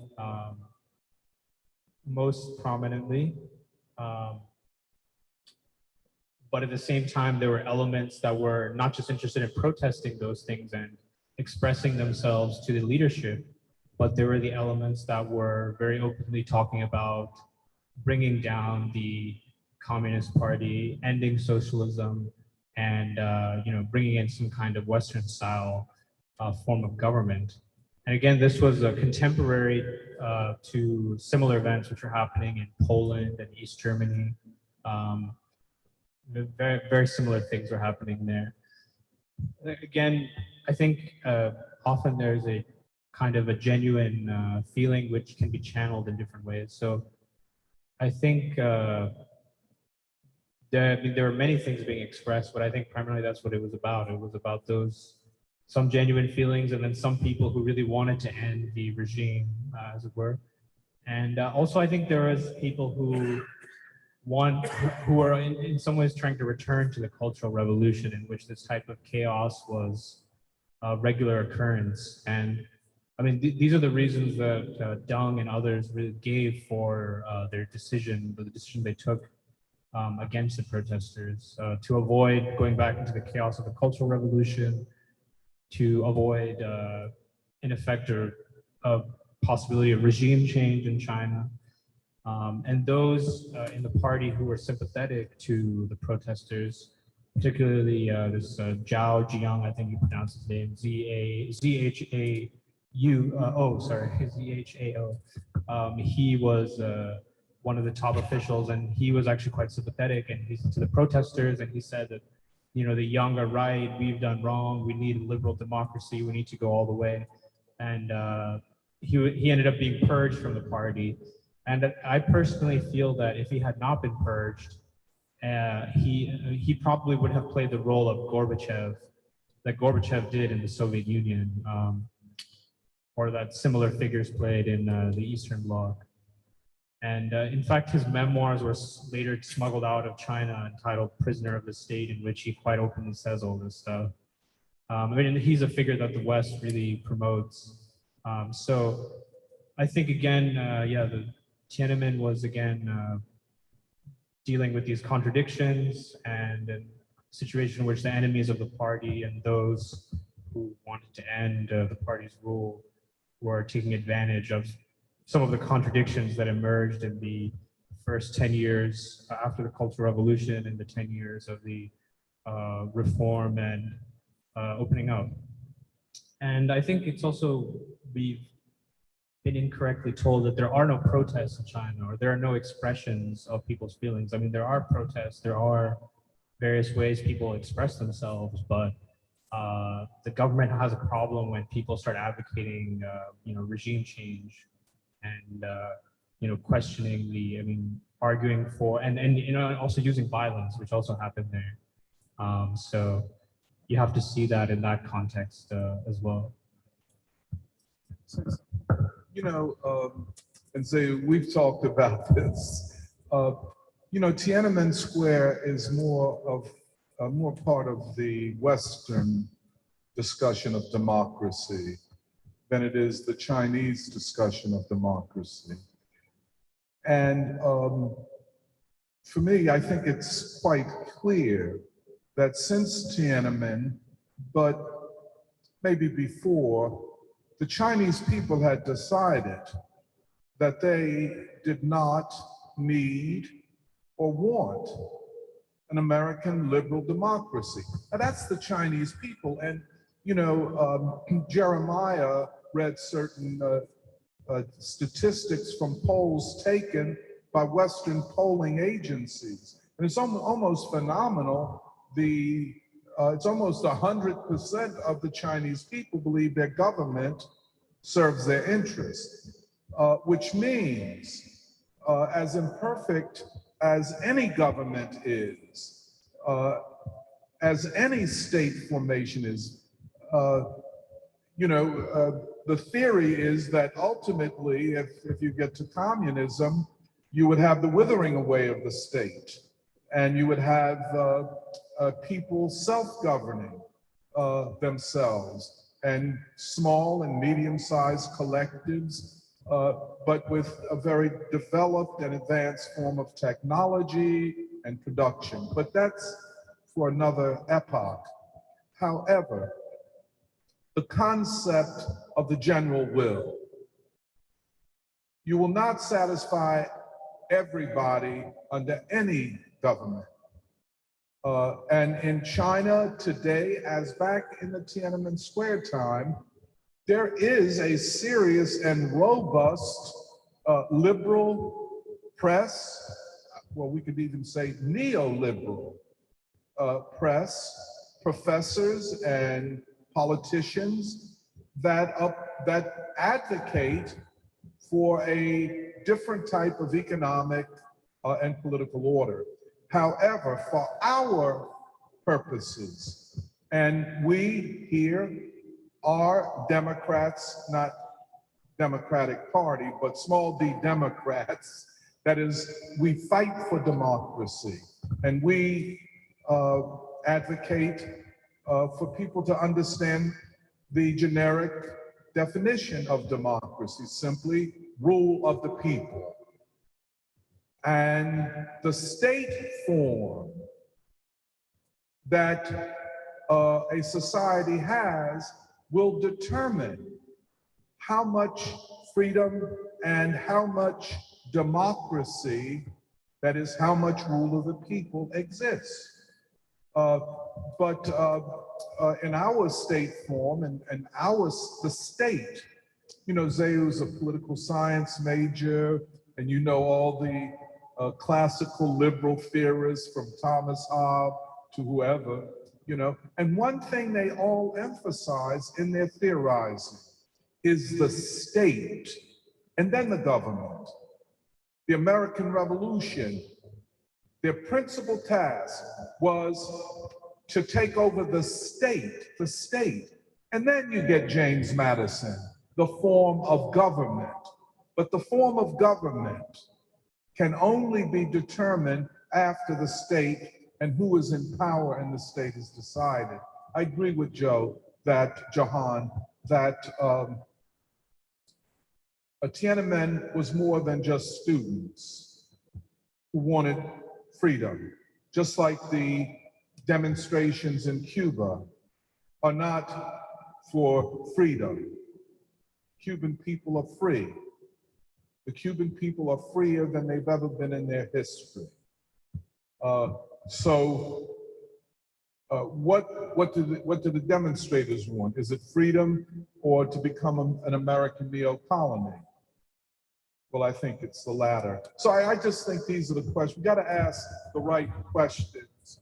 We have to know where certain tropes, certain narratives are coming from and why they have legs in the United States, and it's still talked about in the United States. But in China, I think the Chinese people, for the most part, are beyond that. Doc, we can have the next question.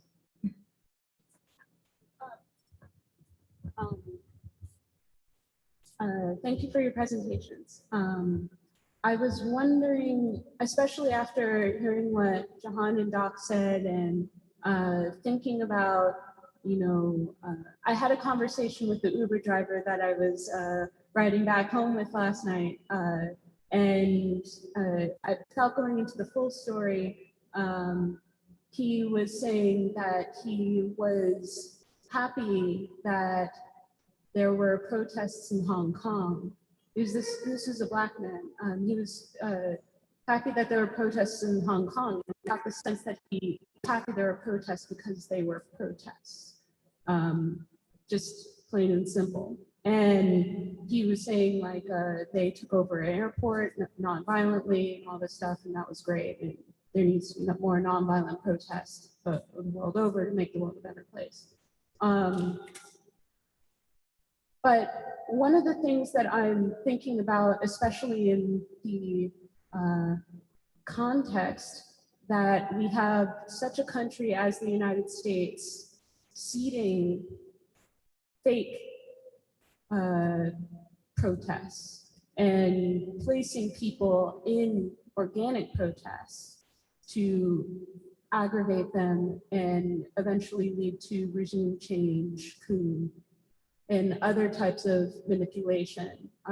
Is there, like, how do we view protests today?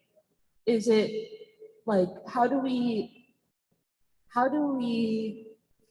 know if a protest is a good one or a fake one? I think Jeremiah might be best equipped to answer that.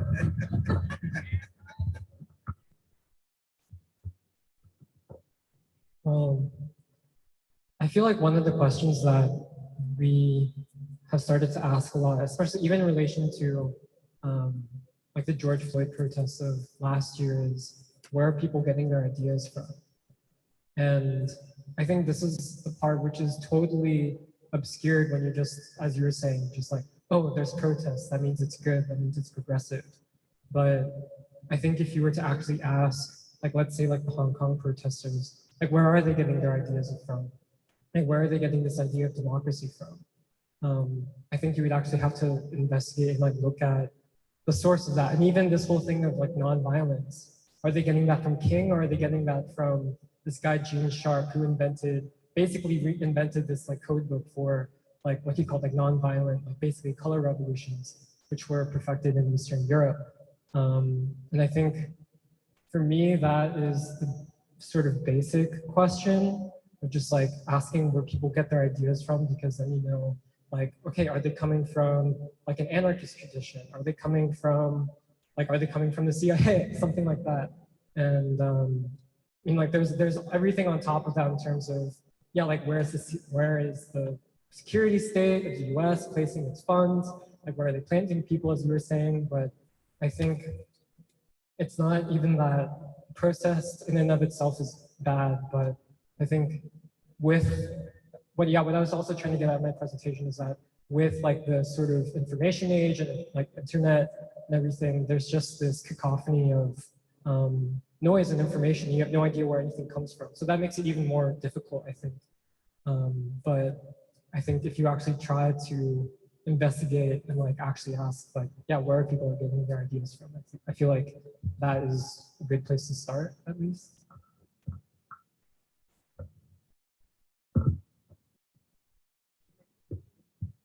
We can have the next question.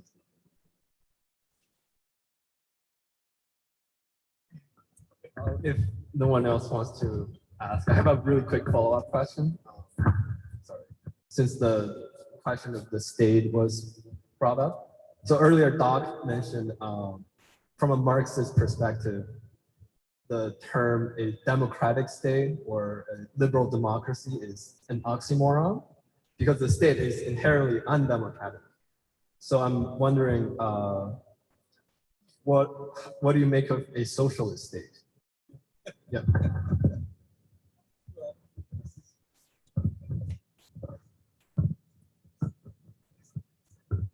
Zay was about to be a graduate student in political science. So,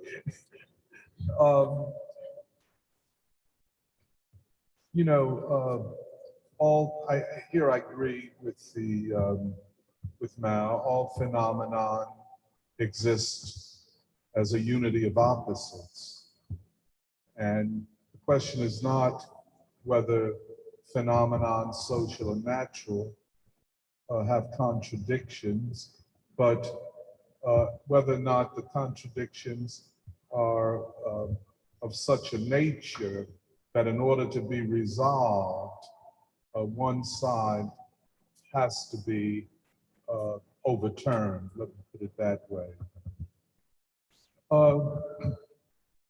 And this is where the discussion of the Chinese state, from the time of October 1st, the Declaration of the People's Republic, the concept of a democratic dictatorship of the people, up till today, whether the Chinese state can evolve and develop without being overturned. In other words, another way to put it, can society develop in China without the overturning of the state? I would make the argument it can, that the Chinese state is not an obstacle to the development of Chinese society. If you ask me the same question about the United States, I think it is becoming clearer and clearer that the US state is an obstacle to the development of society. And the reason I would say that, I think it's evident in a number of things. First of all, in the polling data that show that upwards of 80% of the American people don't think the American government serves their interests. When the American people think of the, say, American government, they're talking about what we call the state, ultimately. There are other things. For instance, there was a poll right after the Biden-Putin summit, and they asked Republicans what is their favorable ratings, what politicians they rate favorably. And among the people were Putin and Biden. And for people who voted for Trump, who they identify as Republicans, they favored Putin more than they favored Biden. You know, like 9% of them favored Biden and 20% of them favored Putin. Now, what I'm saying is that this and many other things point to a crisis of legitimacy. Another way to put it is that the ruling class of the United States, we can say the ruling elite, is less and less able to get the support of the people and hence rule and or govern. And therefore, we're looking at a very dark situation where either a new class or a broader representation of the people take state power in this country. It is the complete opposite in China. Now, if democracy means the rule of the people, if the people don't think they're ruling or governing themselves in these large numbers in polls in the United States, they don't think that their government is democratic. In China, it is the opposite. So if the people of China, unless we are to believe that they're all uneducated, they're all dumb, they're the objects of nefarious propaganda by the ruling class of the Communist Party of China, you know, all of this evil stuff, which is more like here, if we believe that, then you say, well, oh, the Chinese people don't know any better.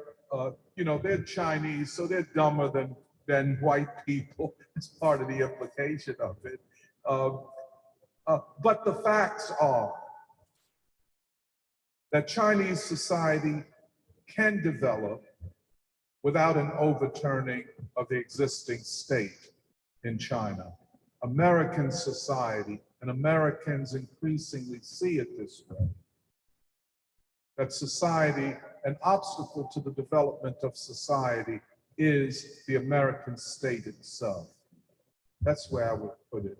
And you know, we could then tease it out further, forms of government, and then problems with leading elements of the government. You know, you might have the proper relationship between the people and the state, and then you get nuts and selfish and corrupt people who command the government. You know, that's not the state, that's the government, and certain what we could call moral weaknesses among leading elites. But I think in the United States, we're talking about something profoundly systemic. That's where I would kind of think about it. So.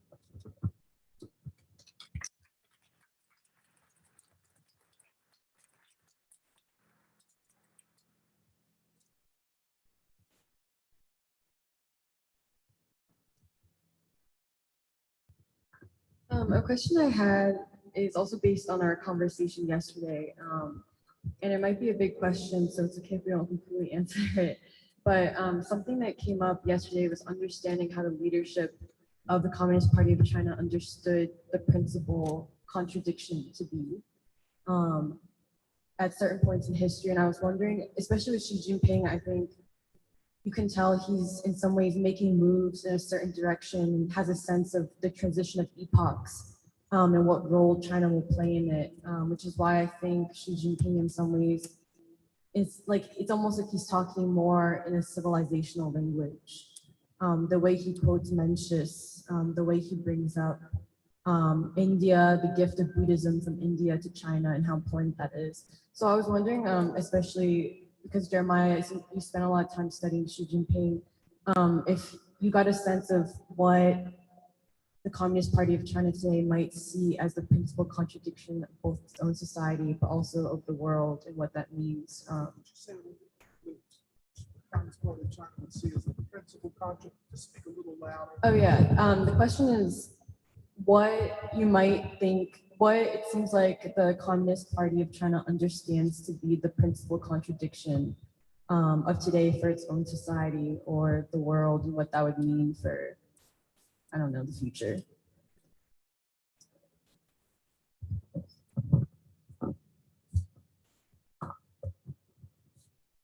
I think in the way that there's one of the quotes I read where Xi Jinping quoted Sun Yat-sen and talked about like this tide of the world and how it's changing, and if you aren't actually keeping in touch or trying to understand it, you'll basically be like left behind by history. my sense is that even though like Xi Jinping is, even in his like, I don't know, his public speeches, especially like international ones, he's very diplomatic. But at the same time, like my sense is that he's trying to show how this old world order of Western colonialism and domination is the old world order, and that like the principal contradictions between that old world order of Western domination and like war and neocolonialism and poverty, like that is contradicted with this like rising tide of peaceful coexistence, of cooperation between countries, of the development of peoples, like the ability for countries to develop on their own terms. And I don't know, that was the sense that I got, at least from how like he talked in a lot of his speeches. If you don't mind, I think that's an important question because of, you know, the language of principal contradiction, primary contradiction, secondary contradiction, antagonistic contradiction, non-antagonistic. You see, I was brought up on all that. In a lot of ways, those formulations are not being used in at least the public discourse, and I would even suggest maybe in the private discourse about how to understand society and social development.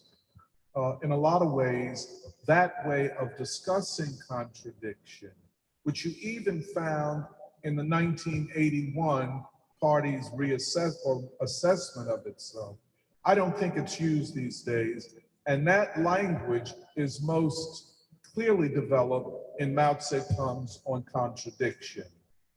I think the biggest question, as you pointed out last evening, is whether or not under socialism, a class conflict emerges. And what the Communist Party and Deng Xiaoping and those ultimately concluded is that at a certain stage of socialist development, and not at the highest stage, the possibilities of a class conflict have a very small probability of occurring. Of course, realizing that anything is possible, you know, but the possibilities were very low in China. So Mao was talking about the class conflict as a conflict of ideas, you know? Now, that is a problem if one says she or he is a materialist.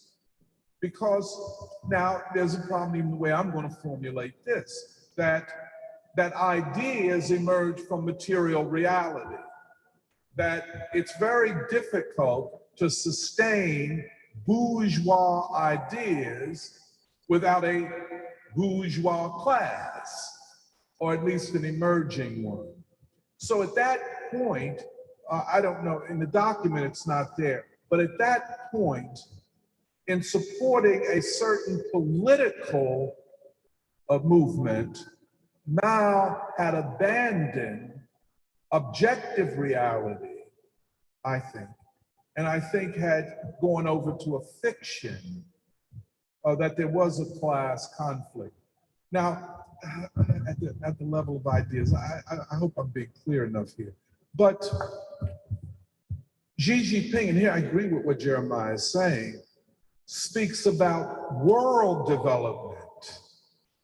Where is the world going? And what are the contradictions driving the movement of humanity? And I think Jahan said it, we said a lot, the contradiction between humanity and war. That if the war danger is lifted from humanity, new possibilities of world development occurs.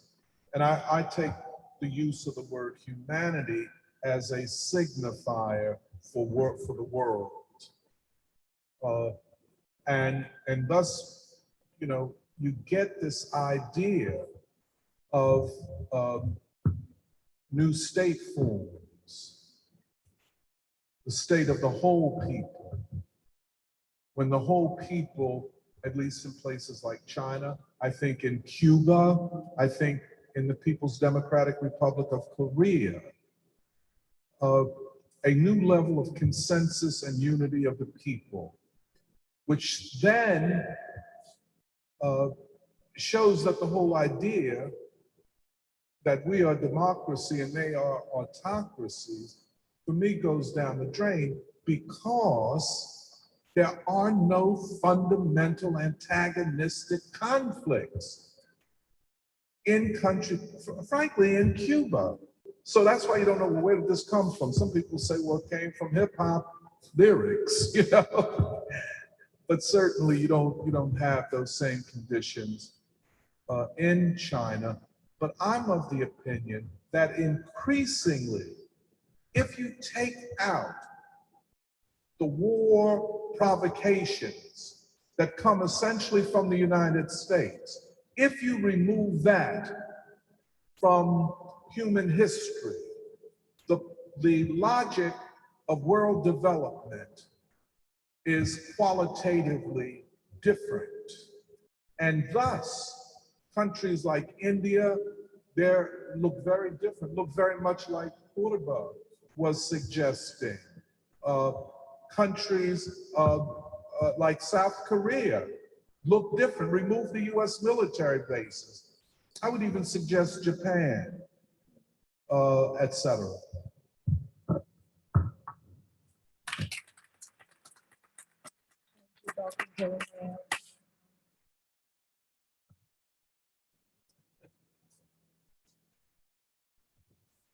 I have another question. Speak up. Do you hear me? Yeah. So I actually wrote this question early on in Doc's presentation.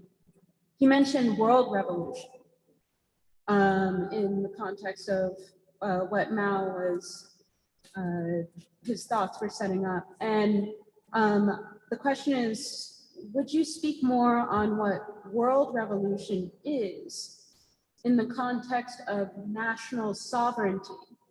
Do they go hand in hand? Could they be contradictory?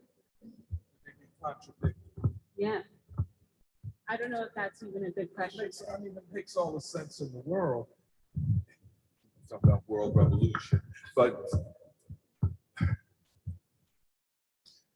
and I have to say, there is certain language and conceptualization that go back to the Russian Revolution, the rise of the Communist International and communist parties all over the world, and thus the vision of world revolutions or revolutions occurring in so many parts of the world simultaneously that it looks like a world revolution, that world imperialism would literally be overturned by a world revolution. And thus, no country that has a revolution could not remain revolutionary unless it exported its revolution to other countries. Looking back from today to there, I would say that so much of that is naive and unscientific. I think what we see, especially, and this is what Jeremiah is talking about, in studying Xi Jinping and the 18th Party Congress of 2012, which brought him to power, and it was not inevitable That did not have to happen. I think that what he represents and the policies that he represents are not the same as Deng Xiaoping. Because, first of all, I think he represented the speeding up of the building of socialism, by which they meant, and he means, a greater control by the state of what is known as the commanding heights, the decisive levers of the economy. So you can have, everybody owns their own home, a lot of small businesses, bookstores, coffee shops, or whatever. But who controls the commanding heights of the economy? And if they are state-owned, let's say they only account in quantitative terms for 50% of the economy, but nonetheless they are decisive, such as the biggest banks, the largest manufacturers, the high-tech corporations, and networks that engage all of those areas. If that is controlled by the state, one can say that our economy operates on socialist principles. Now, most people believe, well, if you have a socialist economy, well, how are people driving cars? Or why aren't they hungry? I mean, even leftists believe that if a certain standard of living is achieved, oh, then you go on capitalist, without reference to the nature of economic relationships, the economic structure, and who controls the decisive levers of economic life. This is why, back in classical economics, they called it political economy. And in many ways, socialist economics is a further development of political economy as a science and a discipline. So I guess I'm saying all of that to say that the concept of, quote, world revolution was of a different period, and I think carried a lot of naivete.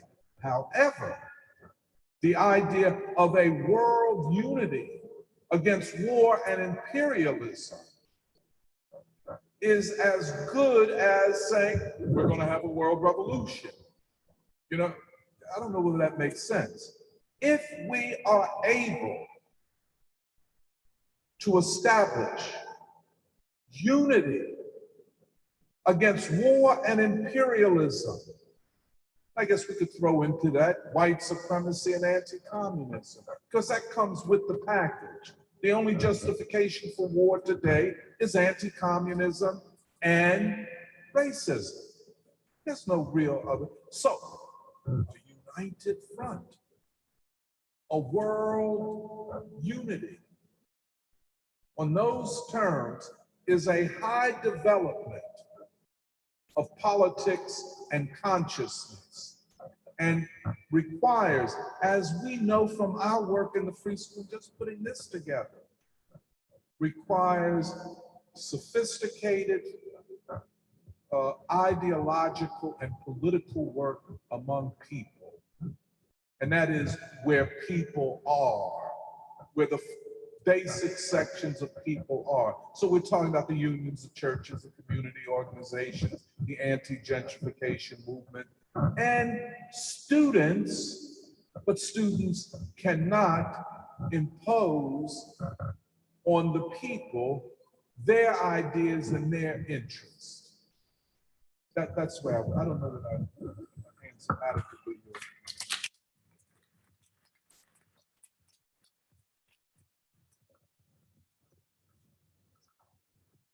I just wanted to quickly add to what Doc was saying, but I think, yeah, it's like even the term world revolution conjures up a lot of mental images of like people with guns and stuff, but I think that's also why, I think a lot of people have touched on this today, but something like the Bandung conference. Yeah, that's why the Bandung conference is so important, I think, because it's in my view, it is advancing this kind of world revolutionary force, or as Doc put it, this world unity against imperialism. But it doesn't look like the way that I think we in America or leftists are taught to think. It's like everyone is just like literally going and marching. Like all of these countries are going to go march on America or something. But it's more this broad united front that they were able to build of people who are united in principle on especially this principle of peace and this principle of finding commonalities and working together. And then also the non-aligned movement as like a further attempt to build upon that and for basically like the majority of humanity to be united for peace and against imperialism and imperialist wars. And I think that is the kind of that's the kind of future, I don't know, struggle around the world that I think has to be waged, and not I think the kind of concepts that we've sort of been taught to believe, like, oh, this is what revolution means, like around the world. To me, going back to Purva's thing of 600 million youth, which I think is a lot bigger, but let's just say in Asia, let's say 1 billion young people. And then of course, let's say Europe and North America. The great cause of the younger generation is the fight for peace.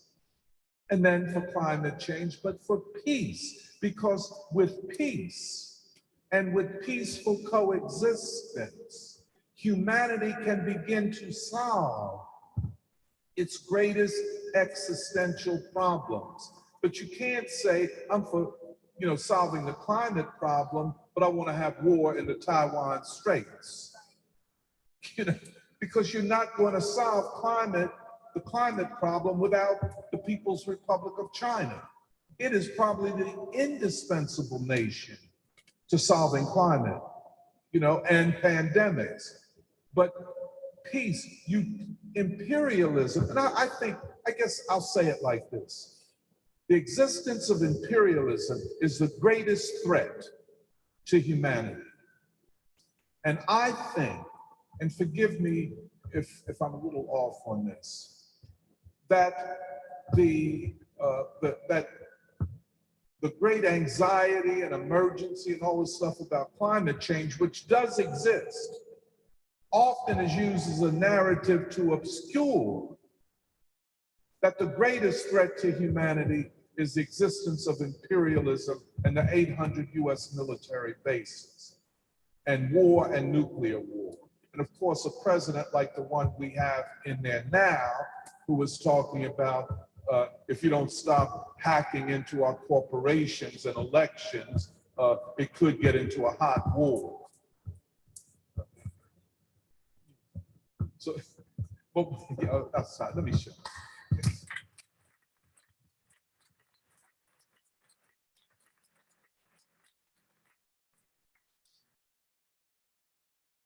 Okay, if there are no further questions, we will thank the panelists once again for their wonderful presentations and the discussion.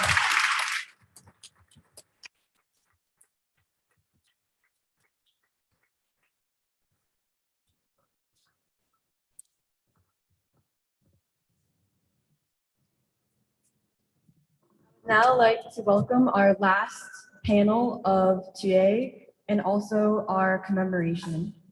It is titled China, Afro-America, and Our Fight for Democracy and Peace. The moderator will be Sophie Hurt, and the panelists will be Caleb Chen, Serafina Harris, and Arthur Robinson.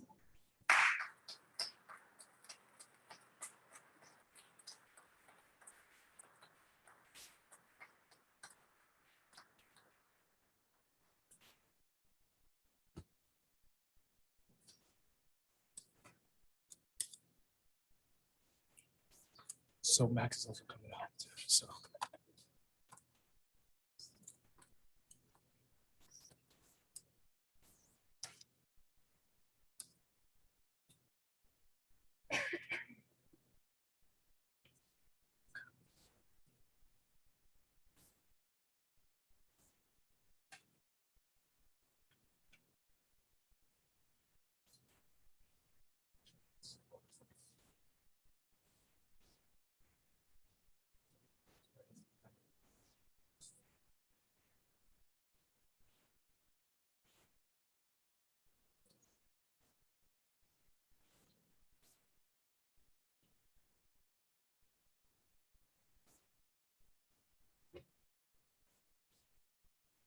Okay, I'm very excited to announce the last panel of today's program and of our 2-week commemoration of the 100th anniversary of the Communist Party of China. The panel is titled China, Afro-America, and Our Fight for Democracy and Peace. Through this panel, we bring the rise of China and the darker nations of the world back home to America. Amidst an America lost in war, violence, and poverty, where the youth face miseducation, anxiety, and nihilism, we ask the question of what the rise of China could mean for young people today and for the future of humanity in our common fight for peace and democracy.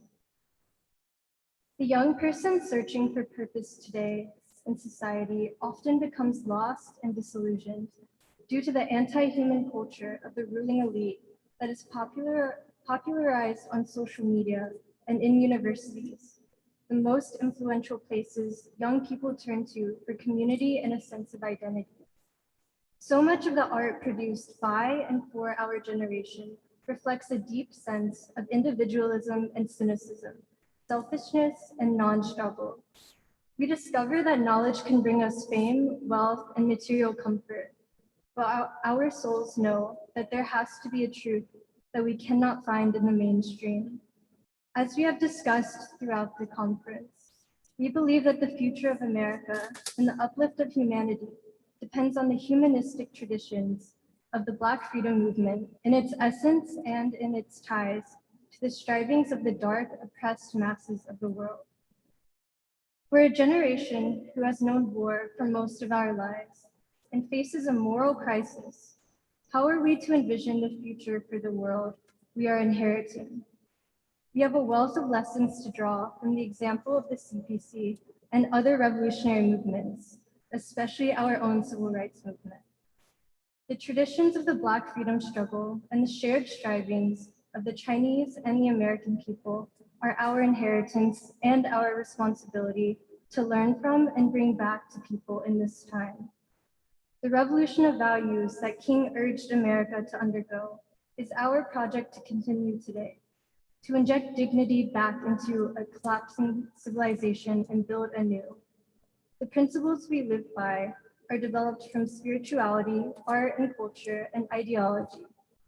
Each of the panelists today will present on one of these topics and how it is significant for building a revolution of values and intercivilizational unity with the rest of the world.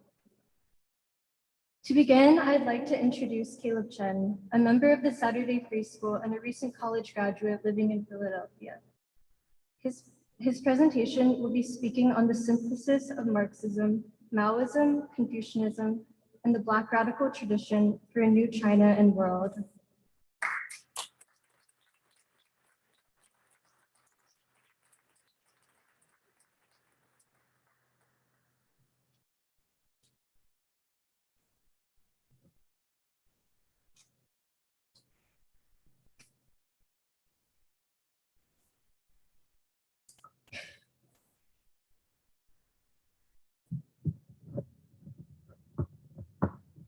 Can everyone hear me all right?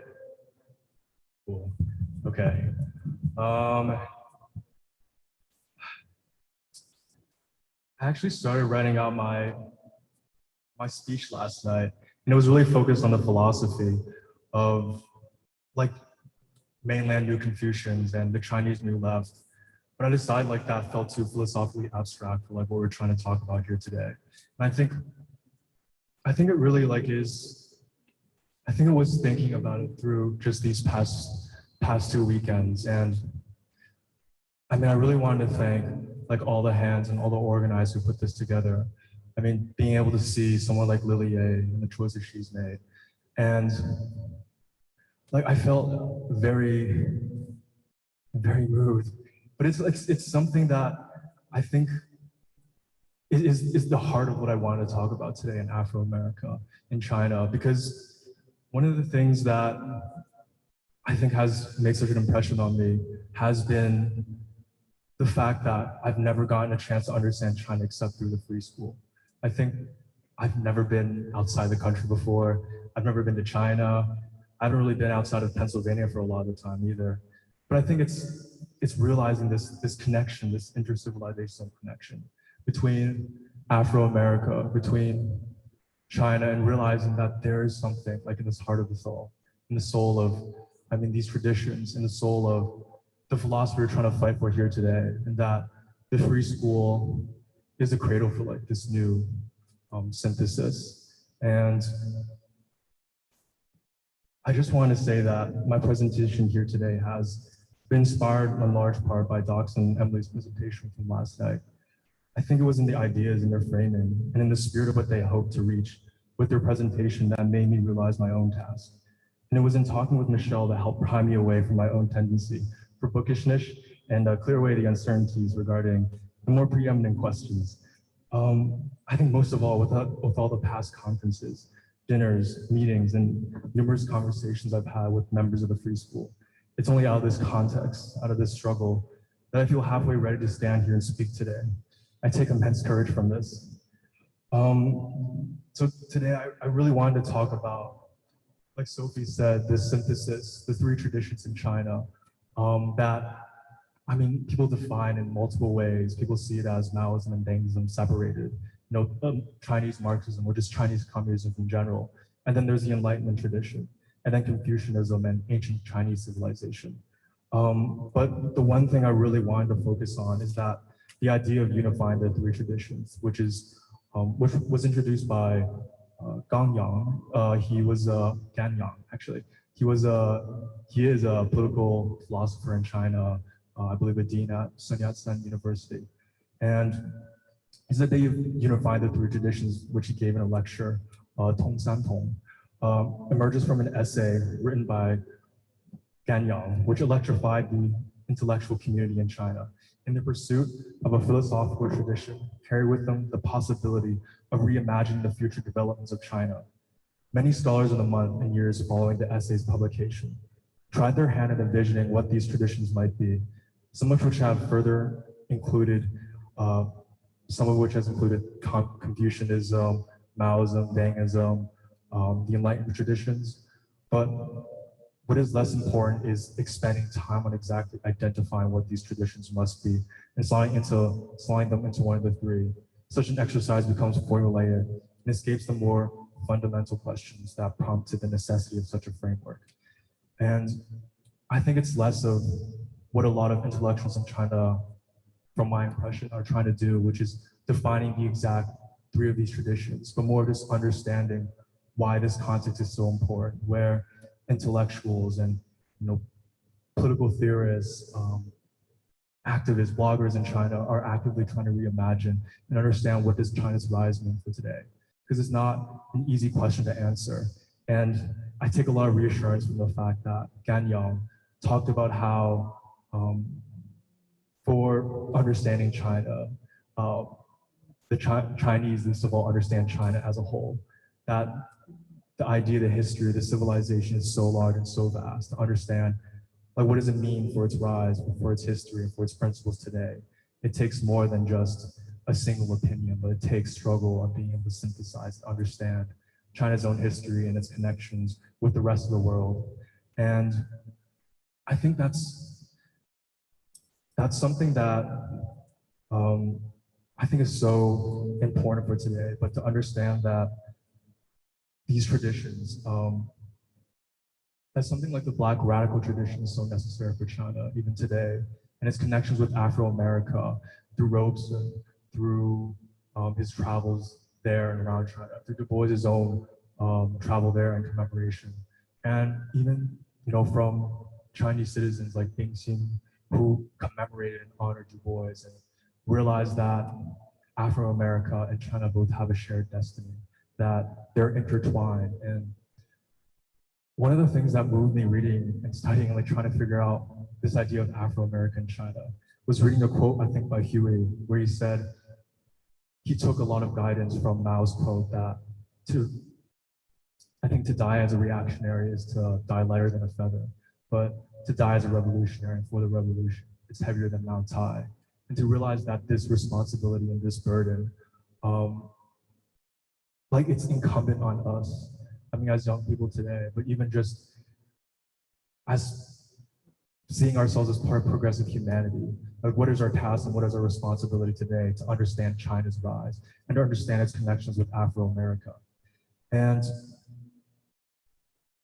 I also, something that really,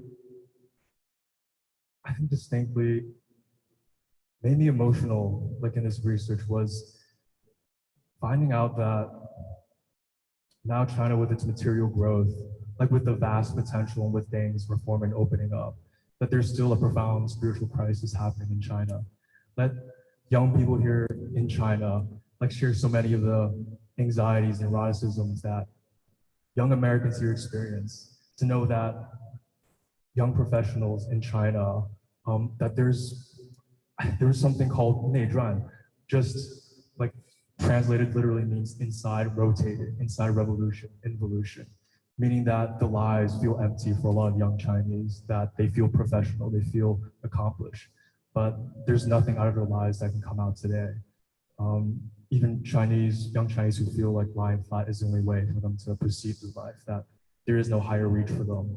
And I think that for me, I can't necessarily say, I think it made me think a lot about 3 dimensions, on King's idea of this higher reach, this height of life. And what does something like 3 dimensions mean for China? What can this mean for the integration of like a new system of values, a new revolution of values for China? And that China, has modernized and Deng has brought wealth to China. But now it's like this spiritual evolution. What happens now for spiritual civilization? And like new values always come regardless of whether or not we're searching for them out. And I think China is in the process of a search through Confucianism, through reviving old traditions. And I think the direct trajectory and direction of China that the nation will take matters a lot in understanding that. Yeah, I think that feels profoundly important, trying to synthesize the Black radical tradition, the Black freedom movement, with China today and her traditions. And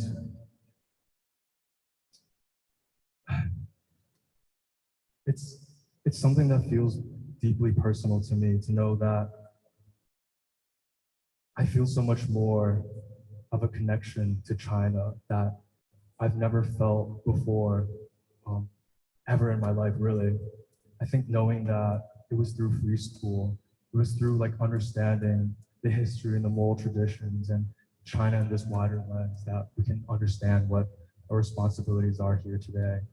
And I think, being unable to see something like Confucianism, that it's connected, the idea of humanity, of benevolence. There's a universal love that binds all in a single garment of destiny. And peace and compassion are the social glue that bind people together. And that this becomes a basis for a civilization. That something like this feels so much in the vein of like human traditions, and the Gandhian love ethic, and King's own idea of agapic love. And how someone like Sun Yat-sen from the Enlightenment tradition, a revolutionary Democrat, but also Christian, educated in Hawaii, whose devotion to God and truth saw China's salvation and the Chinese people standing up against the imperial powers.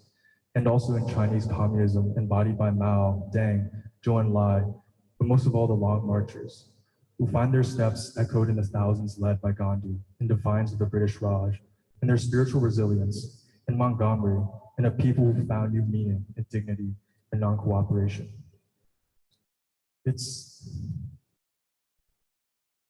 think it's a struggle to be able to see China's rise and Afro-America together. It's a struggle of, seeing ideological connections and the responsibilities we have, but also how we fit into this also. And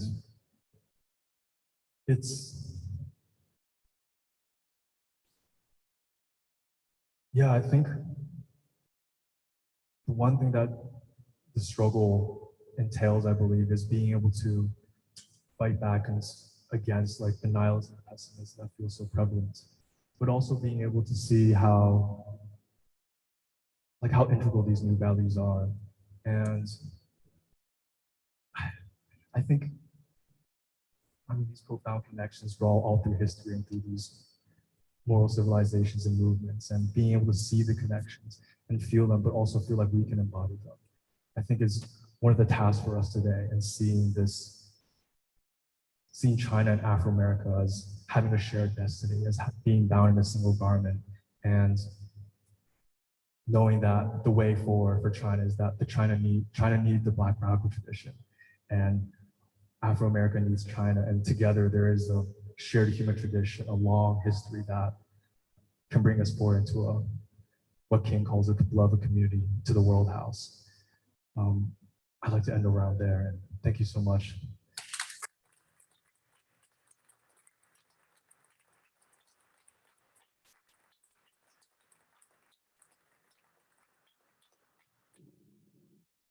Thank you, Caleb. And before moving on, something I was struck by in Caleb's presentation is, in a lot of ways, the way we're ending this conference is the way we started, about the rediscovery of China through the Black freedom movement and what that means for all of America. And also something I was struck by in what Caleb said is that you don't have to go to China to understand its significance for us today.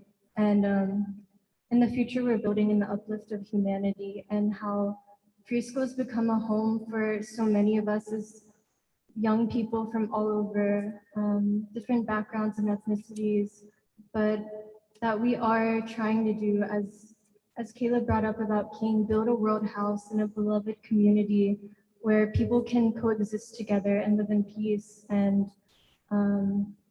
yeah, it makes me really excited for what this conference will bring for us. So next, I'd like to introduce Serafina Harris, who is an artist and a member of the Free School, and her presentation will be on art and the uplift of peace, democracy, and solidarity.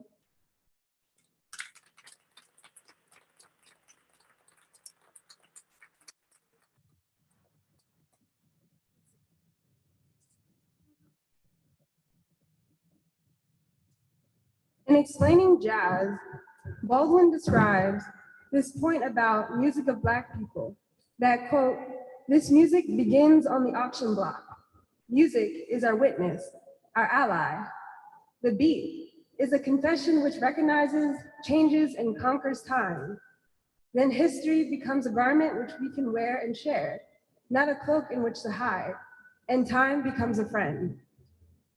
In Agnes Smedley's The Great Road, The Life and Times of Chute, Chute clarifies the purpose of history as an important tool for revolutionary theory, practice, and ideological development.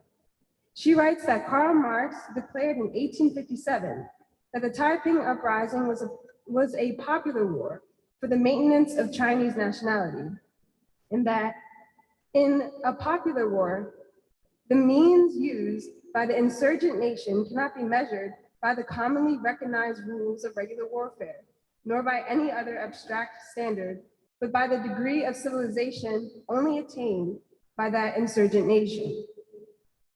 The very fanaticism of the Southern Chinese, Marx further wrote, in their struggle against the foreigners, seemed to mark a consciousness of the supreme danger in which old China was placed. The death struggle of the oldest empire in the world was taking place, he declared, and a new era was opening in all Asia. Through Chute, we learn that the length of the struggle for freedom in China stretches over centuries. It becomes clear that the centrality of the Chinese struggle for peace and self-determined civilization that is tied to the freedom of the rest of Asia and its consequential revolutions. Further, due to the amount of time the struggle in China has taken in its process, lessons can be learned for the armies of communist China. To quote, "Here are Taiping dead, wailing at the Tatu River, crossing and over the town where they were slaughtered, and their wail until they are avenged. Then their spirits will rest." In still another article, Marx made the startling statement, not even thought of by the Taipings, that the Taiping Revolution was the first cry in the creation of the Chinese Republic, and that it had already begun to write the words of freedom, equality, and love of others over the doors of that republic. The Taipings failed, General Tu said, but the Chinese communists had learned from their mistakes and would never repeat them. In this time of this country and in politics, history becomes the first point of contention. It is either we are now to be in the past because there is no present, and wear expensive clothing imitating a time where life seemed to be good for the most part, or brand ourselves on social media in the form of an angry radical with hair products to boot, and we attempt to try something new. This attempt, still, though it is an attempt, can fall flat because the ruling class has attempted to obscure the lines between good and bad, progressive and regressive. The revolutions in the 20th century in America was hindered and broken apart by interests of American imperialism and war. And similar to the winners of the Taiping Revolution, history is obscured by the interests antagonistic to the people. So by what basis do we perceive ourselves at this time? How do we build ourselves up upon what foundation? What really are our roots?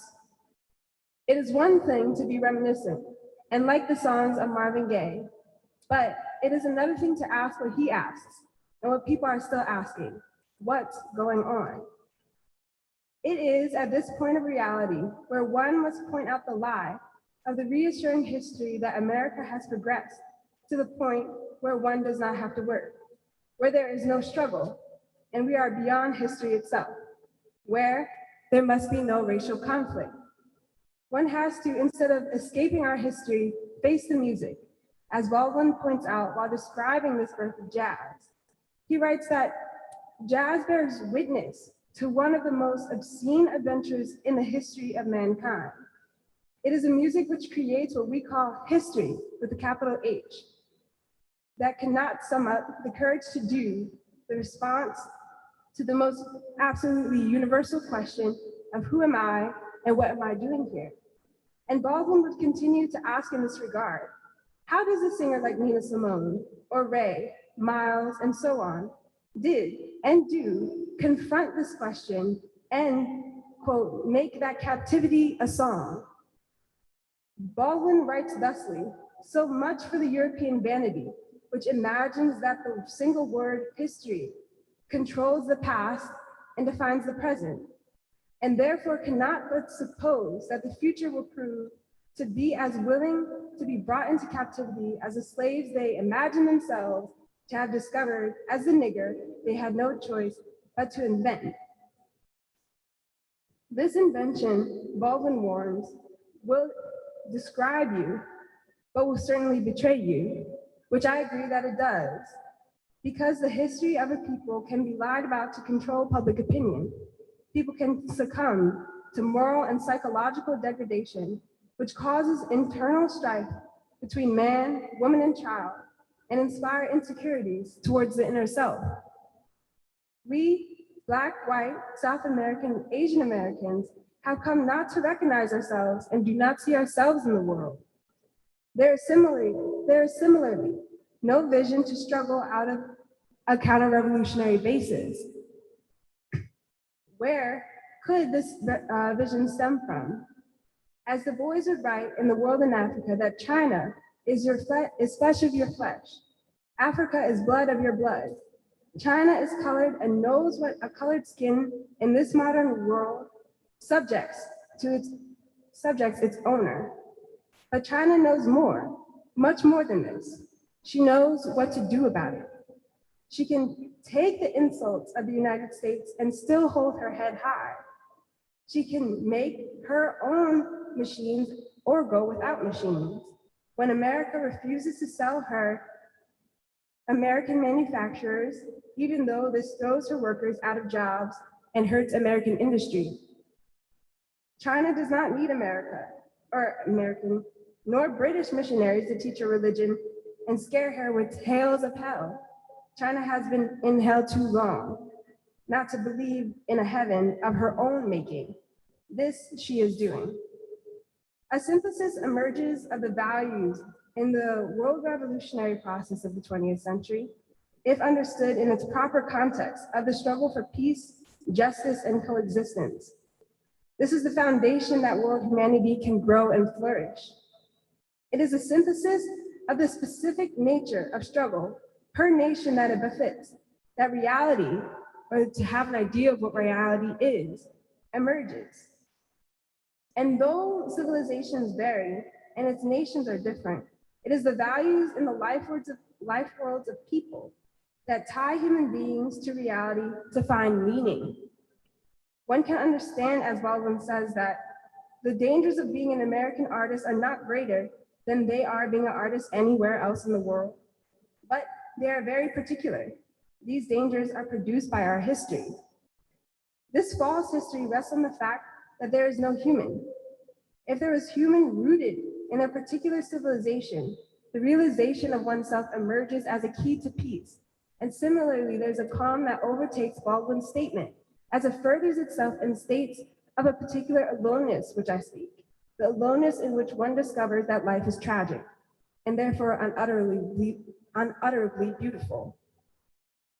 Du Bois states that this would take a new way of thinking on Asiatic lines to work this out, but there would be a chance that out of India, out of Buddhism and Shintoism, out of the age-old virtues of Japan and China itself, to provide for this different kind of communism, a thing which so far all attempts at a socialistic state in Europe have failed to produce. That is, a communism with its Asiatic stress on character, on goodness, on spirit through family loyalty and affection, might roar a thermidor, might stop the tendency of the Western socialistic state to freeze into bureaucracy. It might be through the philosophy of Gandhi and Tagore, of Japan and China, to really create a vast democracy into which the ruling class, the ruling dictatorship of the proletariat would use and diliquesce. I apologize. And thus, instead of socialism ever becoming a stark negation of freedom of thought and tyranny of action and propaganda of science and art, it would expand into a great democracy of the spirit. For example, the Harlem Renaissance would be understood by its historical context, its substance, which it does not lack. The Harlem Renaissance was a period of American culture that reached its apex due to the ongoing struggle for manhood, freedom, against war and poverty. The artists themselves not only were some tied to struggle in actual terms, but were a few generations away from slavery. Paul Robeson said it himself in an interview in 1958, that he was born on the edge of Robeson County, and my father is a Robeson and was a Robeson because he was a slave. My own father, a slave of the Scottish Robesons, who still controls Robeson County in North Carolina. This is why, Robeson says, that he approaches the problems of war, poverty, and racism from a very close point. But, he continues to say, I have a home, and my people are tobacco workers and sharecroppers today in that county, but a part of that soil belongs to me. Those are my roots. Paul Robeson would have a context in which he emerges that makes sense, which is from the freedom struggle of America and the various struggles in the world. This would give reason to the purpose of him singing folk songs of the people, songs of work and toil, suffering and love of China, Russia, Africa, the Eastern Europeans and Slavs. Robeson emerges from a multi-generational struggle against slavery, just as China was struggling against feudalism and the drudgery of the lack of dignity and poverty. The importance of Huan Zhen as an artist in the Long March is the fact that the Long March was the birthplace of civilization of modern China. Zhen himself was grounded in the philosophy of art that is centered on ancient traditions of Buddhism and Confucius. These grounding philosophies create a worldview of how to create art and are guiding principles to define the difference between truth and untruth, which are the same guiding principles to look at history and the figures of history. And this goes for those in the Black arts movement.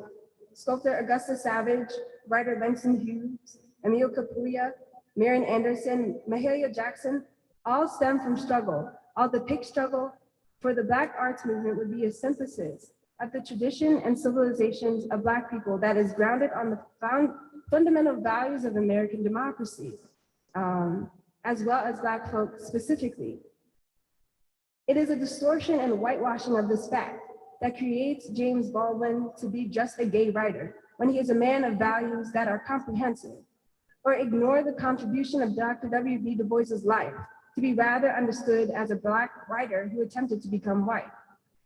Instead of the responsibility to know these culture bearers as they would be placed in history as fighters for peace and justice, as men and women striving for a better civilization, this is of the utmost importance. If we have a true understanding of them, we can remember who America really is. We can understand ourselves by an honest look of these figures and be able to create as artists are able to do. And more importantly, allow people relief and have a revitalization of the soul.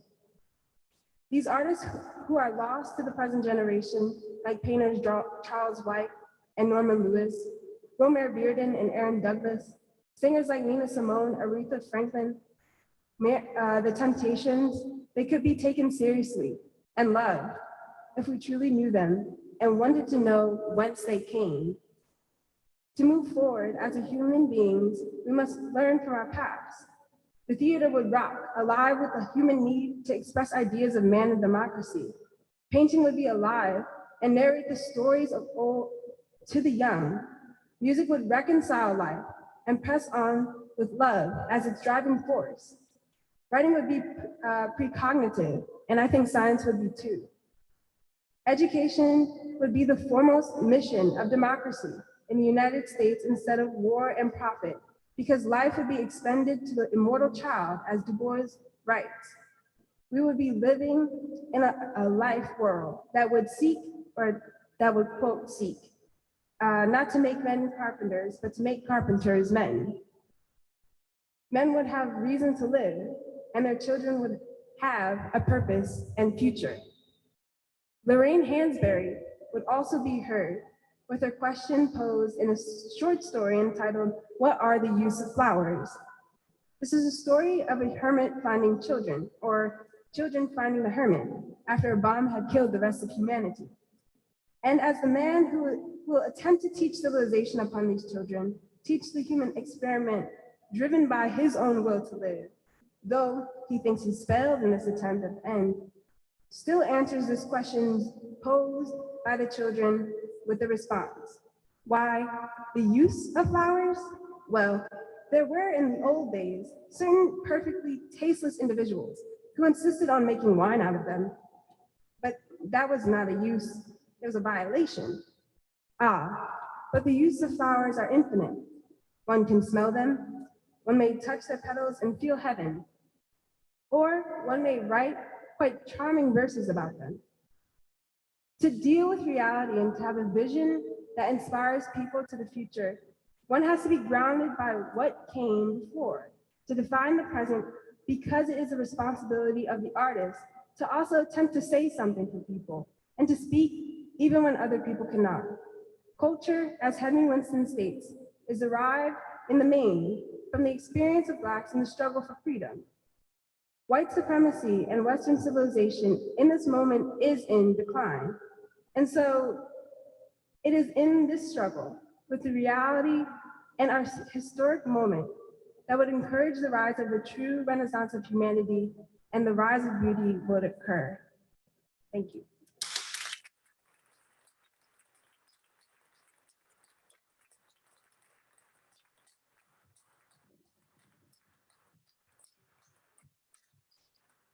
Thank you, Serafina. Finally, I'd like to introduce our last panelist, who is Arthur Robinson, a member of the Saturday Free School and an actor.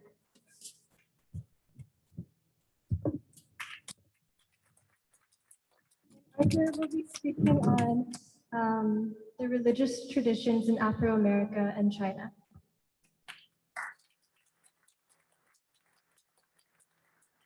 Evening, everyone. Afternoon. I was struck by Jeremiah, something you said at the end of your presentation on Xi Jinping, speaking about the idea of reaching towards the sky and this concept that I understand is spiritual support between nations, between civilizations.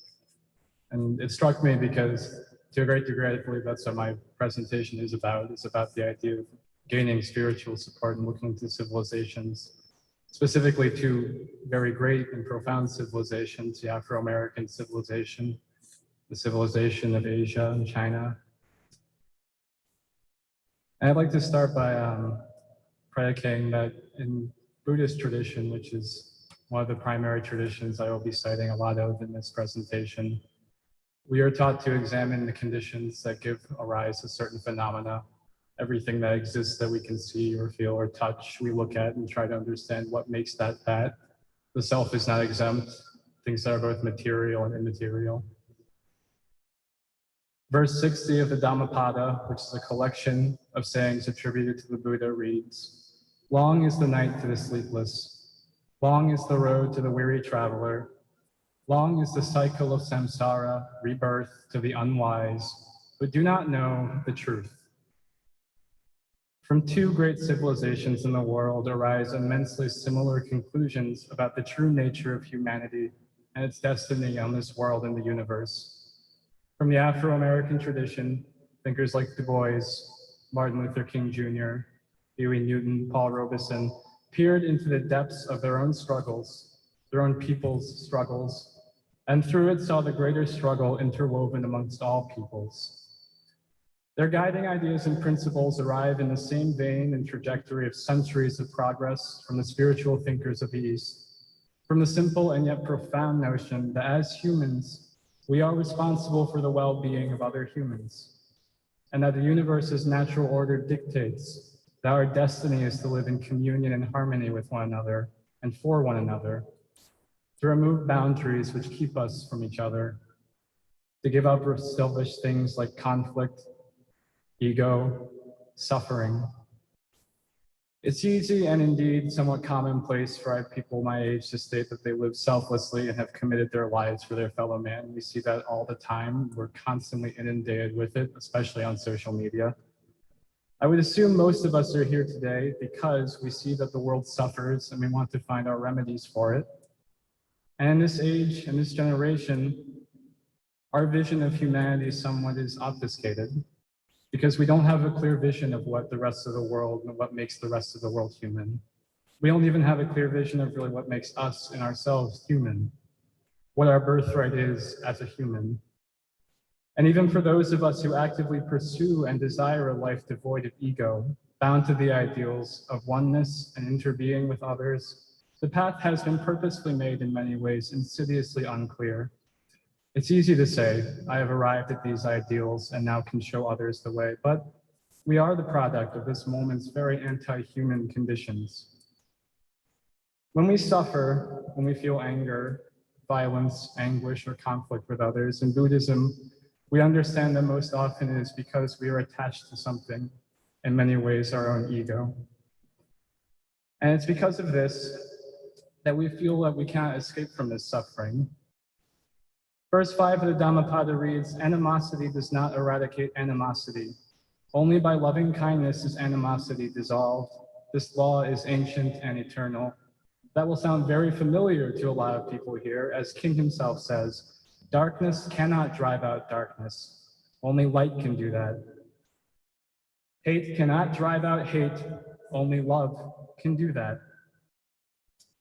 As an aside, after King died, was assassinated, a Vietnamese Zen Buddhist monk named Thich Nhat Hanh wrote a letter in which he described how the people of Vietnam, the villagers with whom felt great kinship with King, often spoke of him as Bodhisattva. In Mahayana Buddhist tradition, one who has reached the shore of enlightenment, of nirvana, but understands that his responsibility is not to depart, not to reach that shore immediately, but to go back and help others collectively reach the shore. The cynic, the scholar, and the academic could, of course, invariably agree that King has beliefs that align with Buddhist and Vedist tradition. He was inspired by Gandhi so clearly, as he himself says. But King was also the man of towering faith. And true faith, a vast and clear vision of humanity, is universally available to all beings, regardless of creed, because true faith is true vision. It allows us to see the divine with which we all contain, with which is our birthright. And still our generation struggles, and our vision is especially unclear. And we have grown up in a pocket of the world where our communities have undergone something of a severe spiritual atrophy. In many cases, such as universities and schools, a full spiritual coma. Its consequences are long, catastrophic, and very readily observable. From the skyrocketing violence we see in urban communities, gun violence, homicide rates, the deep fear parents have for their children going out at night, playing with others. Even the privileged are not exempt. The elite liberal institutions at universities inundate children, youths, with self-loathing, suicidal intent, a complete and utter divorce from hope for anyone, regardless of who they are, let alone ourselves. Instead, many people in my generation have chosen to worship at the altars of nihilism, ego, escapism, the great obstructors of what allows us to reach our true potential as humans. We stare at doomsday clocks, we sit in our beds and hope for the night to end, and we freely wear our mistrust for one another and ourselves as if it is some sort of suffering Olympics. But when we look deeper at our suffering, at the current suffering of our peers, we see these great obstacles are simply that, obstacles. And we know that we must nurture our transformation, unity, vision, and how blessed we are that the remedies for such illnesses are all still available for us from these two great civilizations, honed and refined over their long trajectory from the cradle of Buddhist, Hindu, Taoist, Shinto civilization, to the great synthesizers of King, to Robeson, to Du Bois.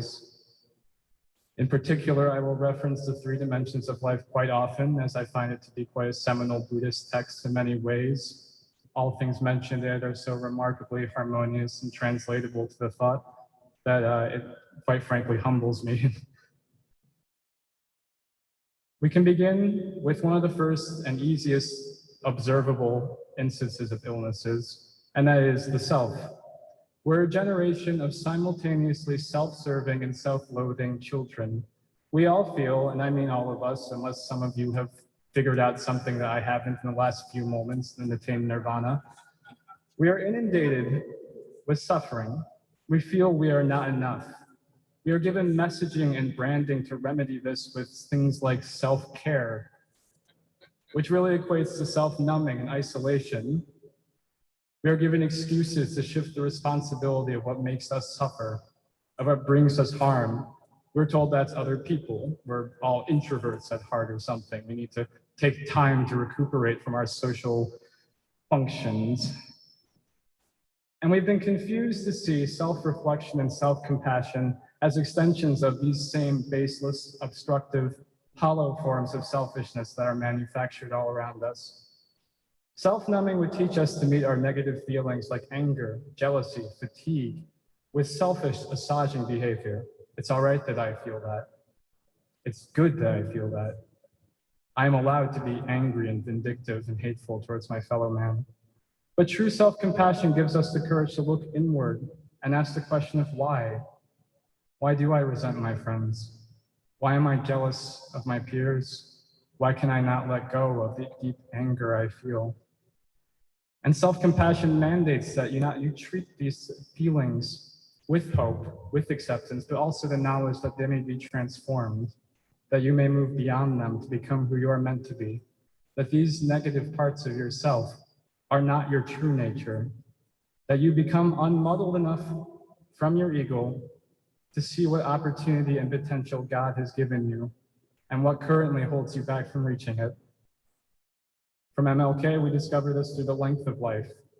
He says, we have a legitimate right to be concerned about ourselves We must be so concerned about ourselves that we set out early in life to discover what we are made for God has called us all up to do something. From verse 67 of the Tao Te Ching, simplicity, patience, compassion. These three are your greatest wonders. Simple in action and thoughts, you return to the source of being, patient with both friends and both enemies. You accord with the way things are, compassionate toward yourself, you reconcile all beings in the world. And very, very quickly from the Dhammapada, stronger than the man who conquers 1,000 in battle is the man who conquers himself. And to return to King for the last and perhaps my favorite little concise quote of his from The Length of Life. If you aren't concerned about yourself, you aren't really going to be concerned about other selves. To look inward and reflect with compassion is to tap into our own humanity and its limitless energy, the way it motivates you, forces you to connect to the rest of the world. It is, in short, not an empty love of looking at your reflection and finding yourself pleasant to look at. It is looking inward and knowing you have responsibility to yourself. You cannot run from your own suffering so much as you can run from your own shadow. And from that remedy, we find the dignity and care with which you are owed, which we are all owed. How is it that we can take on the responsibility of our fellows when we are unwilling to take on any responsibility for ourselves? When we'll commit such grievous harm inward, use such violence, that we break our own trust time and time again. Oh, I'm not like that usually. Oh, it was a bad moment for me. Oh, I was drunk, or I needed to let loose for a while. We have to have responsibility for ourselves so that we can trust ourselves. A friend who breaks a promise 1,000 times, you would not trust. You break your own promises to yourself 1,000 times, you won't trust. We have to reach inward. We have to look at these perceived failures and give ourselves the hand we need to lift ourselves towards our potential. Shame and self-loathing are dissolved and we can understand that we are capable of more. We can reach higher. The great obstructors for clearing our vision towards our humanity dissolve. And from seeing ourselves clearly, we then work to unmake the rabid and unchecked ego fed by our current moment. I am very familiar with the feeling of wanting to impose my own enlarged imprint into the world as a somewhat reaction to feeling very small and insignificant in the face of all of its troubles. I became an actor for that very reason. I enjoy applause. They make me feel nice. They make me feel welcome. But Buddhist tradition encourages us to see that the true nature of existence is tied to a concept known as interdependence and no self. That is the realization that the conditions that create all things mean that nothing is completely independent of anything else. We are all tied together. The bread that we eat for breakfast had to be baked. The wheat had to be farmed. The farm had to be watered. The farmer himself had to be born and fed in an unending cycle. And speaking more directly, someone had to care for us when we were a helpless child. And whoever did that too required someone to care for them. How can it be that we say humans do not care for each other when our entire existence is predicated on such a thing? In examining how many conditions had to be met, how many things had to go properly for us to exist, to speak the way we do, we better understand how completely bound we are to one another, and how if one thing is removed or damaged or changed, another thing surely is also damaged, removed, and changed. That someone else's suffering is our suffering, and vice versa, our suffering is theirs. Remove the water and no wheat grows, no wheat, no bread, starvation. And therefore, what responsibility we must have outside of ourselves to these conditions, to these great webs of interweaving things. This idea of interdependence is near indistinguishable from what King describes as the breath of life, mankind's willingness to rise outside of the self and work for the benefit of all humanity. Now, he says, he was good because he had the capacity to project the I to the thou. He was good because he could rise above the length of life and incorporate the breadth. His discussion on the Good Samaritan, the ability to not think, what will happen to me if I get out and help this man, but instead what will happen to that, what will happen to the man? I got a little mixed up, but more concretely from his letter from Birmingham jail, a quote you have heard many, many times this evening and perhaps the last few weeks. I am cognizant of the interrelatedness of all communities and states. I cannot sit idly by in Atlanta and not be concerned about what happens in Birmingham. Injustice anywhere is a threat to justice everywhere. We are caught in an inescapable network of mutuality, tied in a single garment of destiny. And this too gives us a remedy for something Du Bois reflects upon in The World in Africa, his presentation of imperialism's great crimes, not only in its cruelty, but its ability to obfuscate and disconnect the communities and civilizations of the world from one another. In chapter 2, he writes, upon reflecting on the nature of a young woman playing piano in England, the frightful paradox that is the indictment of modern civilization and the cause of its moral collapse is that a blameless, cultured, beautiful young woman in London may be the foundation on which is built the poverty and degradation of the world. For this, someone is guilty as hell. Spirituality, when ingrained in everyday life, brings us closer to that true vision of the world, to seeing it the way God intends, with all of its many, many interwebbing parts. When we surrender ourselves to something higher, the people and actions we see every day become miraculous and worthy of loving, and not only worthy of loving, but worthy of protecting. This too brings grief, because we see the cruelties, the injustices, the way wrong has been brought into the world we care for. And there is many a time when we look at the vastness of the world, and by extension, the vastness of its many, many contradictions and its many ills, and say, that is too much. I give up. I cannot do this. We can see in our minds somewhere that we are able to change some things, but that the bigger things are somehow beyond our grasp. And this is the illness of nihilism, rearing its ugly head, and fear that things don't change, fear that we cannot make such great impacts and strivings for the world. But faith is, in its most base of terms, trust. And trust sometimes is described as blind, but I will posit that trust comes at its strongest when we gain a greater understanding of things, when we observe how the world works, how nature functions, how people function, and we begin to understand that there is something that binds us all together, a commonality in our nature. Belief becomes a catalyst at gaining deeper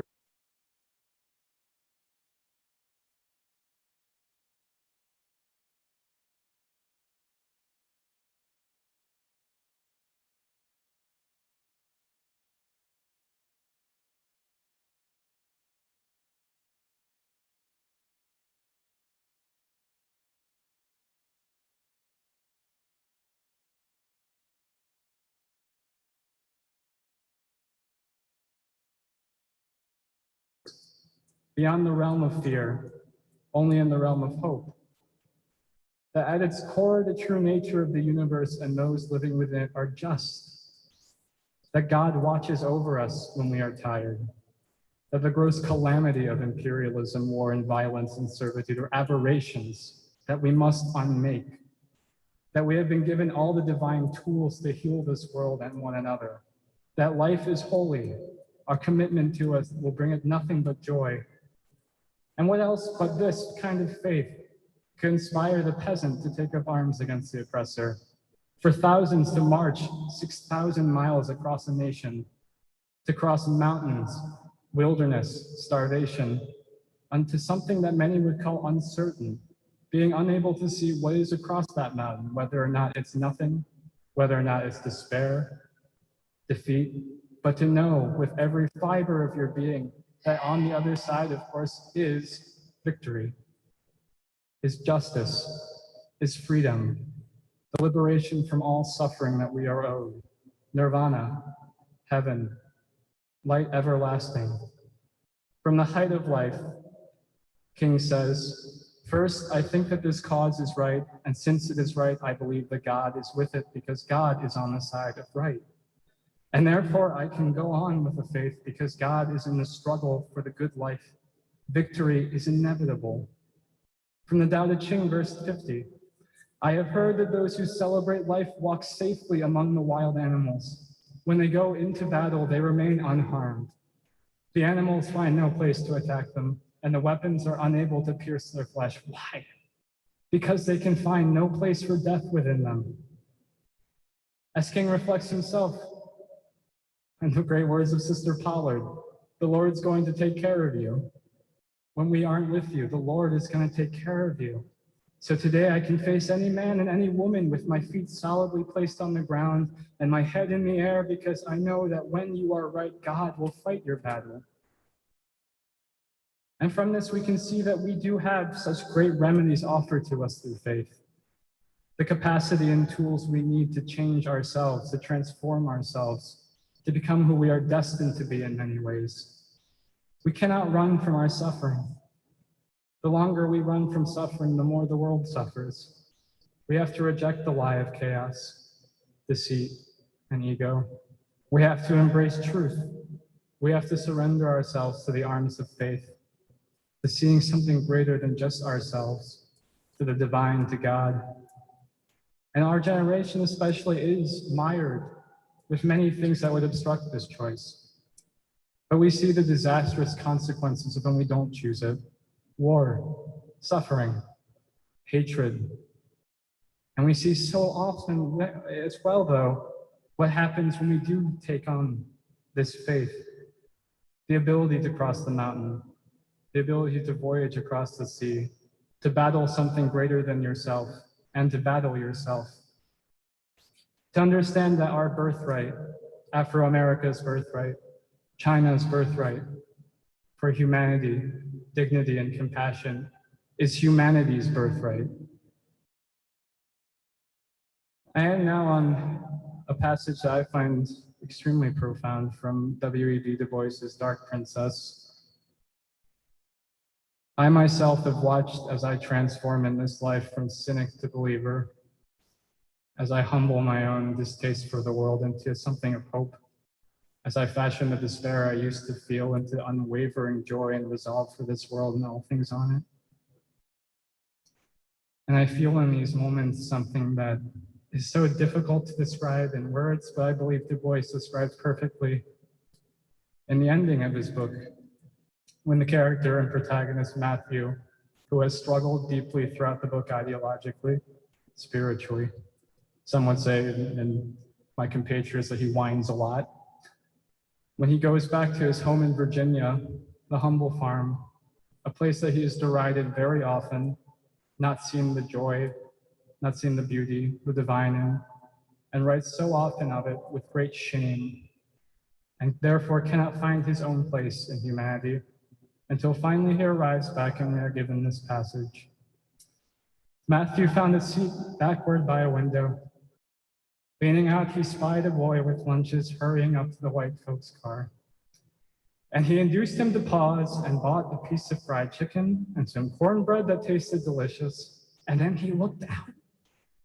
Spring sang in his ears, flowers and leaves, sunshine and shade, young cotton and corn. He could not think, he could not reason. He just sat and saw and felt in a tangled jumble of thoughts and words, feelings and desires, dreams and fears. And above it all lay the high heart of determination. They rolled and bumped along.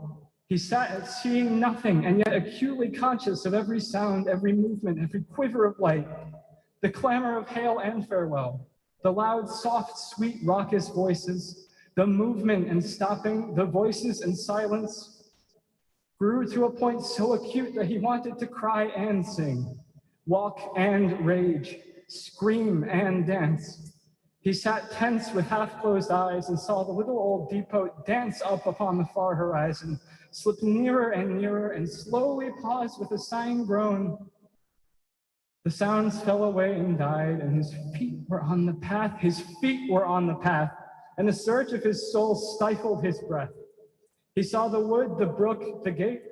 Beyond was the blur of the dim old cabin, looking wider and larger. Thank you.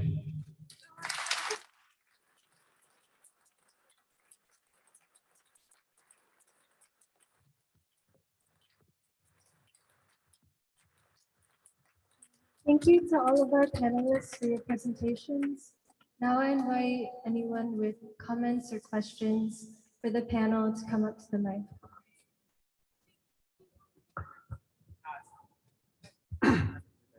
All I wanted to say really was like thank you. That panel really touched me like to my heart, and I'm just grateful. So thank you guys for speaking and saying what y'all said. It touched me, really touched the heart. Thank you. Touched my heart. Thank you.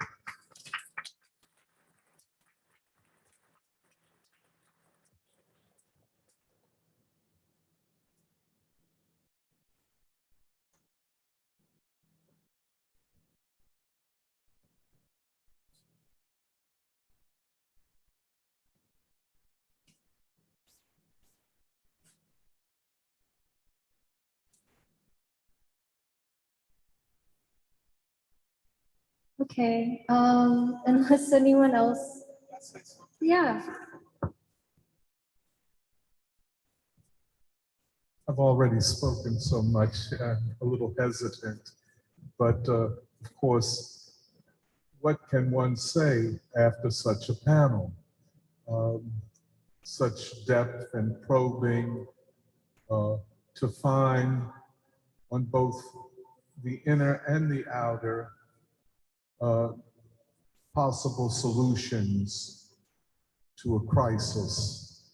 And I hope that y'all's words can be made available in multiple ways to not just your generation, but to all of us. And I'm glad Zayu is here because his colleague, Danny Jacobs, last night asked about religion.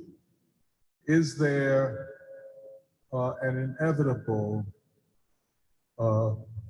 conflict, antagonistic contradiction between communism, or what I would like to call freedom, and religion?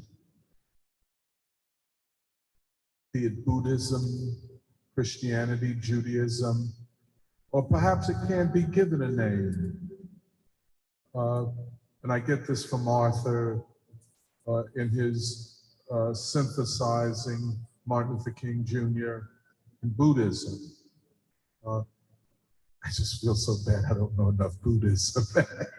But, and I think this is part of what because people ask, let me just say, people ask us when we said we would like to do a commemoration of the 100th anniversary of the founding of the Chinese Communist Party. One of the first questions that we were confronted with is, well, what about Tiananmen Square? And which was another way of saying, well, how can you talk about freedom in a country that is unfree? Because in that country, the people don't have an interior life.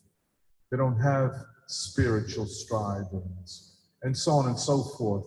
And I think you all have given us ideas and language to help us go forward and fight for genuine freedom, and to say to people, because American people are religious, even when they're not, they're religious, that what is happening in other parts of the world is not a threat to the religious and spiritual values of this nation and of this civilization. So I thank you guys very, very much.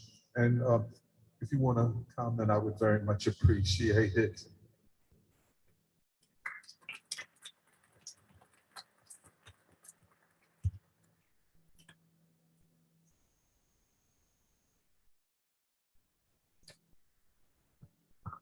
I think what it comes back to with what you're saying is the ideological struggle, and clarifying what has happened, but also to be able to, that thing about an inner life world, like having that mean something. So you can do things that mean something. So I appreciate the comment on that.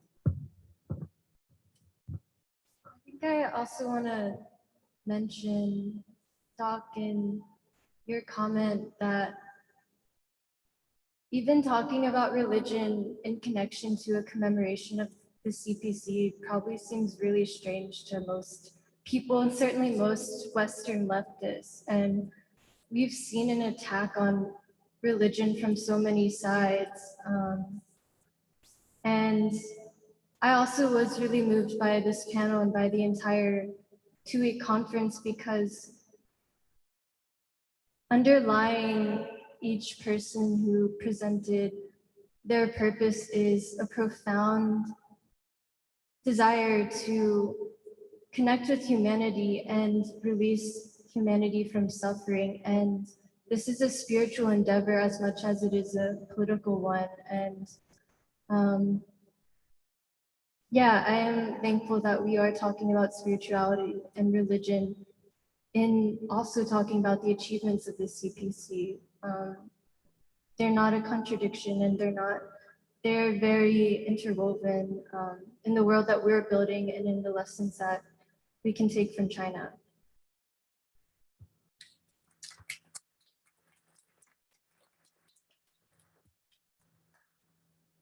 Did anyone else have questions or comments that they wanted to bring to the panel?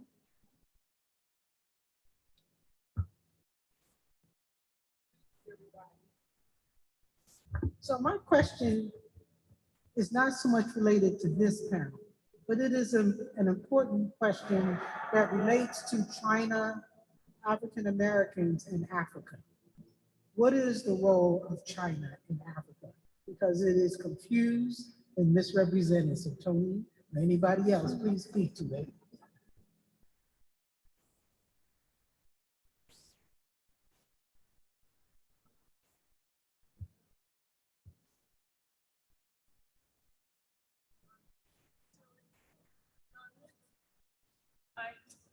Let me say that I have that question too. And at the other panel, when Tony was talking about national liberation movements in Africa not being communist, and most of the members of those parties, those organizations, did not consist of communists.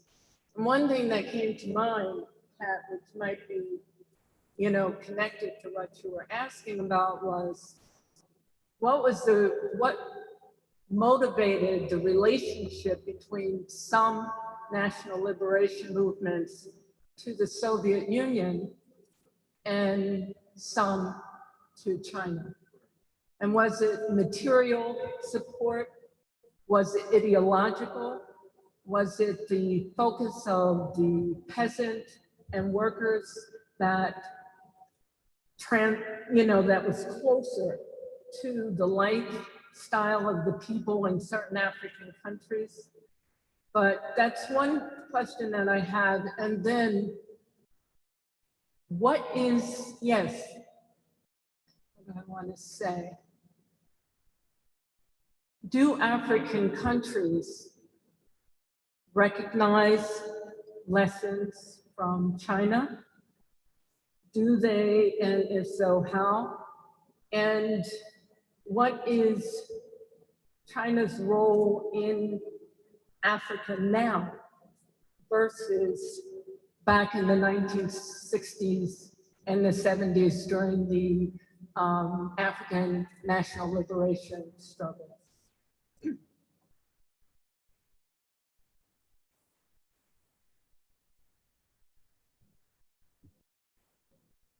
Catherine and I go back a long time to the solidarity movements with the struggles for liberation in Africa. Often, because that's a question for me.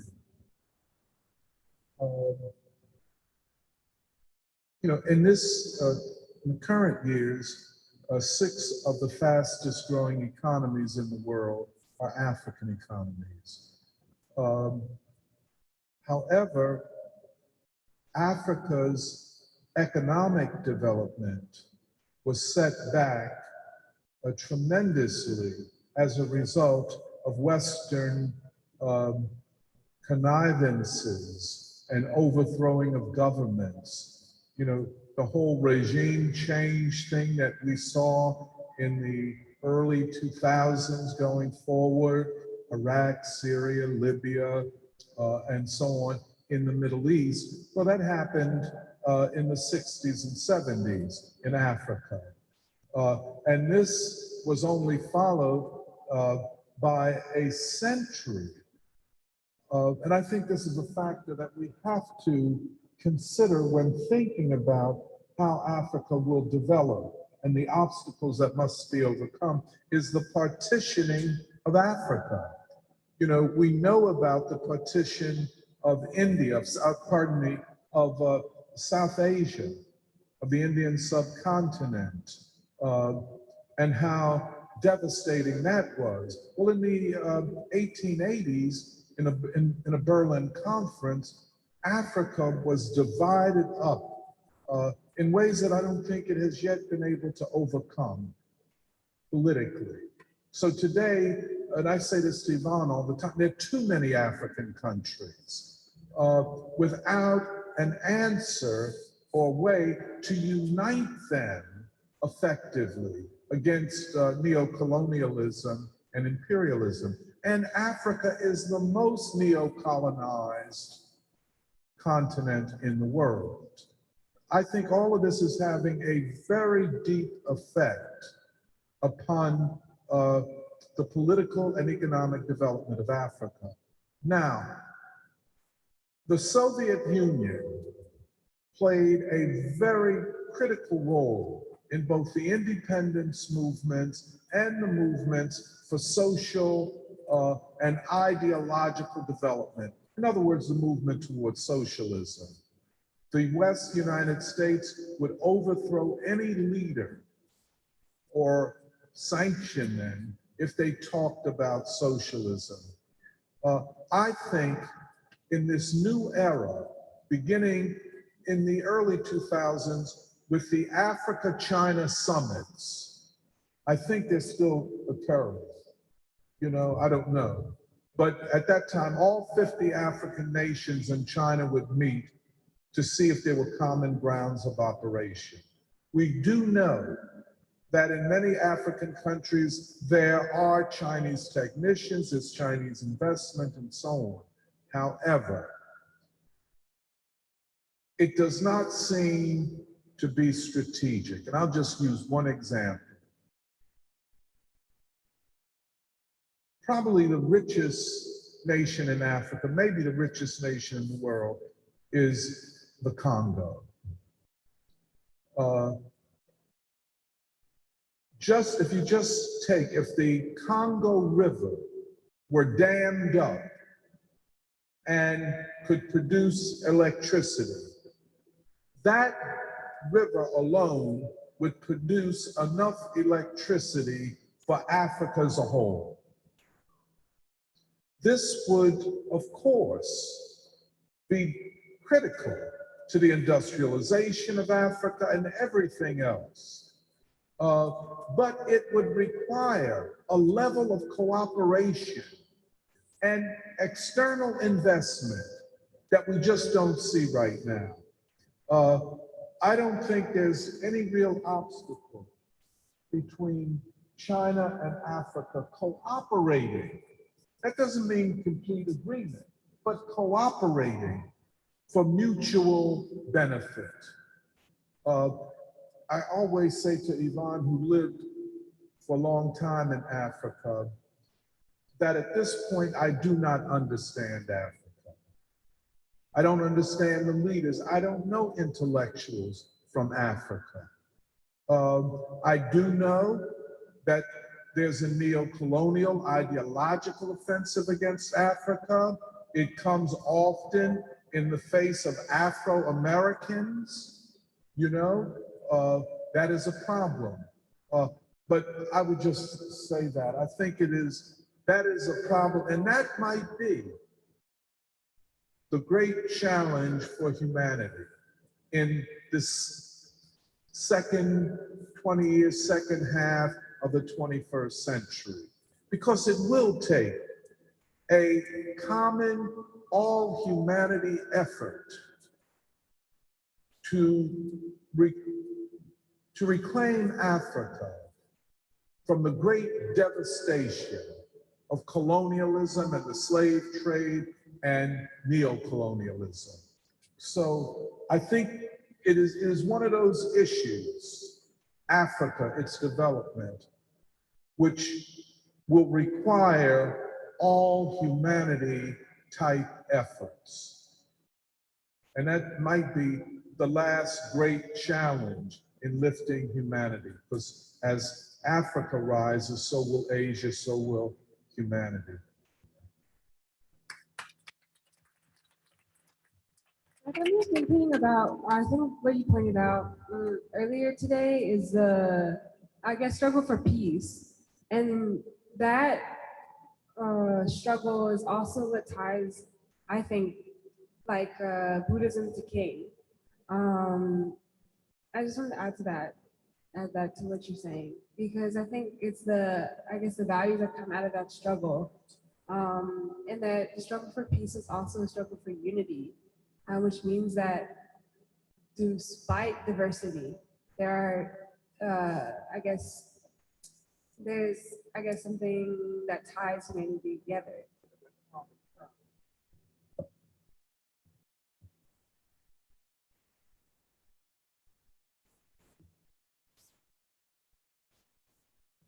Hey, Saturday Free School. How's everybody today? So I was sitting in the back and I heard you asking for comments and thoughts on all of this. And so because I'm not really a political person in terms of all the things that y'all been talking about on that side to some degree, because I've been to China. I went to China in '95 to the Women's Beijing Conference and I presented myself, which was food, environment, and women entrepreneurship. Then this event for the last 2 weeks gave me a chance to get in touch with some things. One, in terms of the culture at a different level, because when you use food as a vehicle to feed people and relate to their culture, it touches you in different ways too. And so I had to do some research, but some of this was not very new to me because I am a vegan and I eat these things. It just allowed me to expand. And so to understand the transformation and the change. So I want to thank the Chinese culture for expanding my mind and thought process and understanding and using food as a vehicle for communications. It is politics, it is a lot of things. And so as a gardener, I was able to relate to it in a lot of ways. And so being associated with the doc over here and all the time in and around the free school and being able to share, I hope that my expression of culture and love and caring shown throughout the 2 weeks of the food and the dishes that I prepared and the way that I served them, because all that was new. All that was part of an understanding of the culture and the acceptance. You see, so it's not all just from a theoretical, political ideology perspective.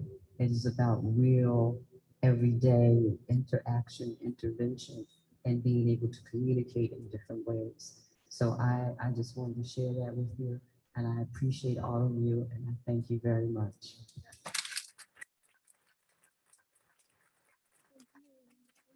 Here for sharing that and also for providing us such beautiful presentations of Chinese food the past couple weeks. I really couldn't imagine anything better than what we had from you. So thank you.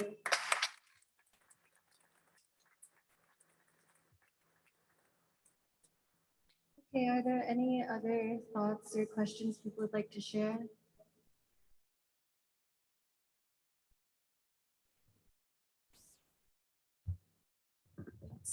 Thanks to the panelists for your very great presentations.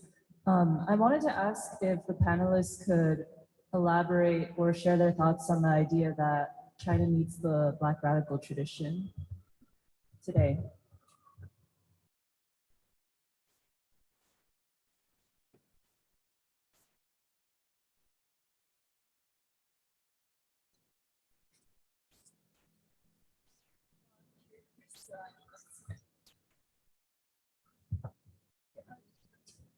No, I just wanted to say something quickly that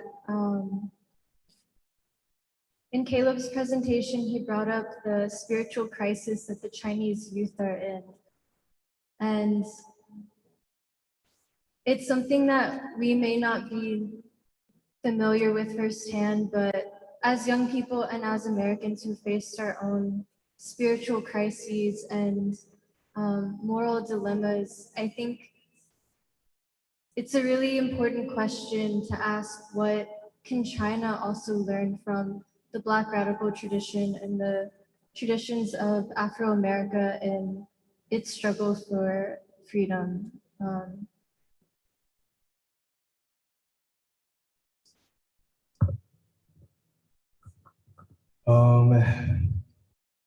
Sorry, I'm a little tired right now, so probably gonna ramble.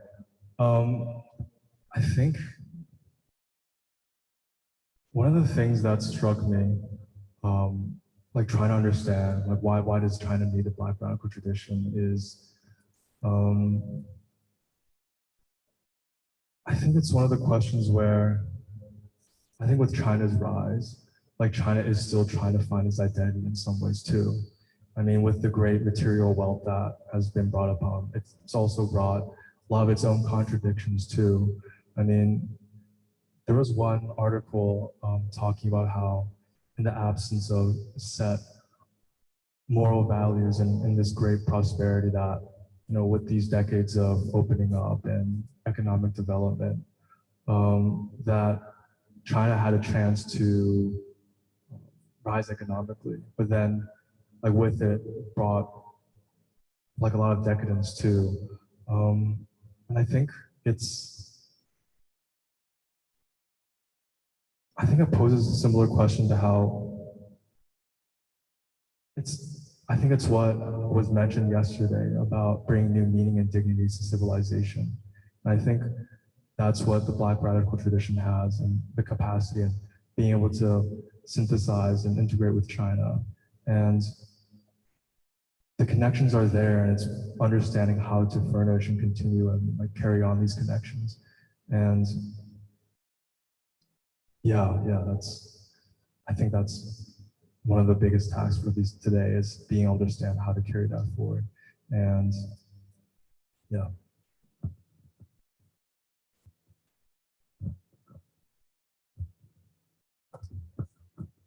Do my best. I think in delving especially into kind of for me at least, the spiritual tradition that you find in Afro-America, and it's the rigors of completing yourself and finding your dignity in the face of hundreds of years of humiliation and degradation. I think that has something to offer to China, of course, yes, but to the world in so many ways, right? To be able to find to see so at its cusp the source of suffering and woe in so many ways in this world, and it's deep victims especially, but also it's deep the people who triumph over it, the people who looked in the face of it and said, absolutely not, I'm going to keep moving, I'm going to find my dignity. I think of course China has so much to learn from that, and so much to gain from exchanging with that. Those are two civilizations that have had to undergone such intense humiliation at times, and through it found such intense faith and intense dignity. So. Yeah, I think that's an important question. In light of the fact that China is also in a stage of its kind of revolutionary process, is it a new stage or is it a developing stage?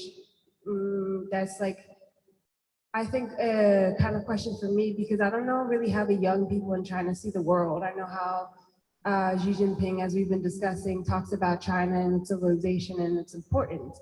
And I also can understand from that point of view that at least the young would have there would be an educated youth that I don't see here in America. And I think that it's a situation where American youth need China a lot in this time.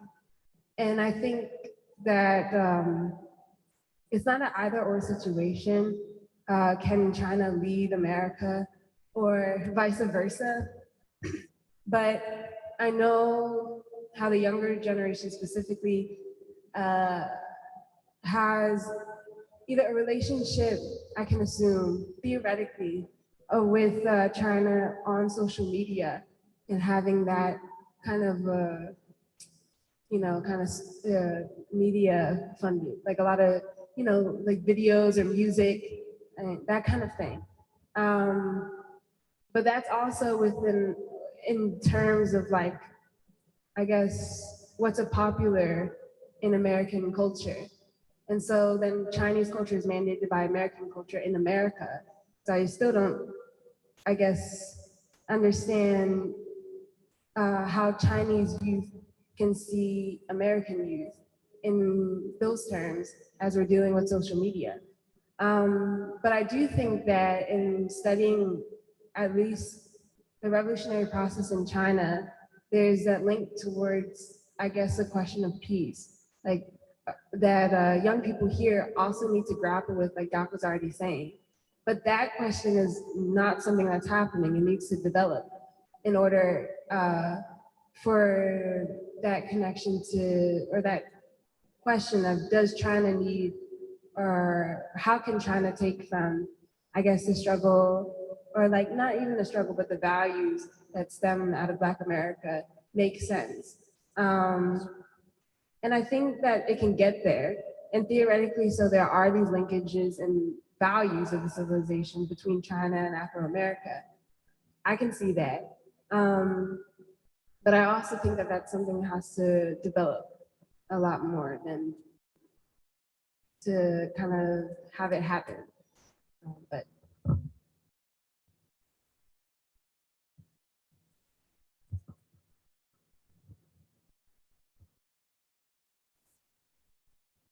I wanted to add in some of my thoughts too, inspired by your presentations and also the great question about what China has to learn from the Black radical tradition. Because I think also our 2 weekends taught us through the examples of someone especially like Du Bois, who we saw this morning, how much China needed Du Bois. And I don't have a complete answer, but I think there's something in both, not just the spirituality, but in some ways, there's a certain consciousness that I think you find in the Black radical tradition that I think China found in someone like Du Bois, as Kathy said, as an elder in the struggle, who in some ways might have understood China and its place in the 21st century more than they maybe even understood their own place in the 21st century. And I think actually with Serafina, what you said, in some ways I was also thinking that I think the greatest gift that the Black radical tradition and figures of the Black radical tradition could give to China and has already given is clarity and a spirit of unity. And I think especially after the second panel, when Doc answered the question about how Xi Jinping is talking in terms of world development, and then that's kind of a change as well. That's a new thing. I think that's when the gift of unity, and we've talked so much about even the music, like the Jackson 5 saying, come together, we can figure things out if we come together. I think that's the gift that the Black radical tradition can give to a country like China and a civilization like China. And I think in this epoch of world development, as more and more as someone like Xi Jinping talks about how everything is interrelated, I think that's how I see how China needs the Black radical tradition, but also I hope that China also remembers and will remember figures like Du Bois and Robeson who set an example for unity, principled unity, not just for us as Americans, but also for the Chinese people too. That's what I find important about that, that triad that we keep talking about the people, the government, and the party. And I think that like culture is an important kind of glue in a way of understanding how that system functions, because it is about values. It is about how you see the world and your particular life world, and how to deal, like in Arthur's presentations, with yourself, with the present. And yeah, no, I agree that those links are there, but they do like as it's developing, I think they can be connected. Especially, I think I'm optimistic about that. What would you say?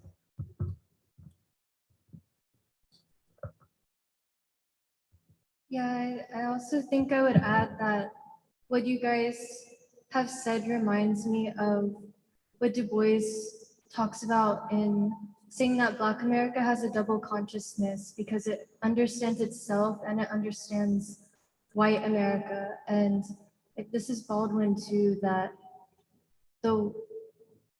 he can see the white man for what he is, but the white man cannot do the same for the Black man. And this positioning in the heart of empire, in the most antagonistic imperial force against humanity in America and in the West, offers a consciousness to China as it's rising, and its people who are determining their place in history. That like a lot of artists, I was just thinking like also travel like to China and vice versa. Like the issue now is that culture is part of the propaganda machine, and that it's a device for I guess the state to tear away of those links. But I'm just thinking about like John Coltrane or Alice Coltrane going to India. And then there's Ravi Shankar and that kind of situation. And the same thing goes with what you guys have learned with Mao Zedong and the question of culture. Like these links are still here. And again, I feel like it comes back to ideological struggle in this country in particular. But I think China is at a different kind of place where it can also deal with these ideas easily. But are they at the moment? I'm not sure either. As in, like, I just don't know if they're thinking like the I guess the culture in America as important as Chinese culture at the moment, as it's also developing what that is. But they're still there. Are there any other questions or comments?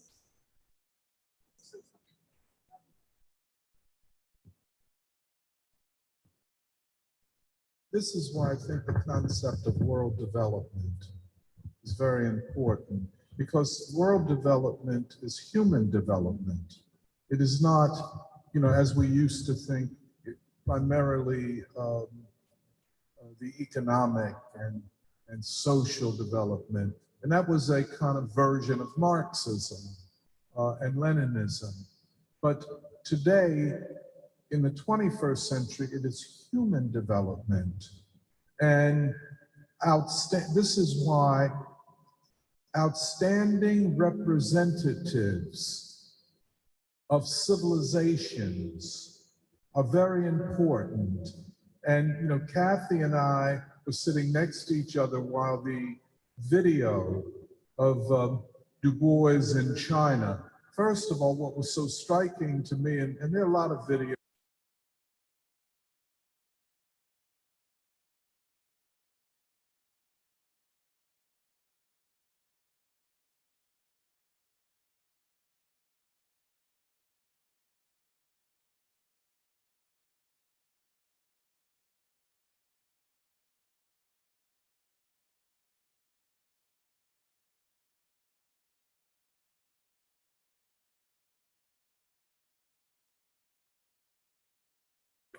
And I think that has to be rekindled. And I agree with the way you put it, Serafina. The state has intervened. So if you want to know Black culture, you have to go through the US government.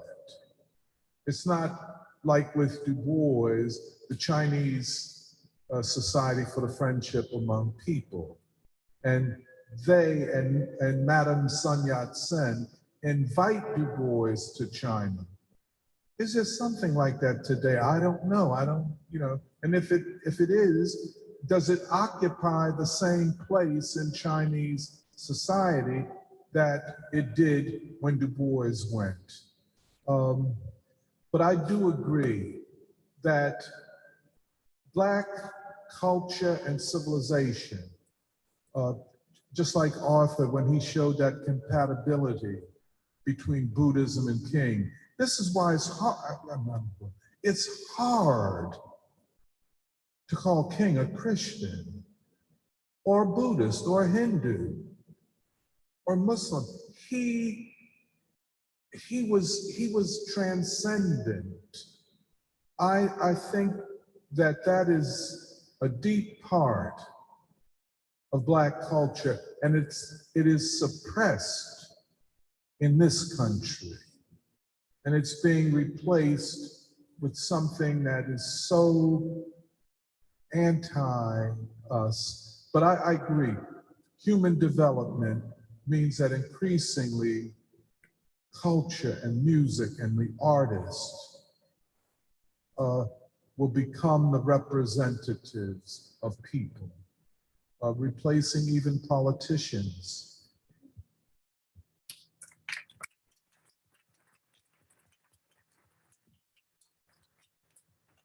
Not to keep going, I don't mean to. Okay, well, I was just thinking that because it's like the thing with this question, it also it deals with the total situation that people are in. Like if there's still poverty and war, then what is the artist if not dealing with the questions of people or if not touching the heart? And I think it's like a twofold question. There's jobs on both ends that have to happen, on the Chinese and in America. Internally, for the artist to understand, and for, I guess, really anybody to understand what's going on, but also to have those relationships on those principles of peace, which is universal. And I don't know, I was just thinking about that because it is not a simple process into that question. And risks have to be taken. Once went to China, it was illegal to travel to China. Right. And as you know, Du Bois had times. No, not in 36, I don't think. But the thing is that Du Bois had just defeated a legal case that could have put him in jail for being, quote, agent of a foreign government. And as Du Bois always said, I'm not an agent of any government, I'm an agent of peace. And I like that concept. And I think what you just mentioned, Serafina, we don't have to be agents of governments to be agents of humanity. And the artists might be the best representatives of us at this time.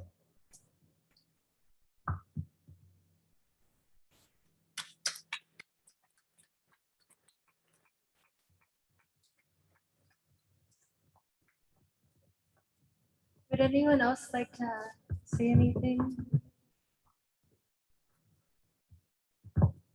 Okay, well, that concludes our panel. Thank you, everyone, for participating and to the panelists for your presentation.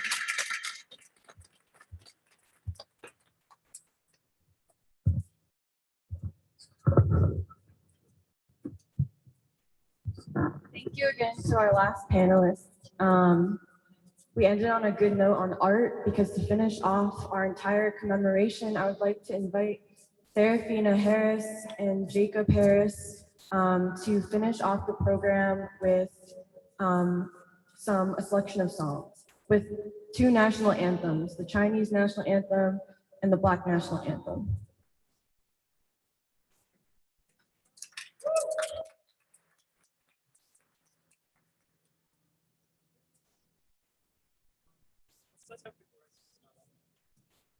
For the so usually for the we're not gonna start with the Negro national anthem.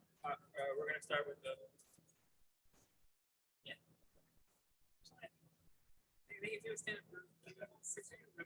But for the Negro national anthem, we usually rise. We have people rise, and we will have people rise. But we're gonna sing that secondly. I just had a little conference with Pama, but I think it's only right, out of respect for the struggles of the Chinese people that is embodied in the this song, March of the Volunteers. I would ask everybody to please rise also for the Chinese national anthem that we're about to sing. Thank you so much.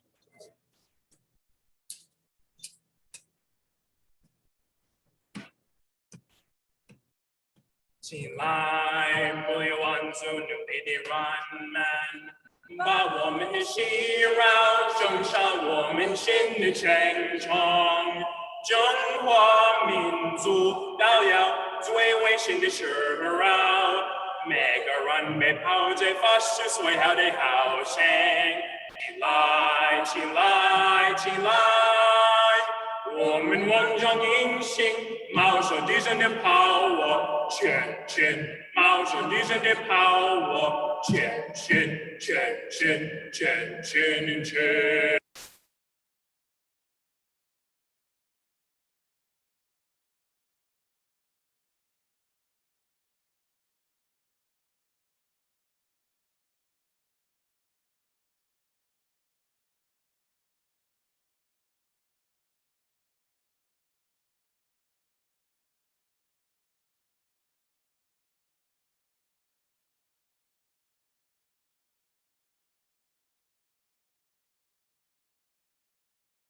March on with the torch of freedom. March on, march on, march on and on. 起来，不留万族努力的人们，把我们的希望种上我们新的前程。中华民族都要最危险的时候。 每个人被抛在发誓最好的好声，起来，起来，起来！我们万丈英雄，冒着敌人的炮火，前进；冒着敌人的炮火，前进，前进，前进，前。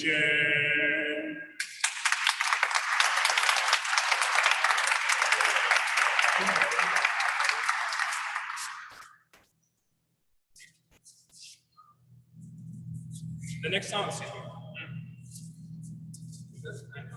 the next song we'll be singing is the Negro national anthem.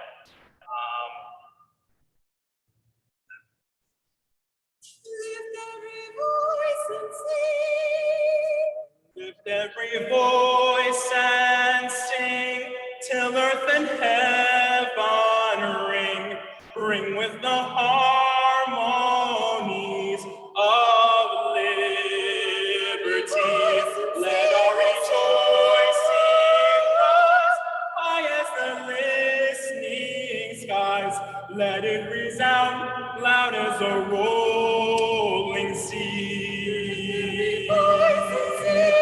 Sing a song full of the faith that the dark past has taught us. Sing a song full of the hope that the present has brought us. Facing the rising sun of a new day begun. Let us march on, let us march on till victory is won. Stony the road We trod bitter the chastening rod, felt in the days when all untorn. Had died now with a steady feet, have not our weary soul come to the place from which our fathers sang. We have come, oh, we have come over the way that the tears has been watered. Oh, we have come treading our path through the blood of the slaughtered, out of the gloomy past. And now we stand at last where the white gleam of our bright star is cast. God of our weary years, God of our silent tears,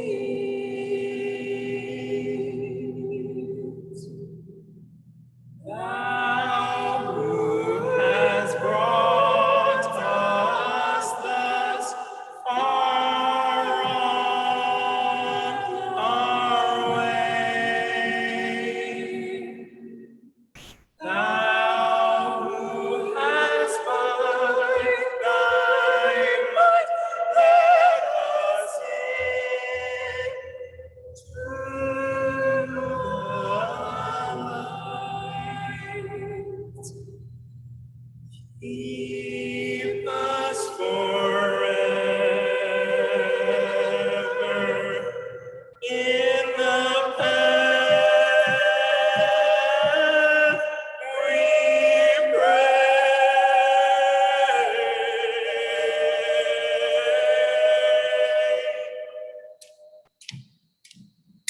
Lest our feet stray from the places, our God, where we met thee.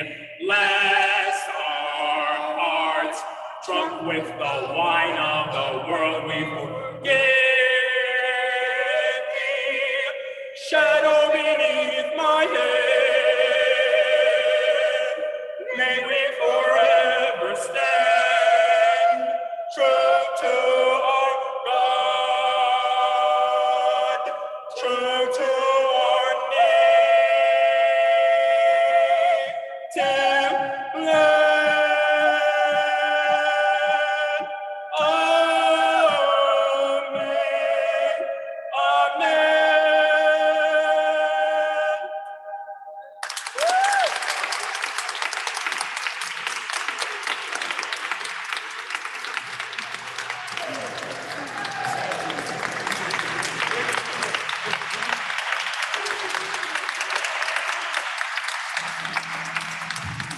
With that, we conclude our commemoration of the 100th anniversary of the Communist Party of China and our celebration of our common struggle for peace and democracy. That doesn't mean the conversation is done. We, the Saturday Free School for Philosophy and Black Liberation, meet every Saturday here at the Church of the Advocate, and we invite everyone in the audience to come and continue the struggle for peace and people's democracy. So thank you for coming, and thank you to the Church, the Advocate, for having us here.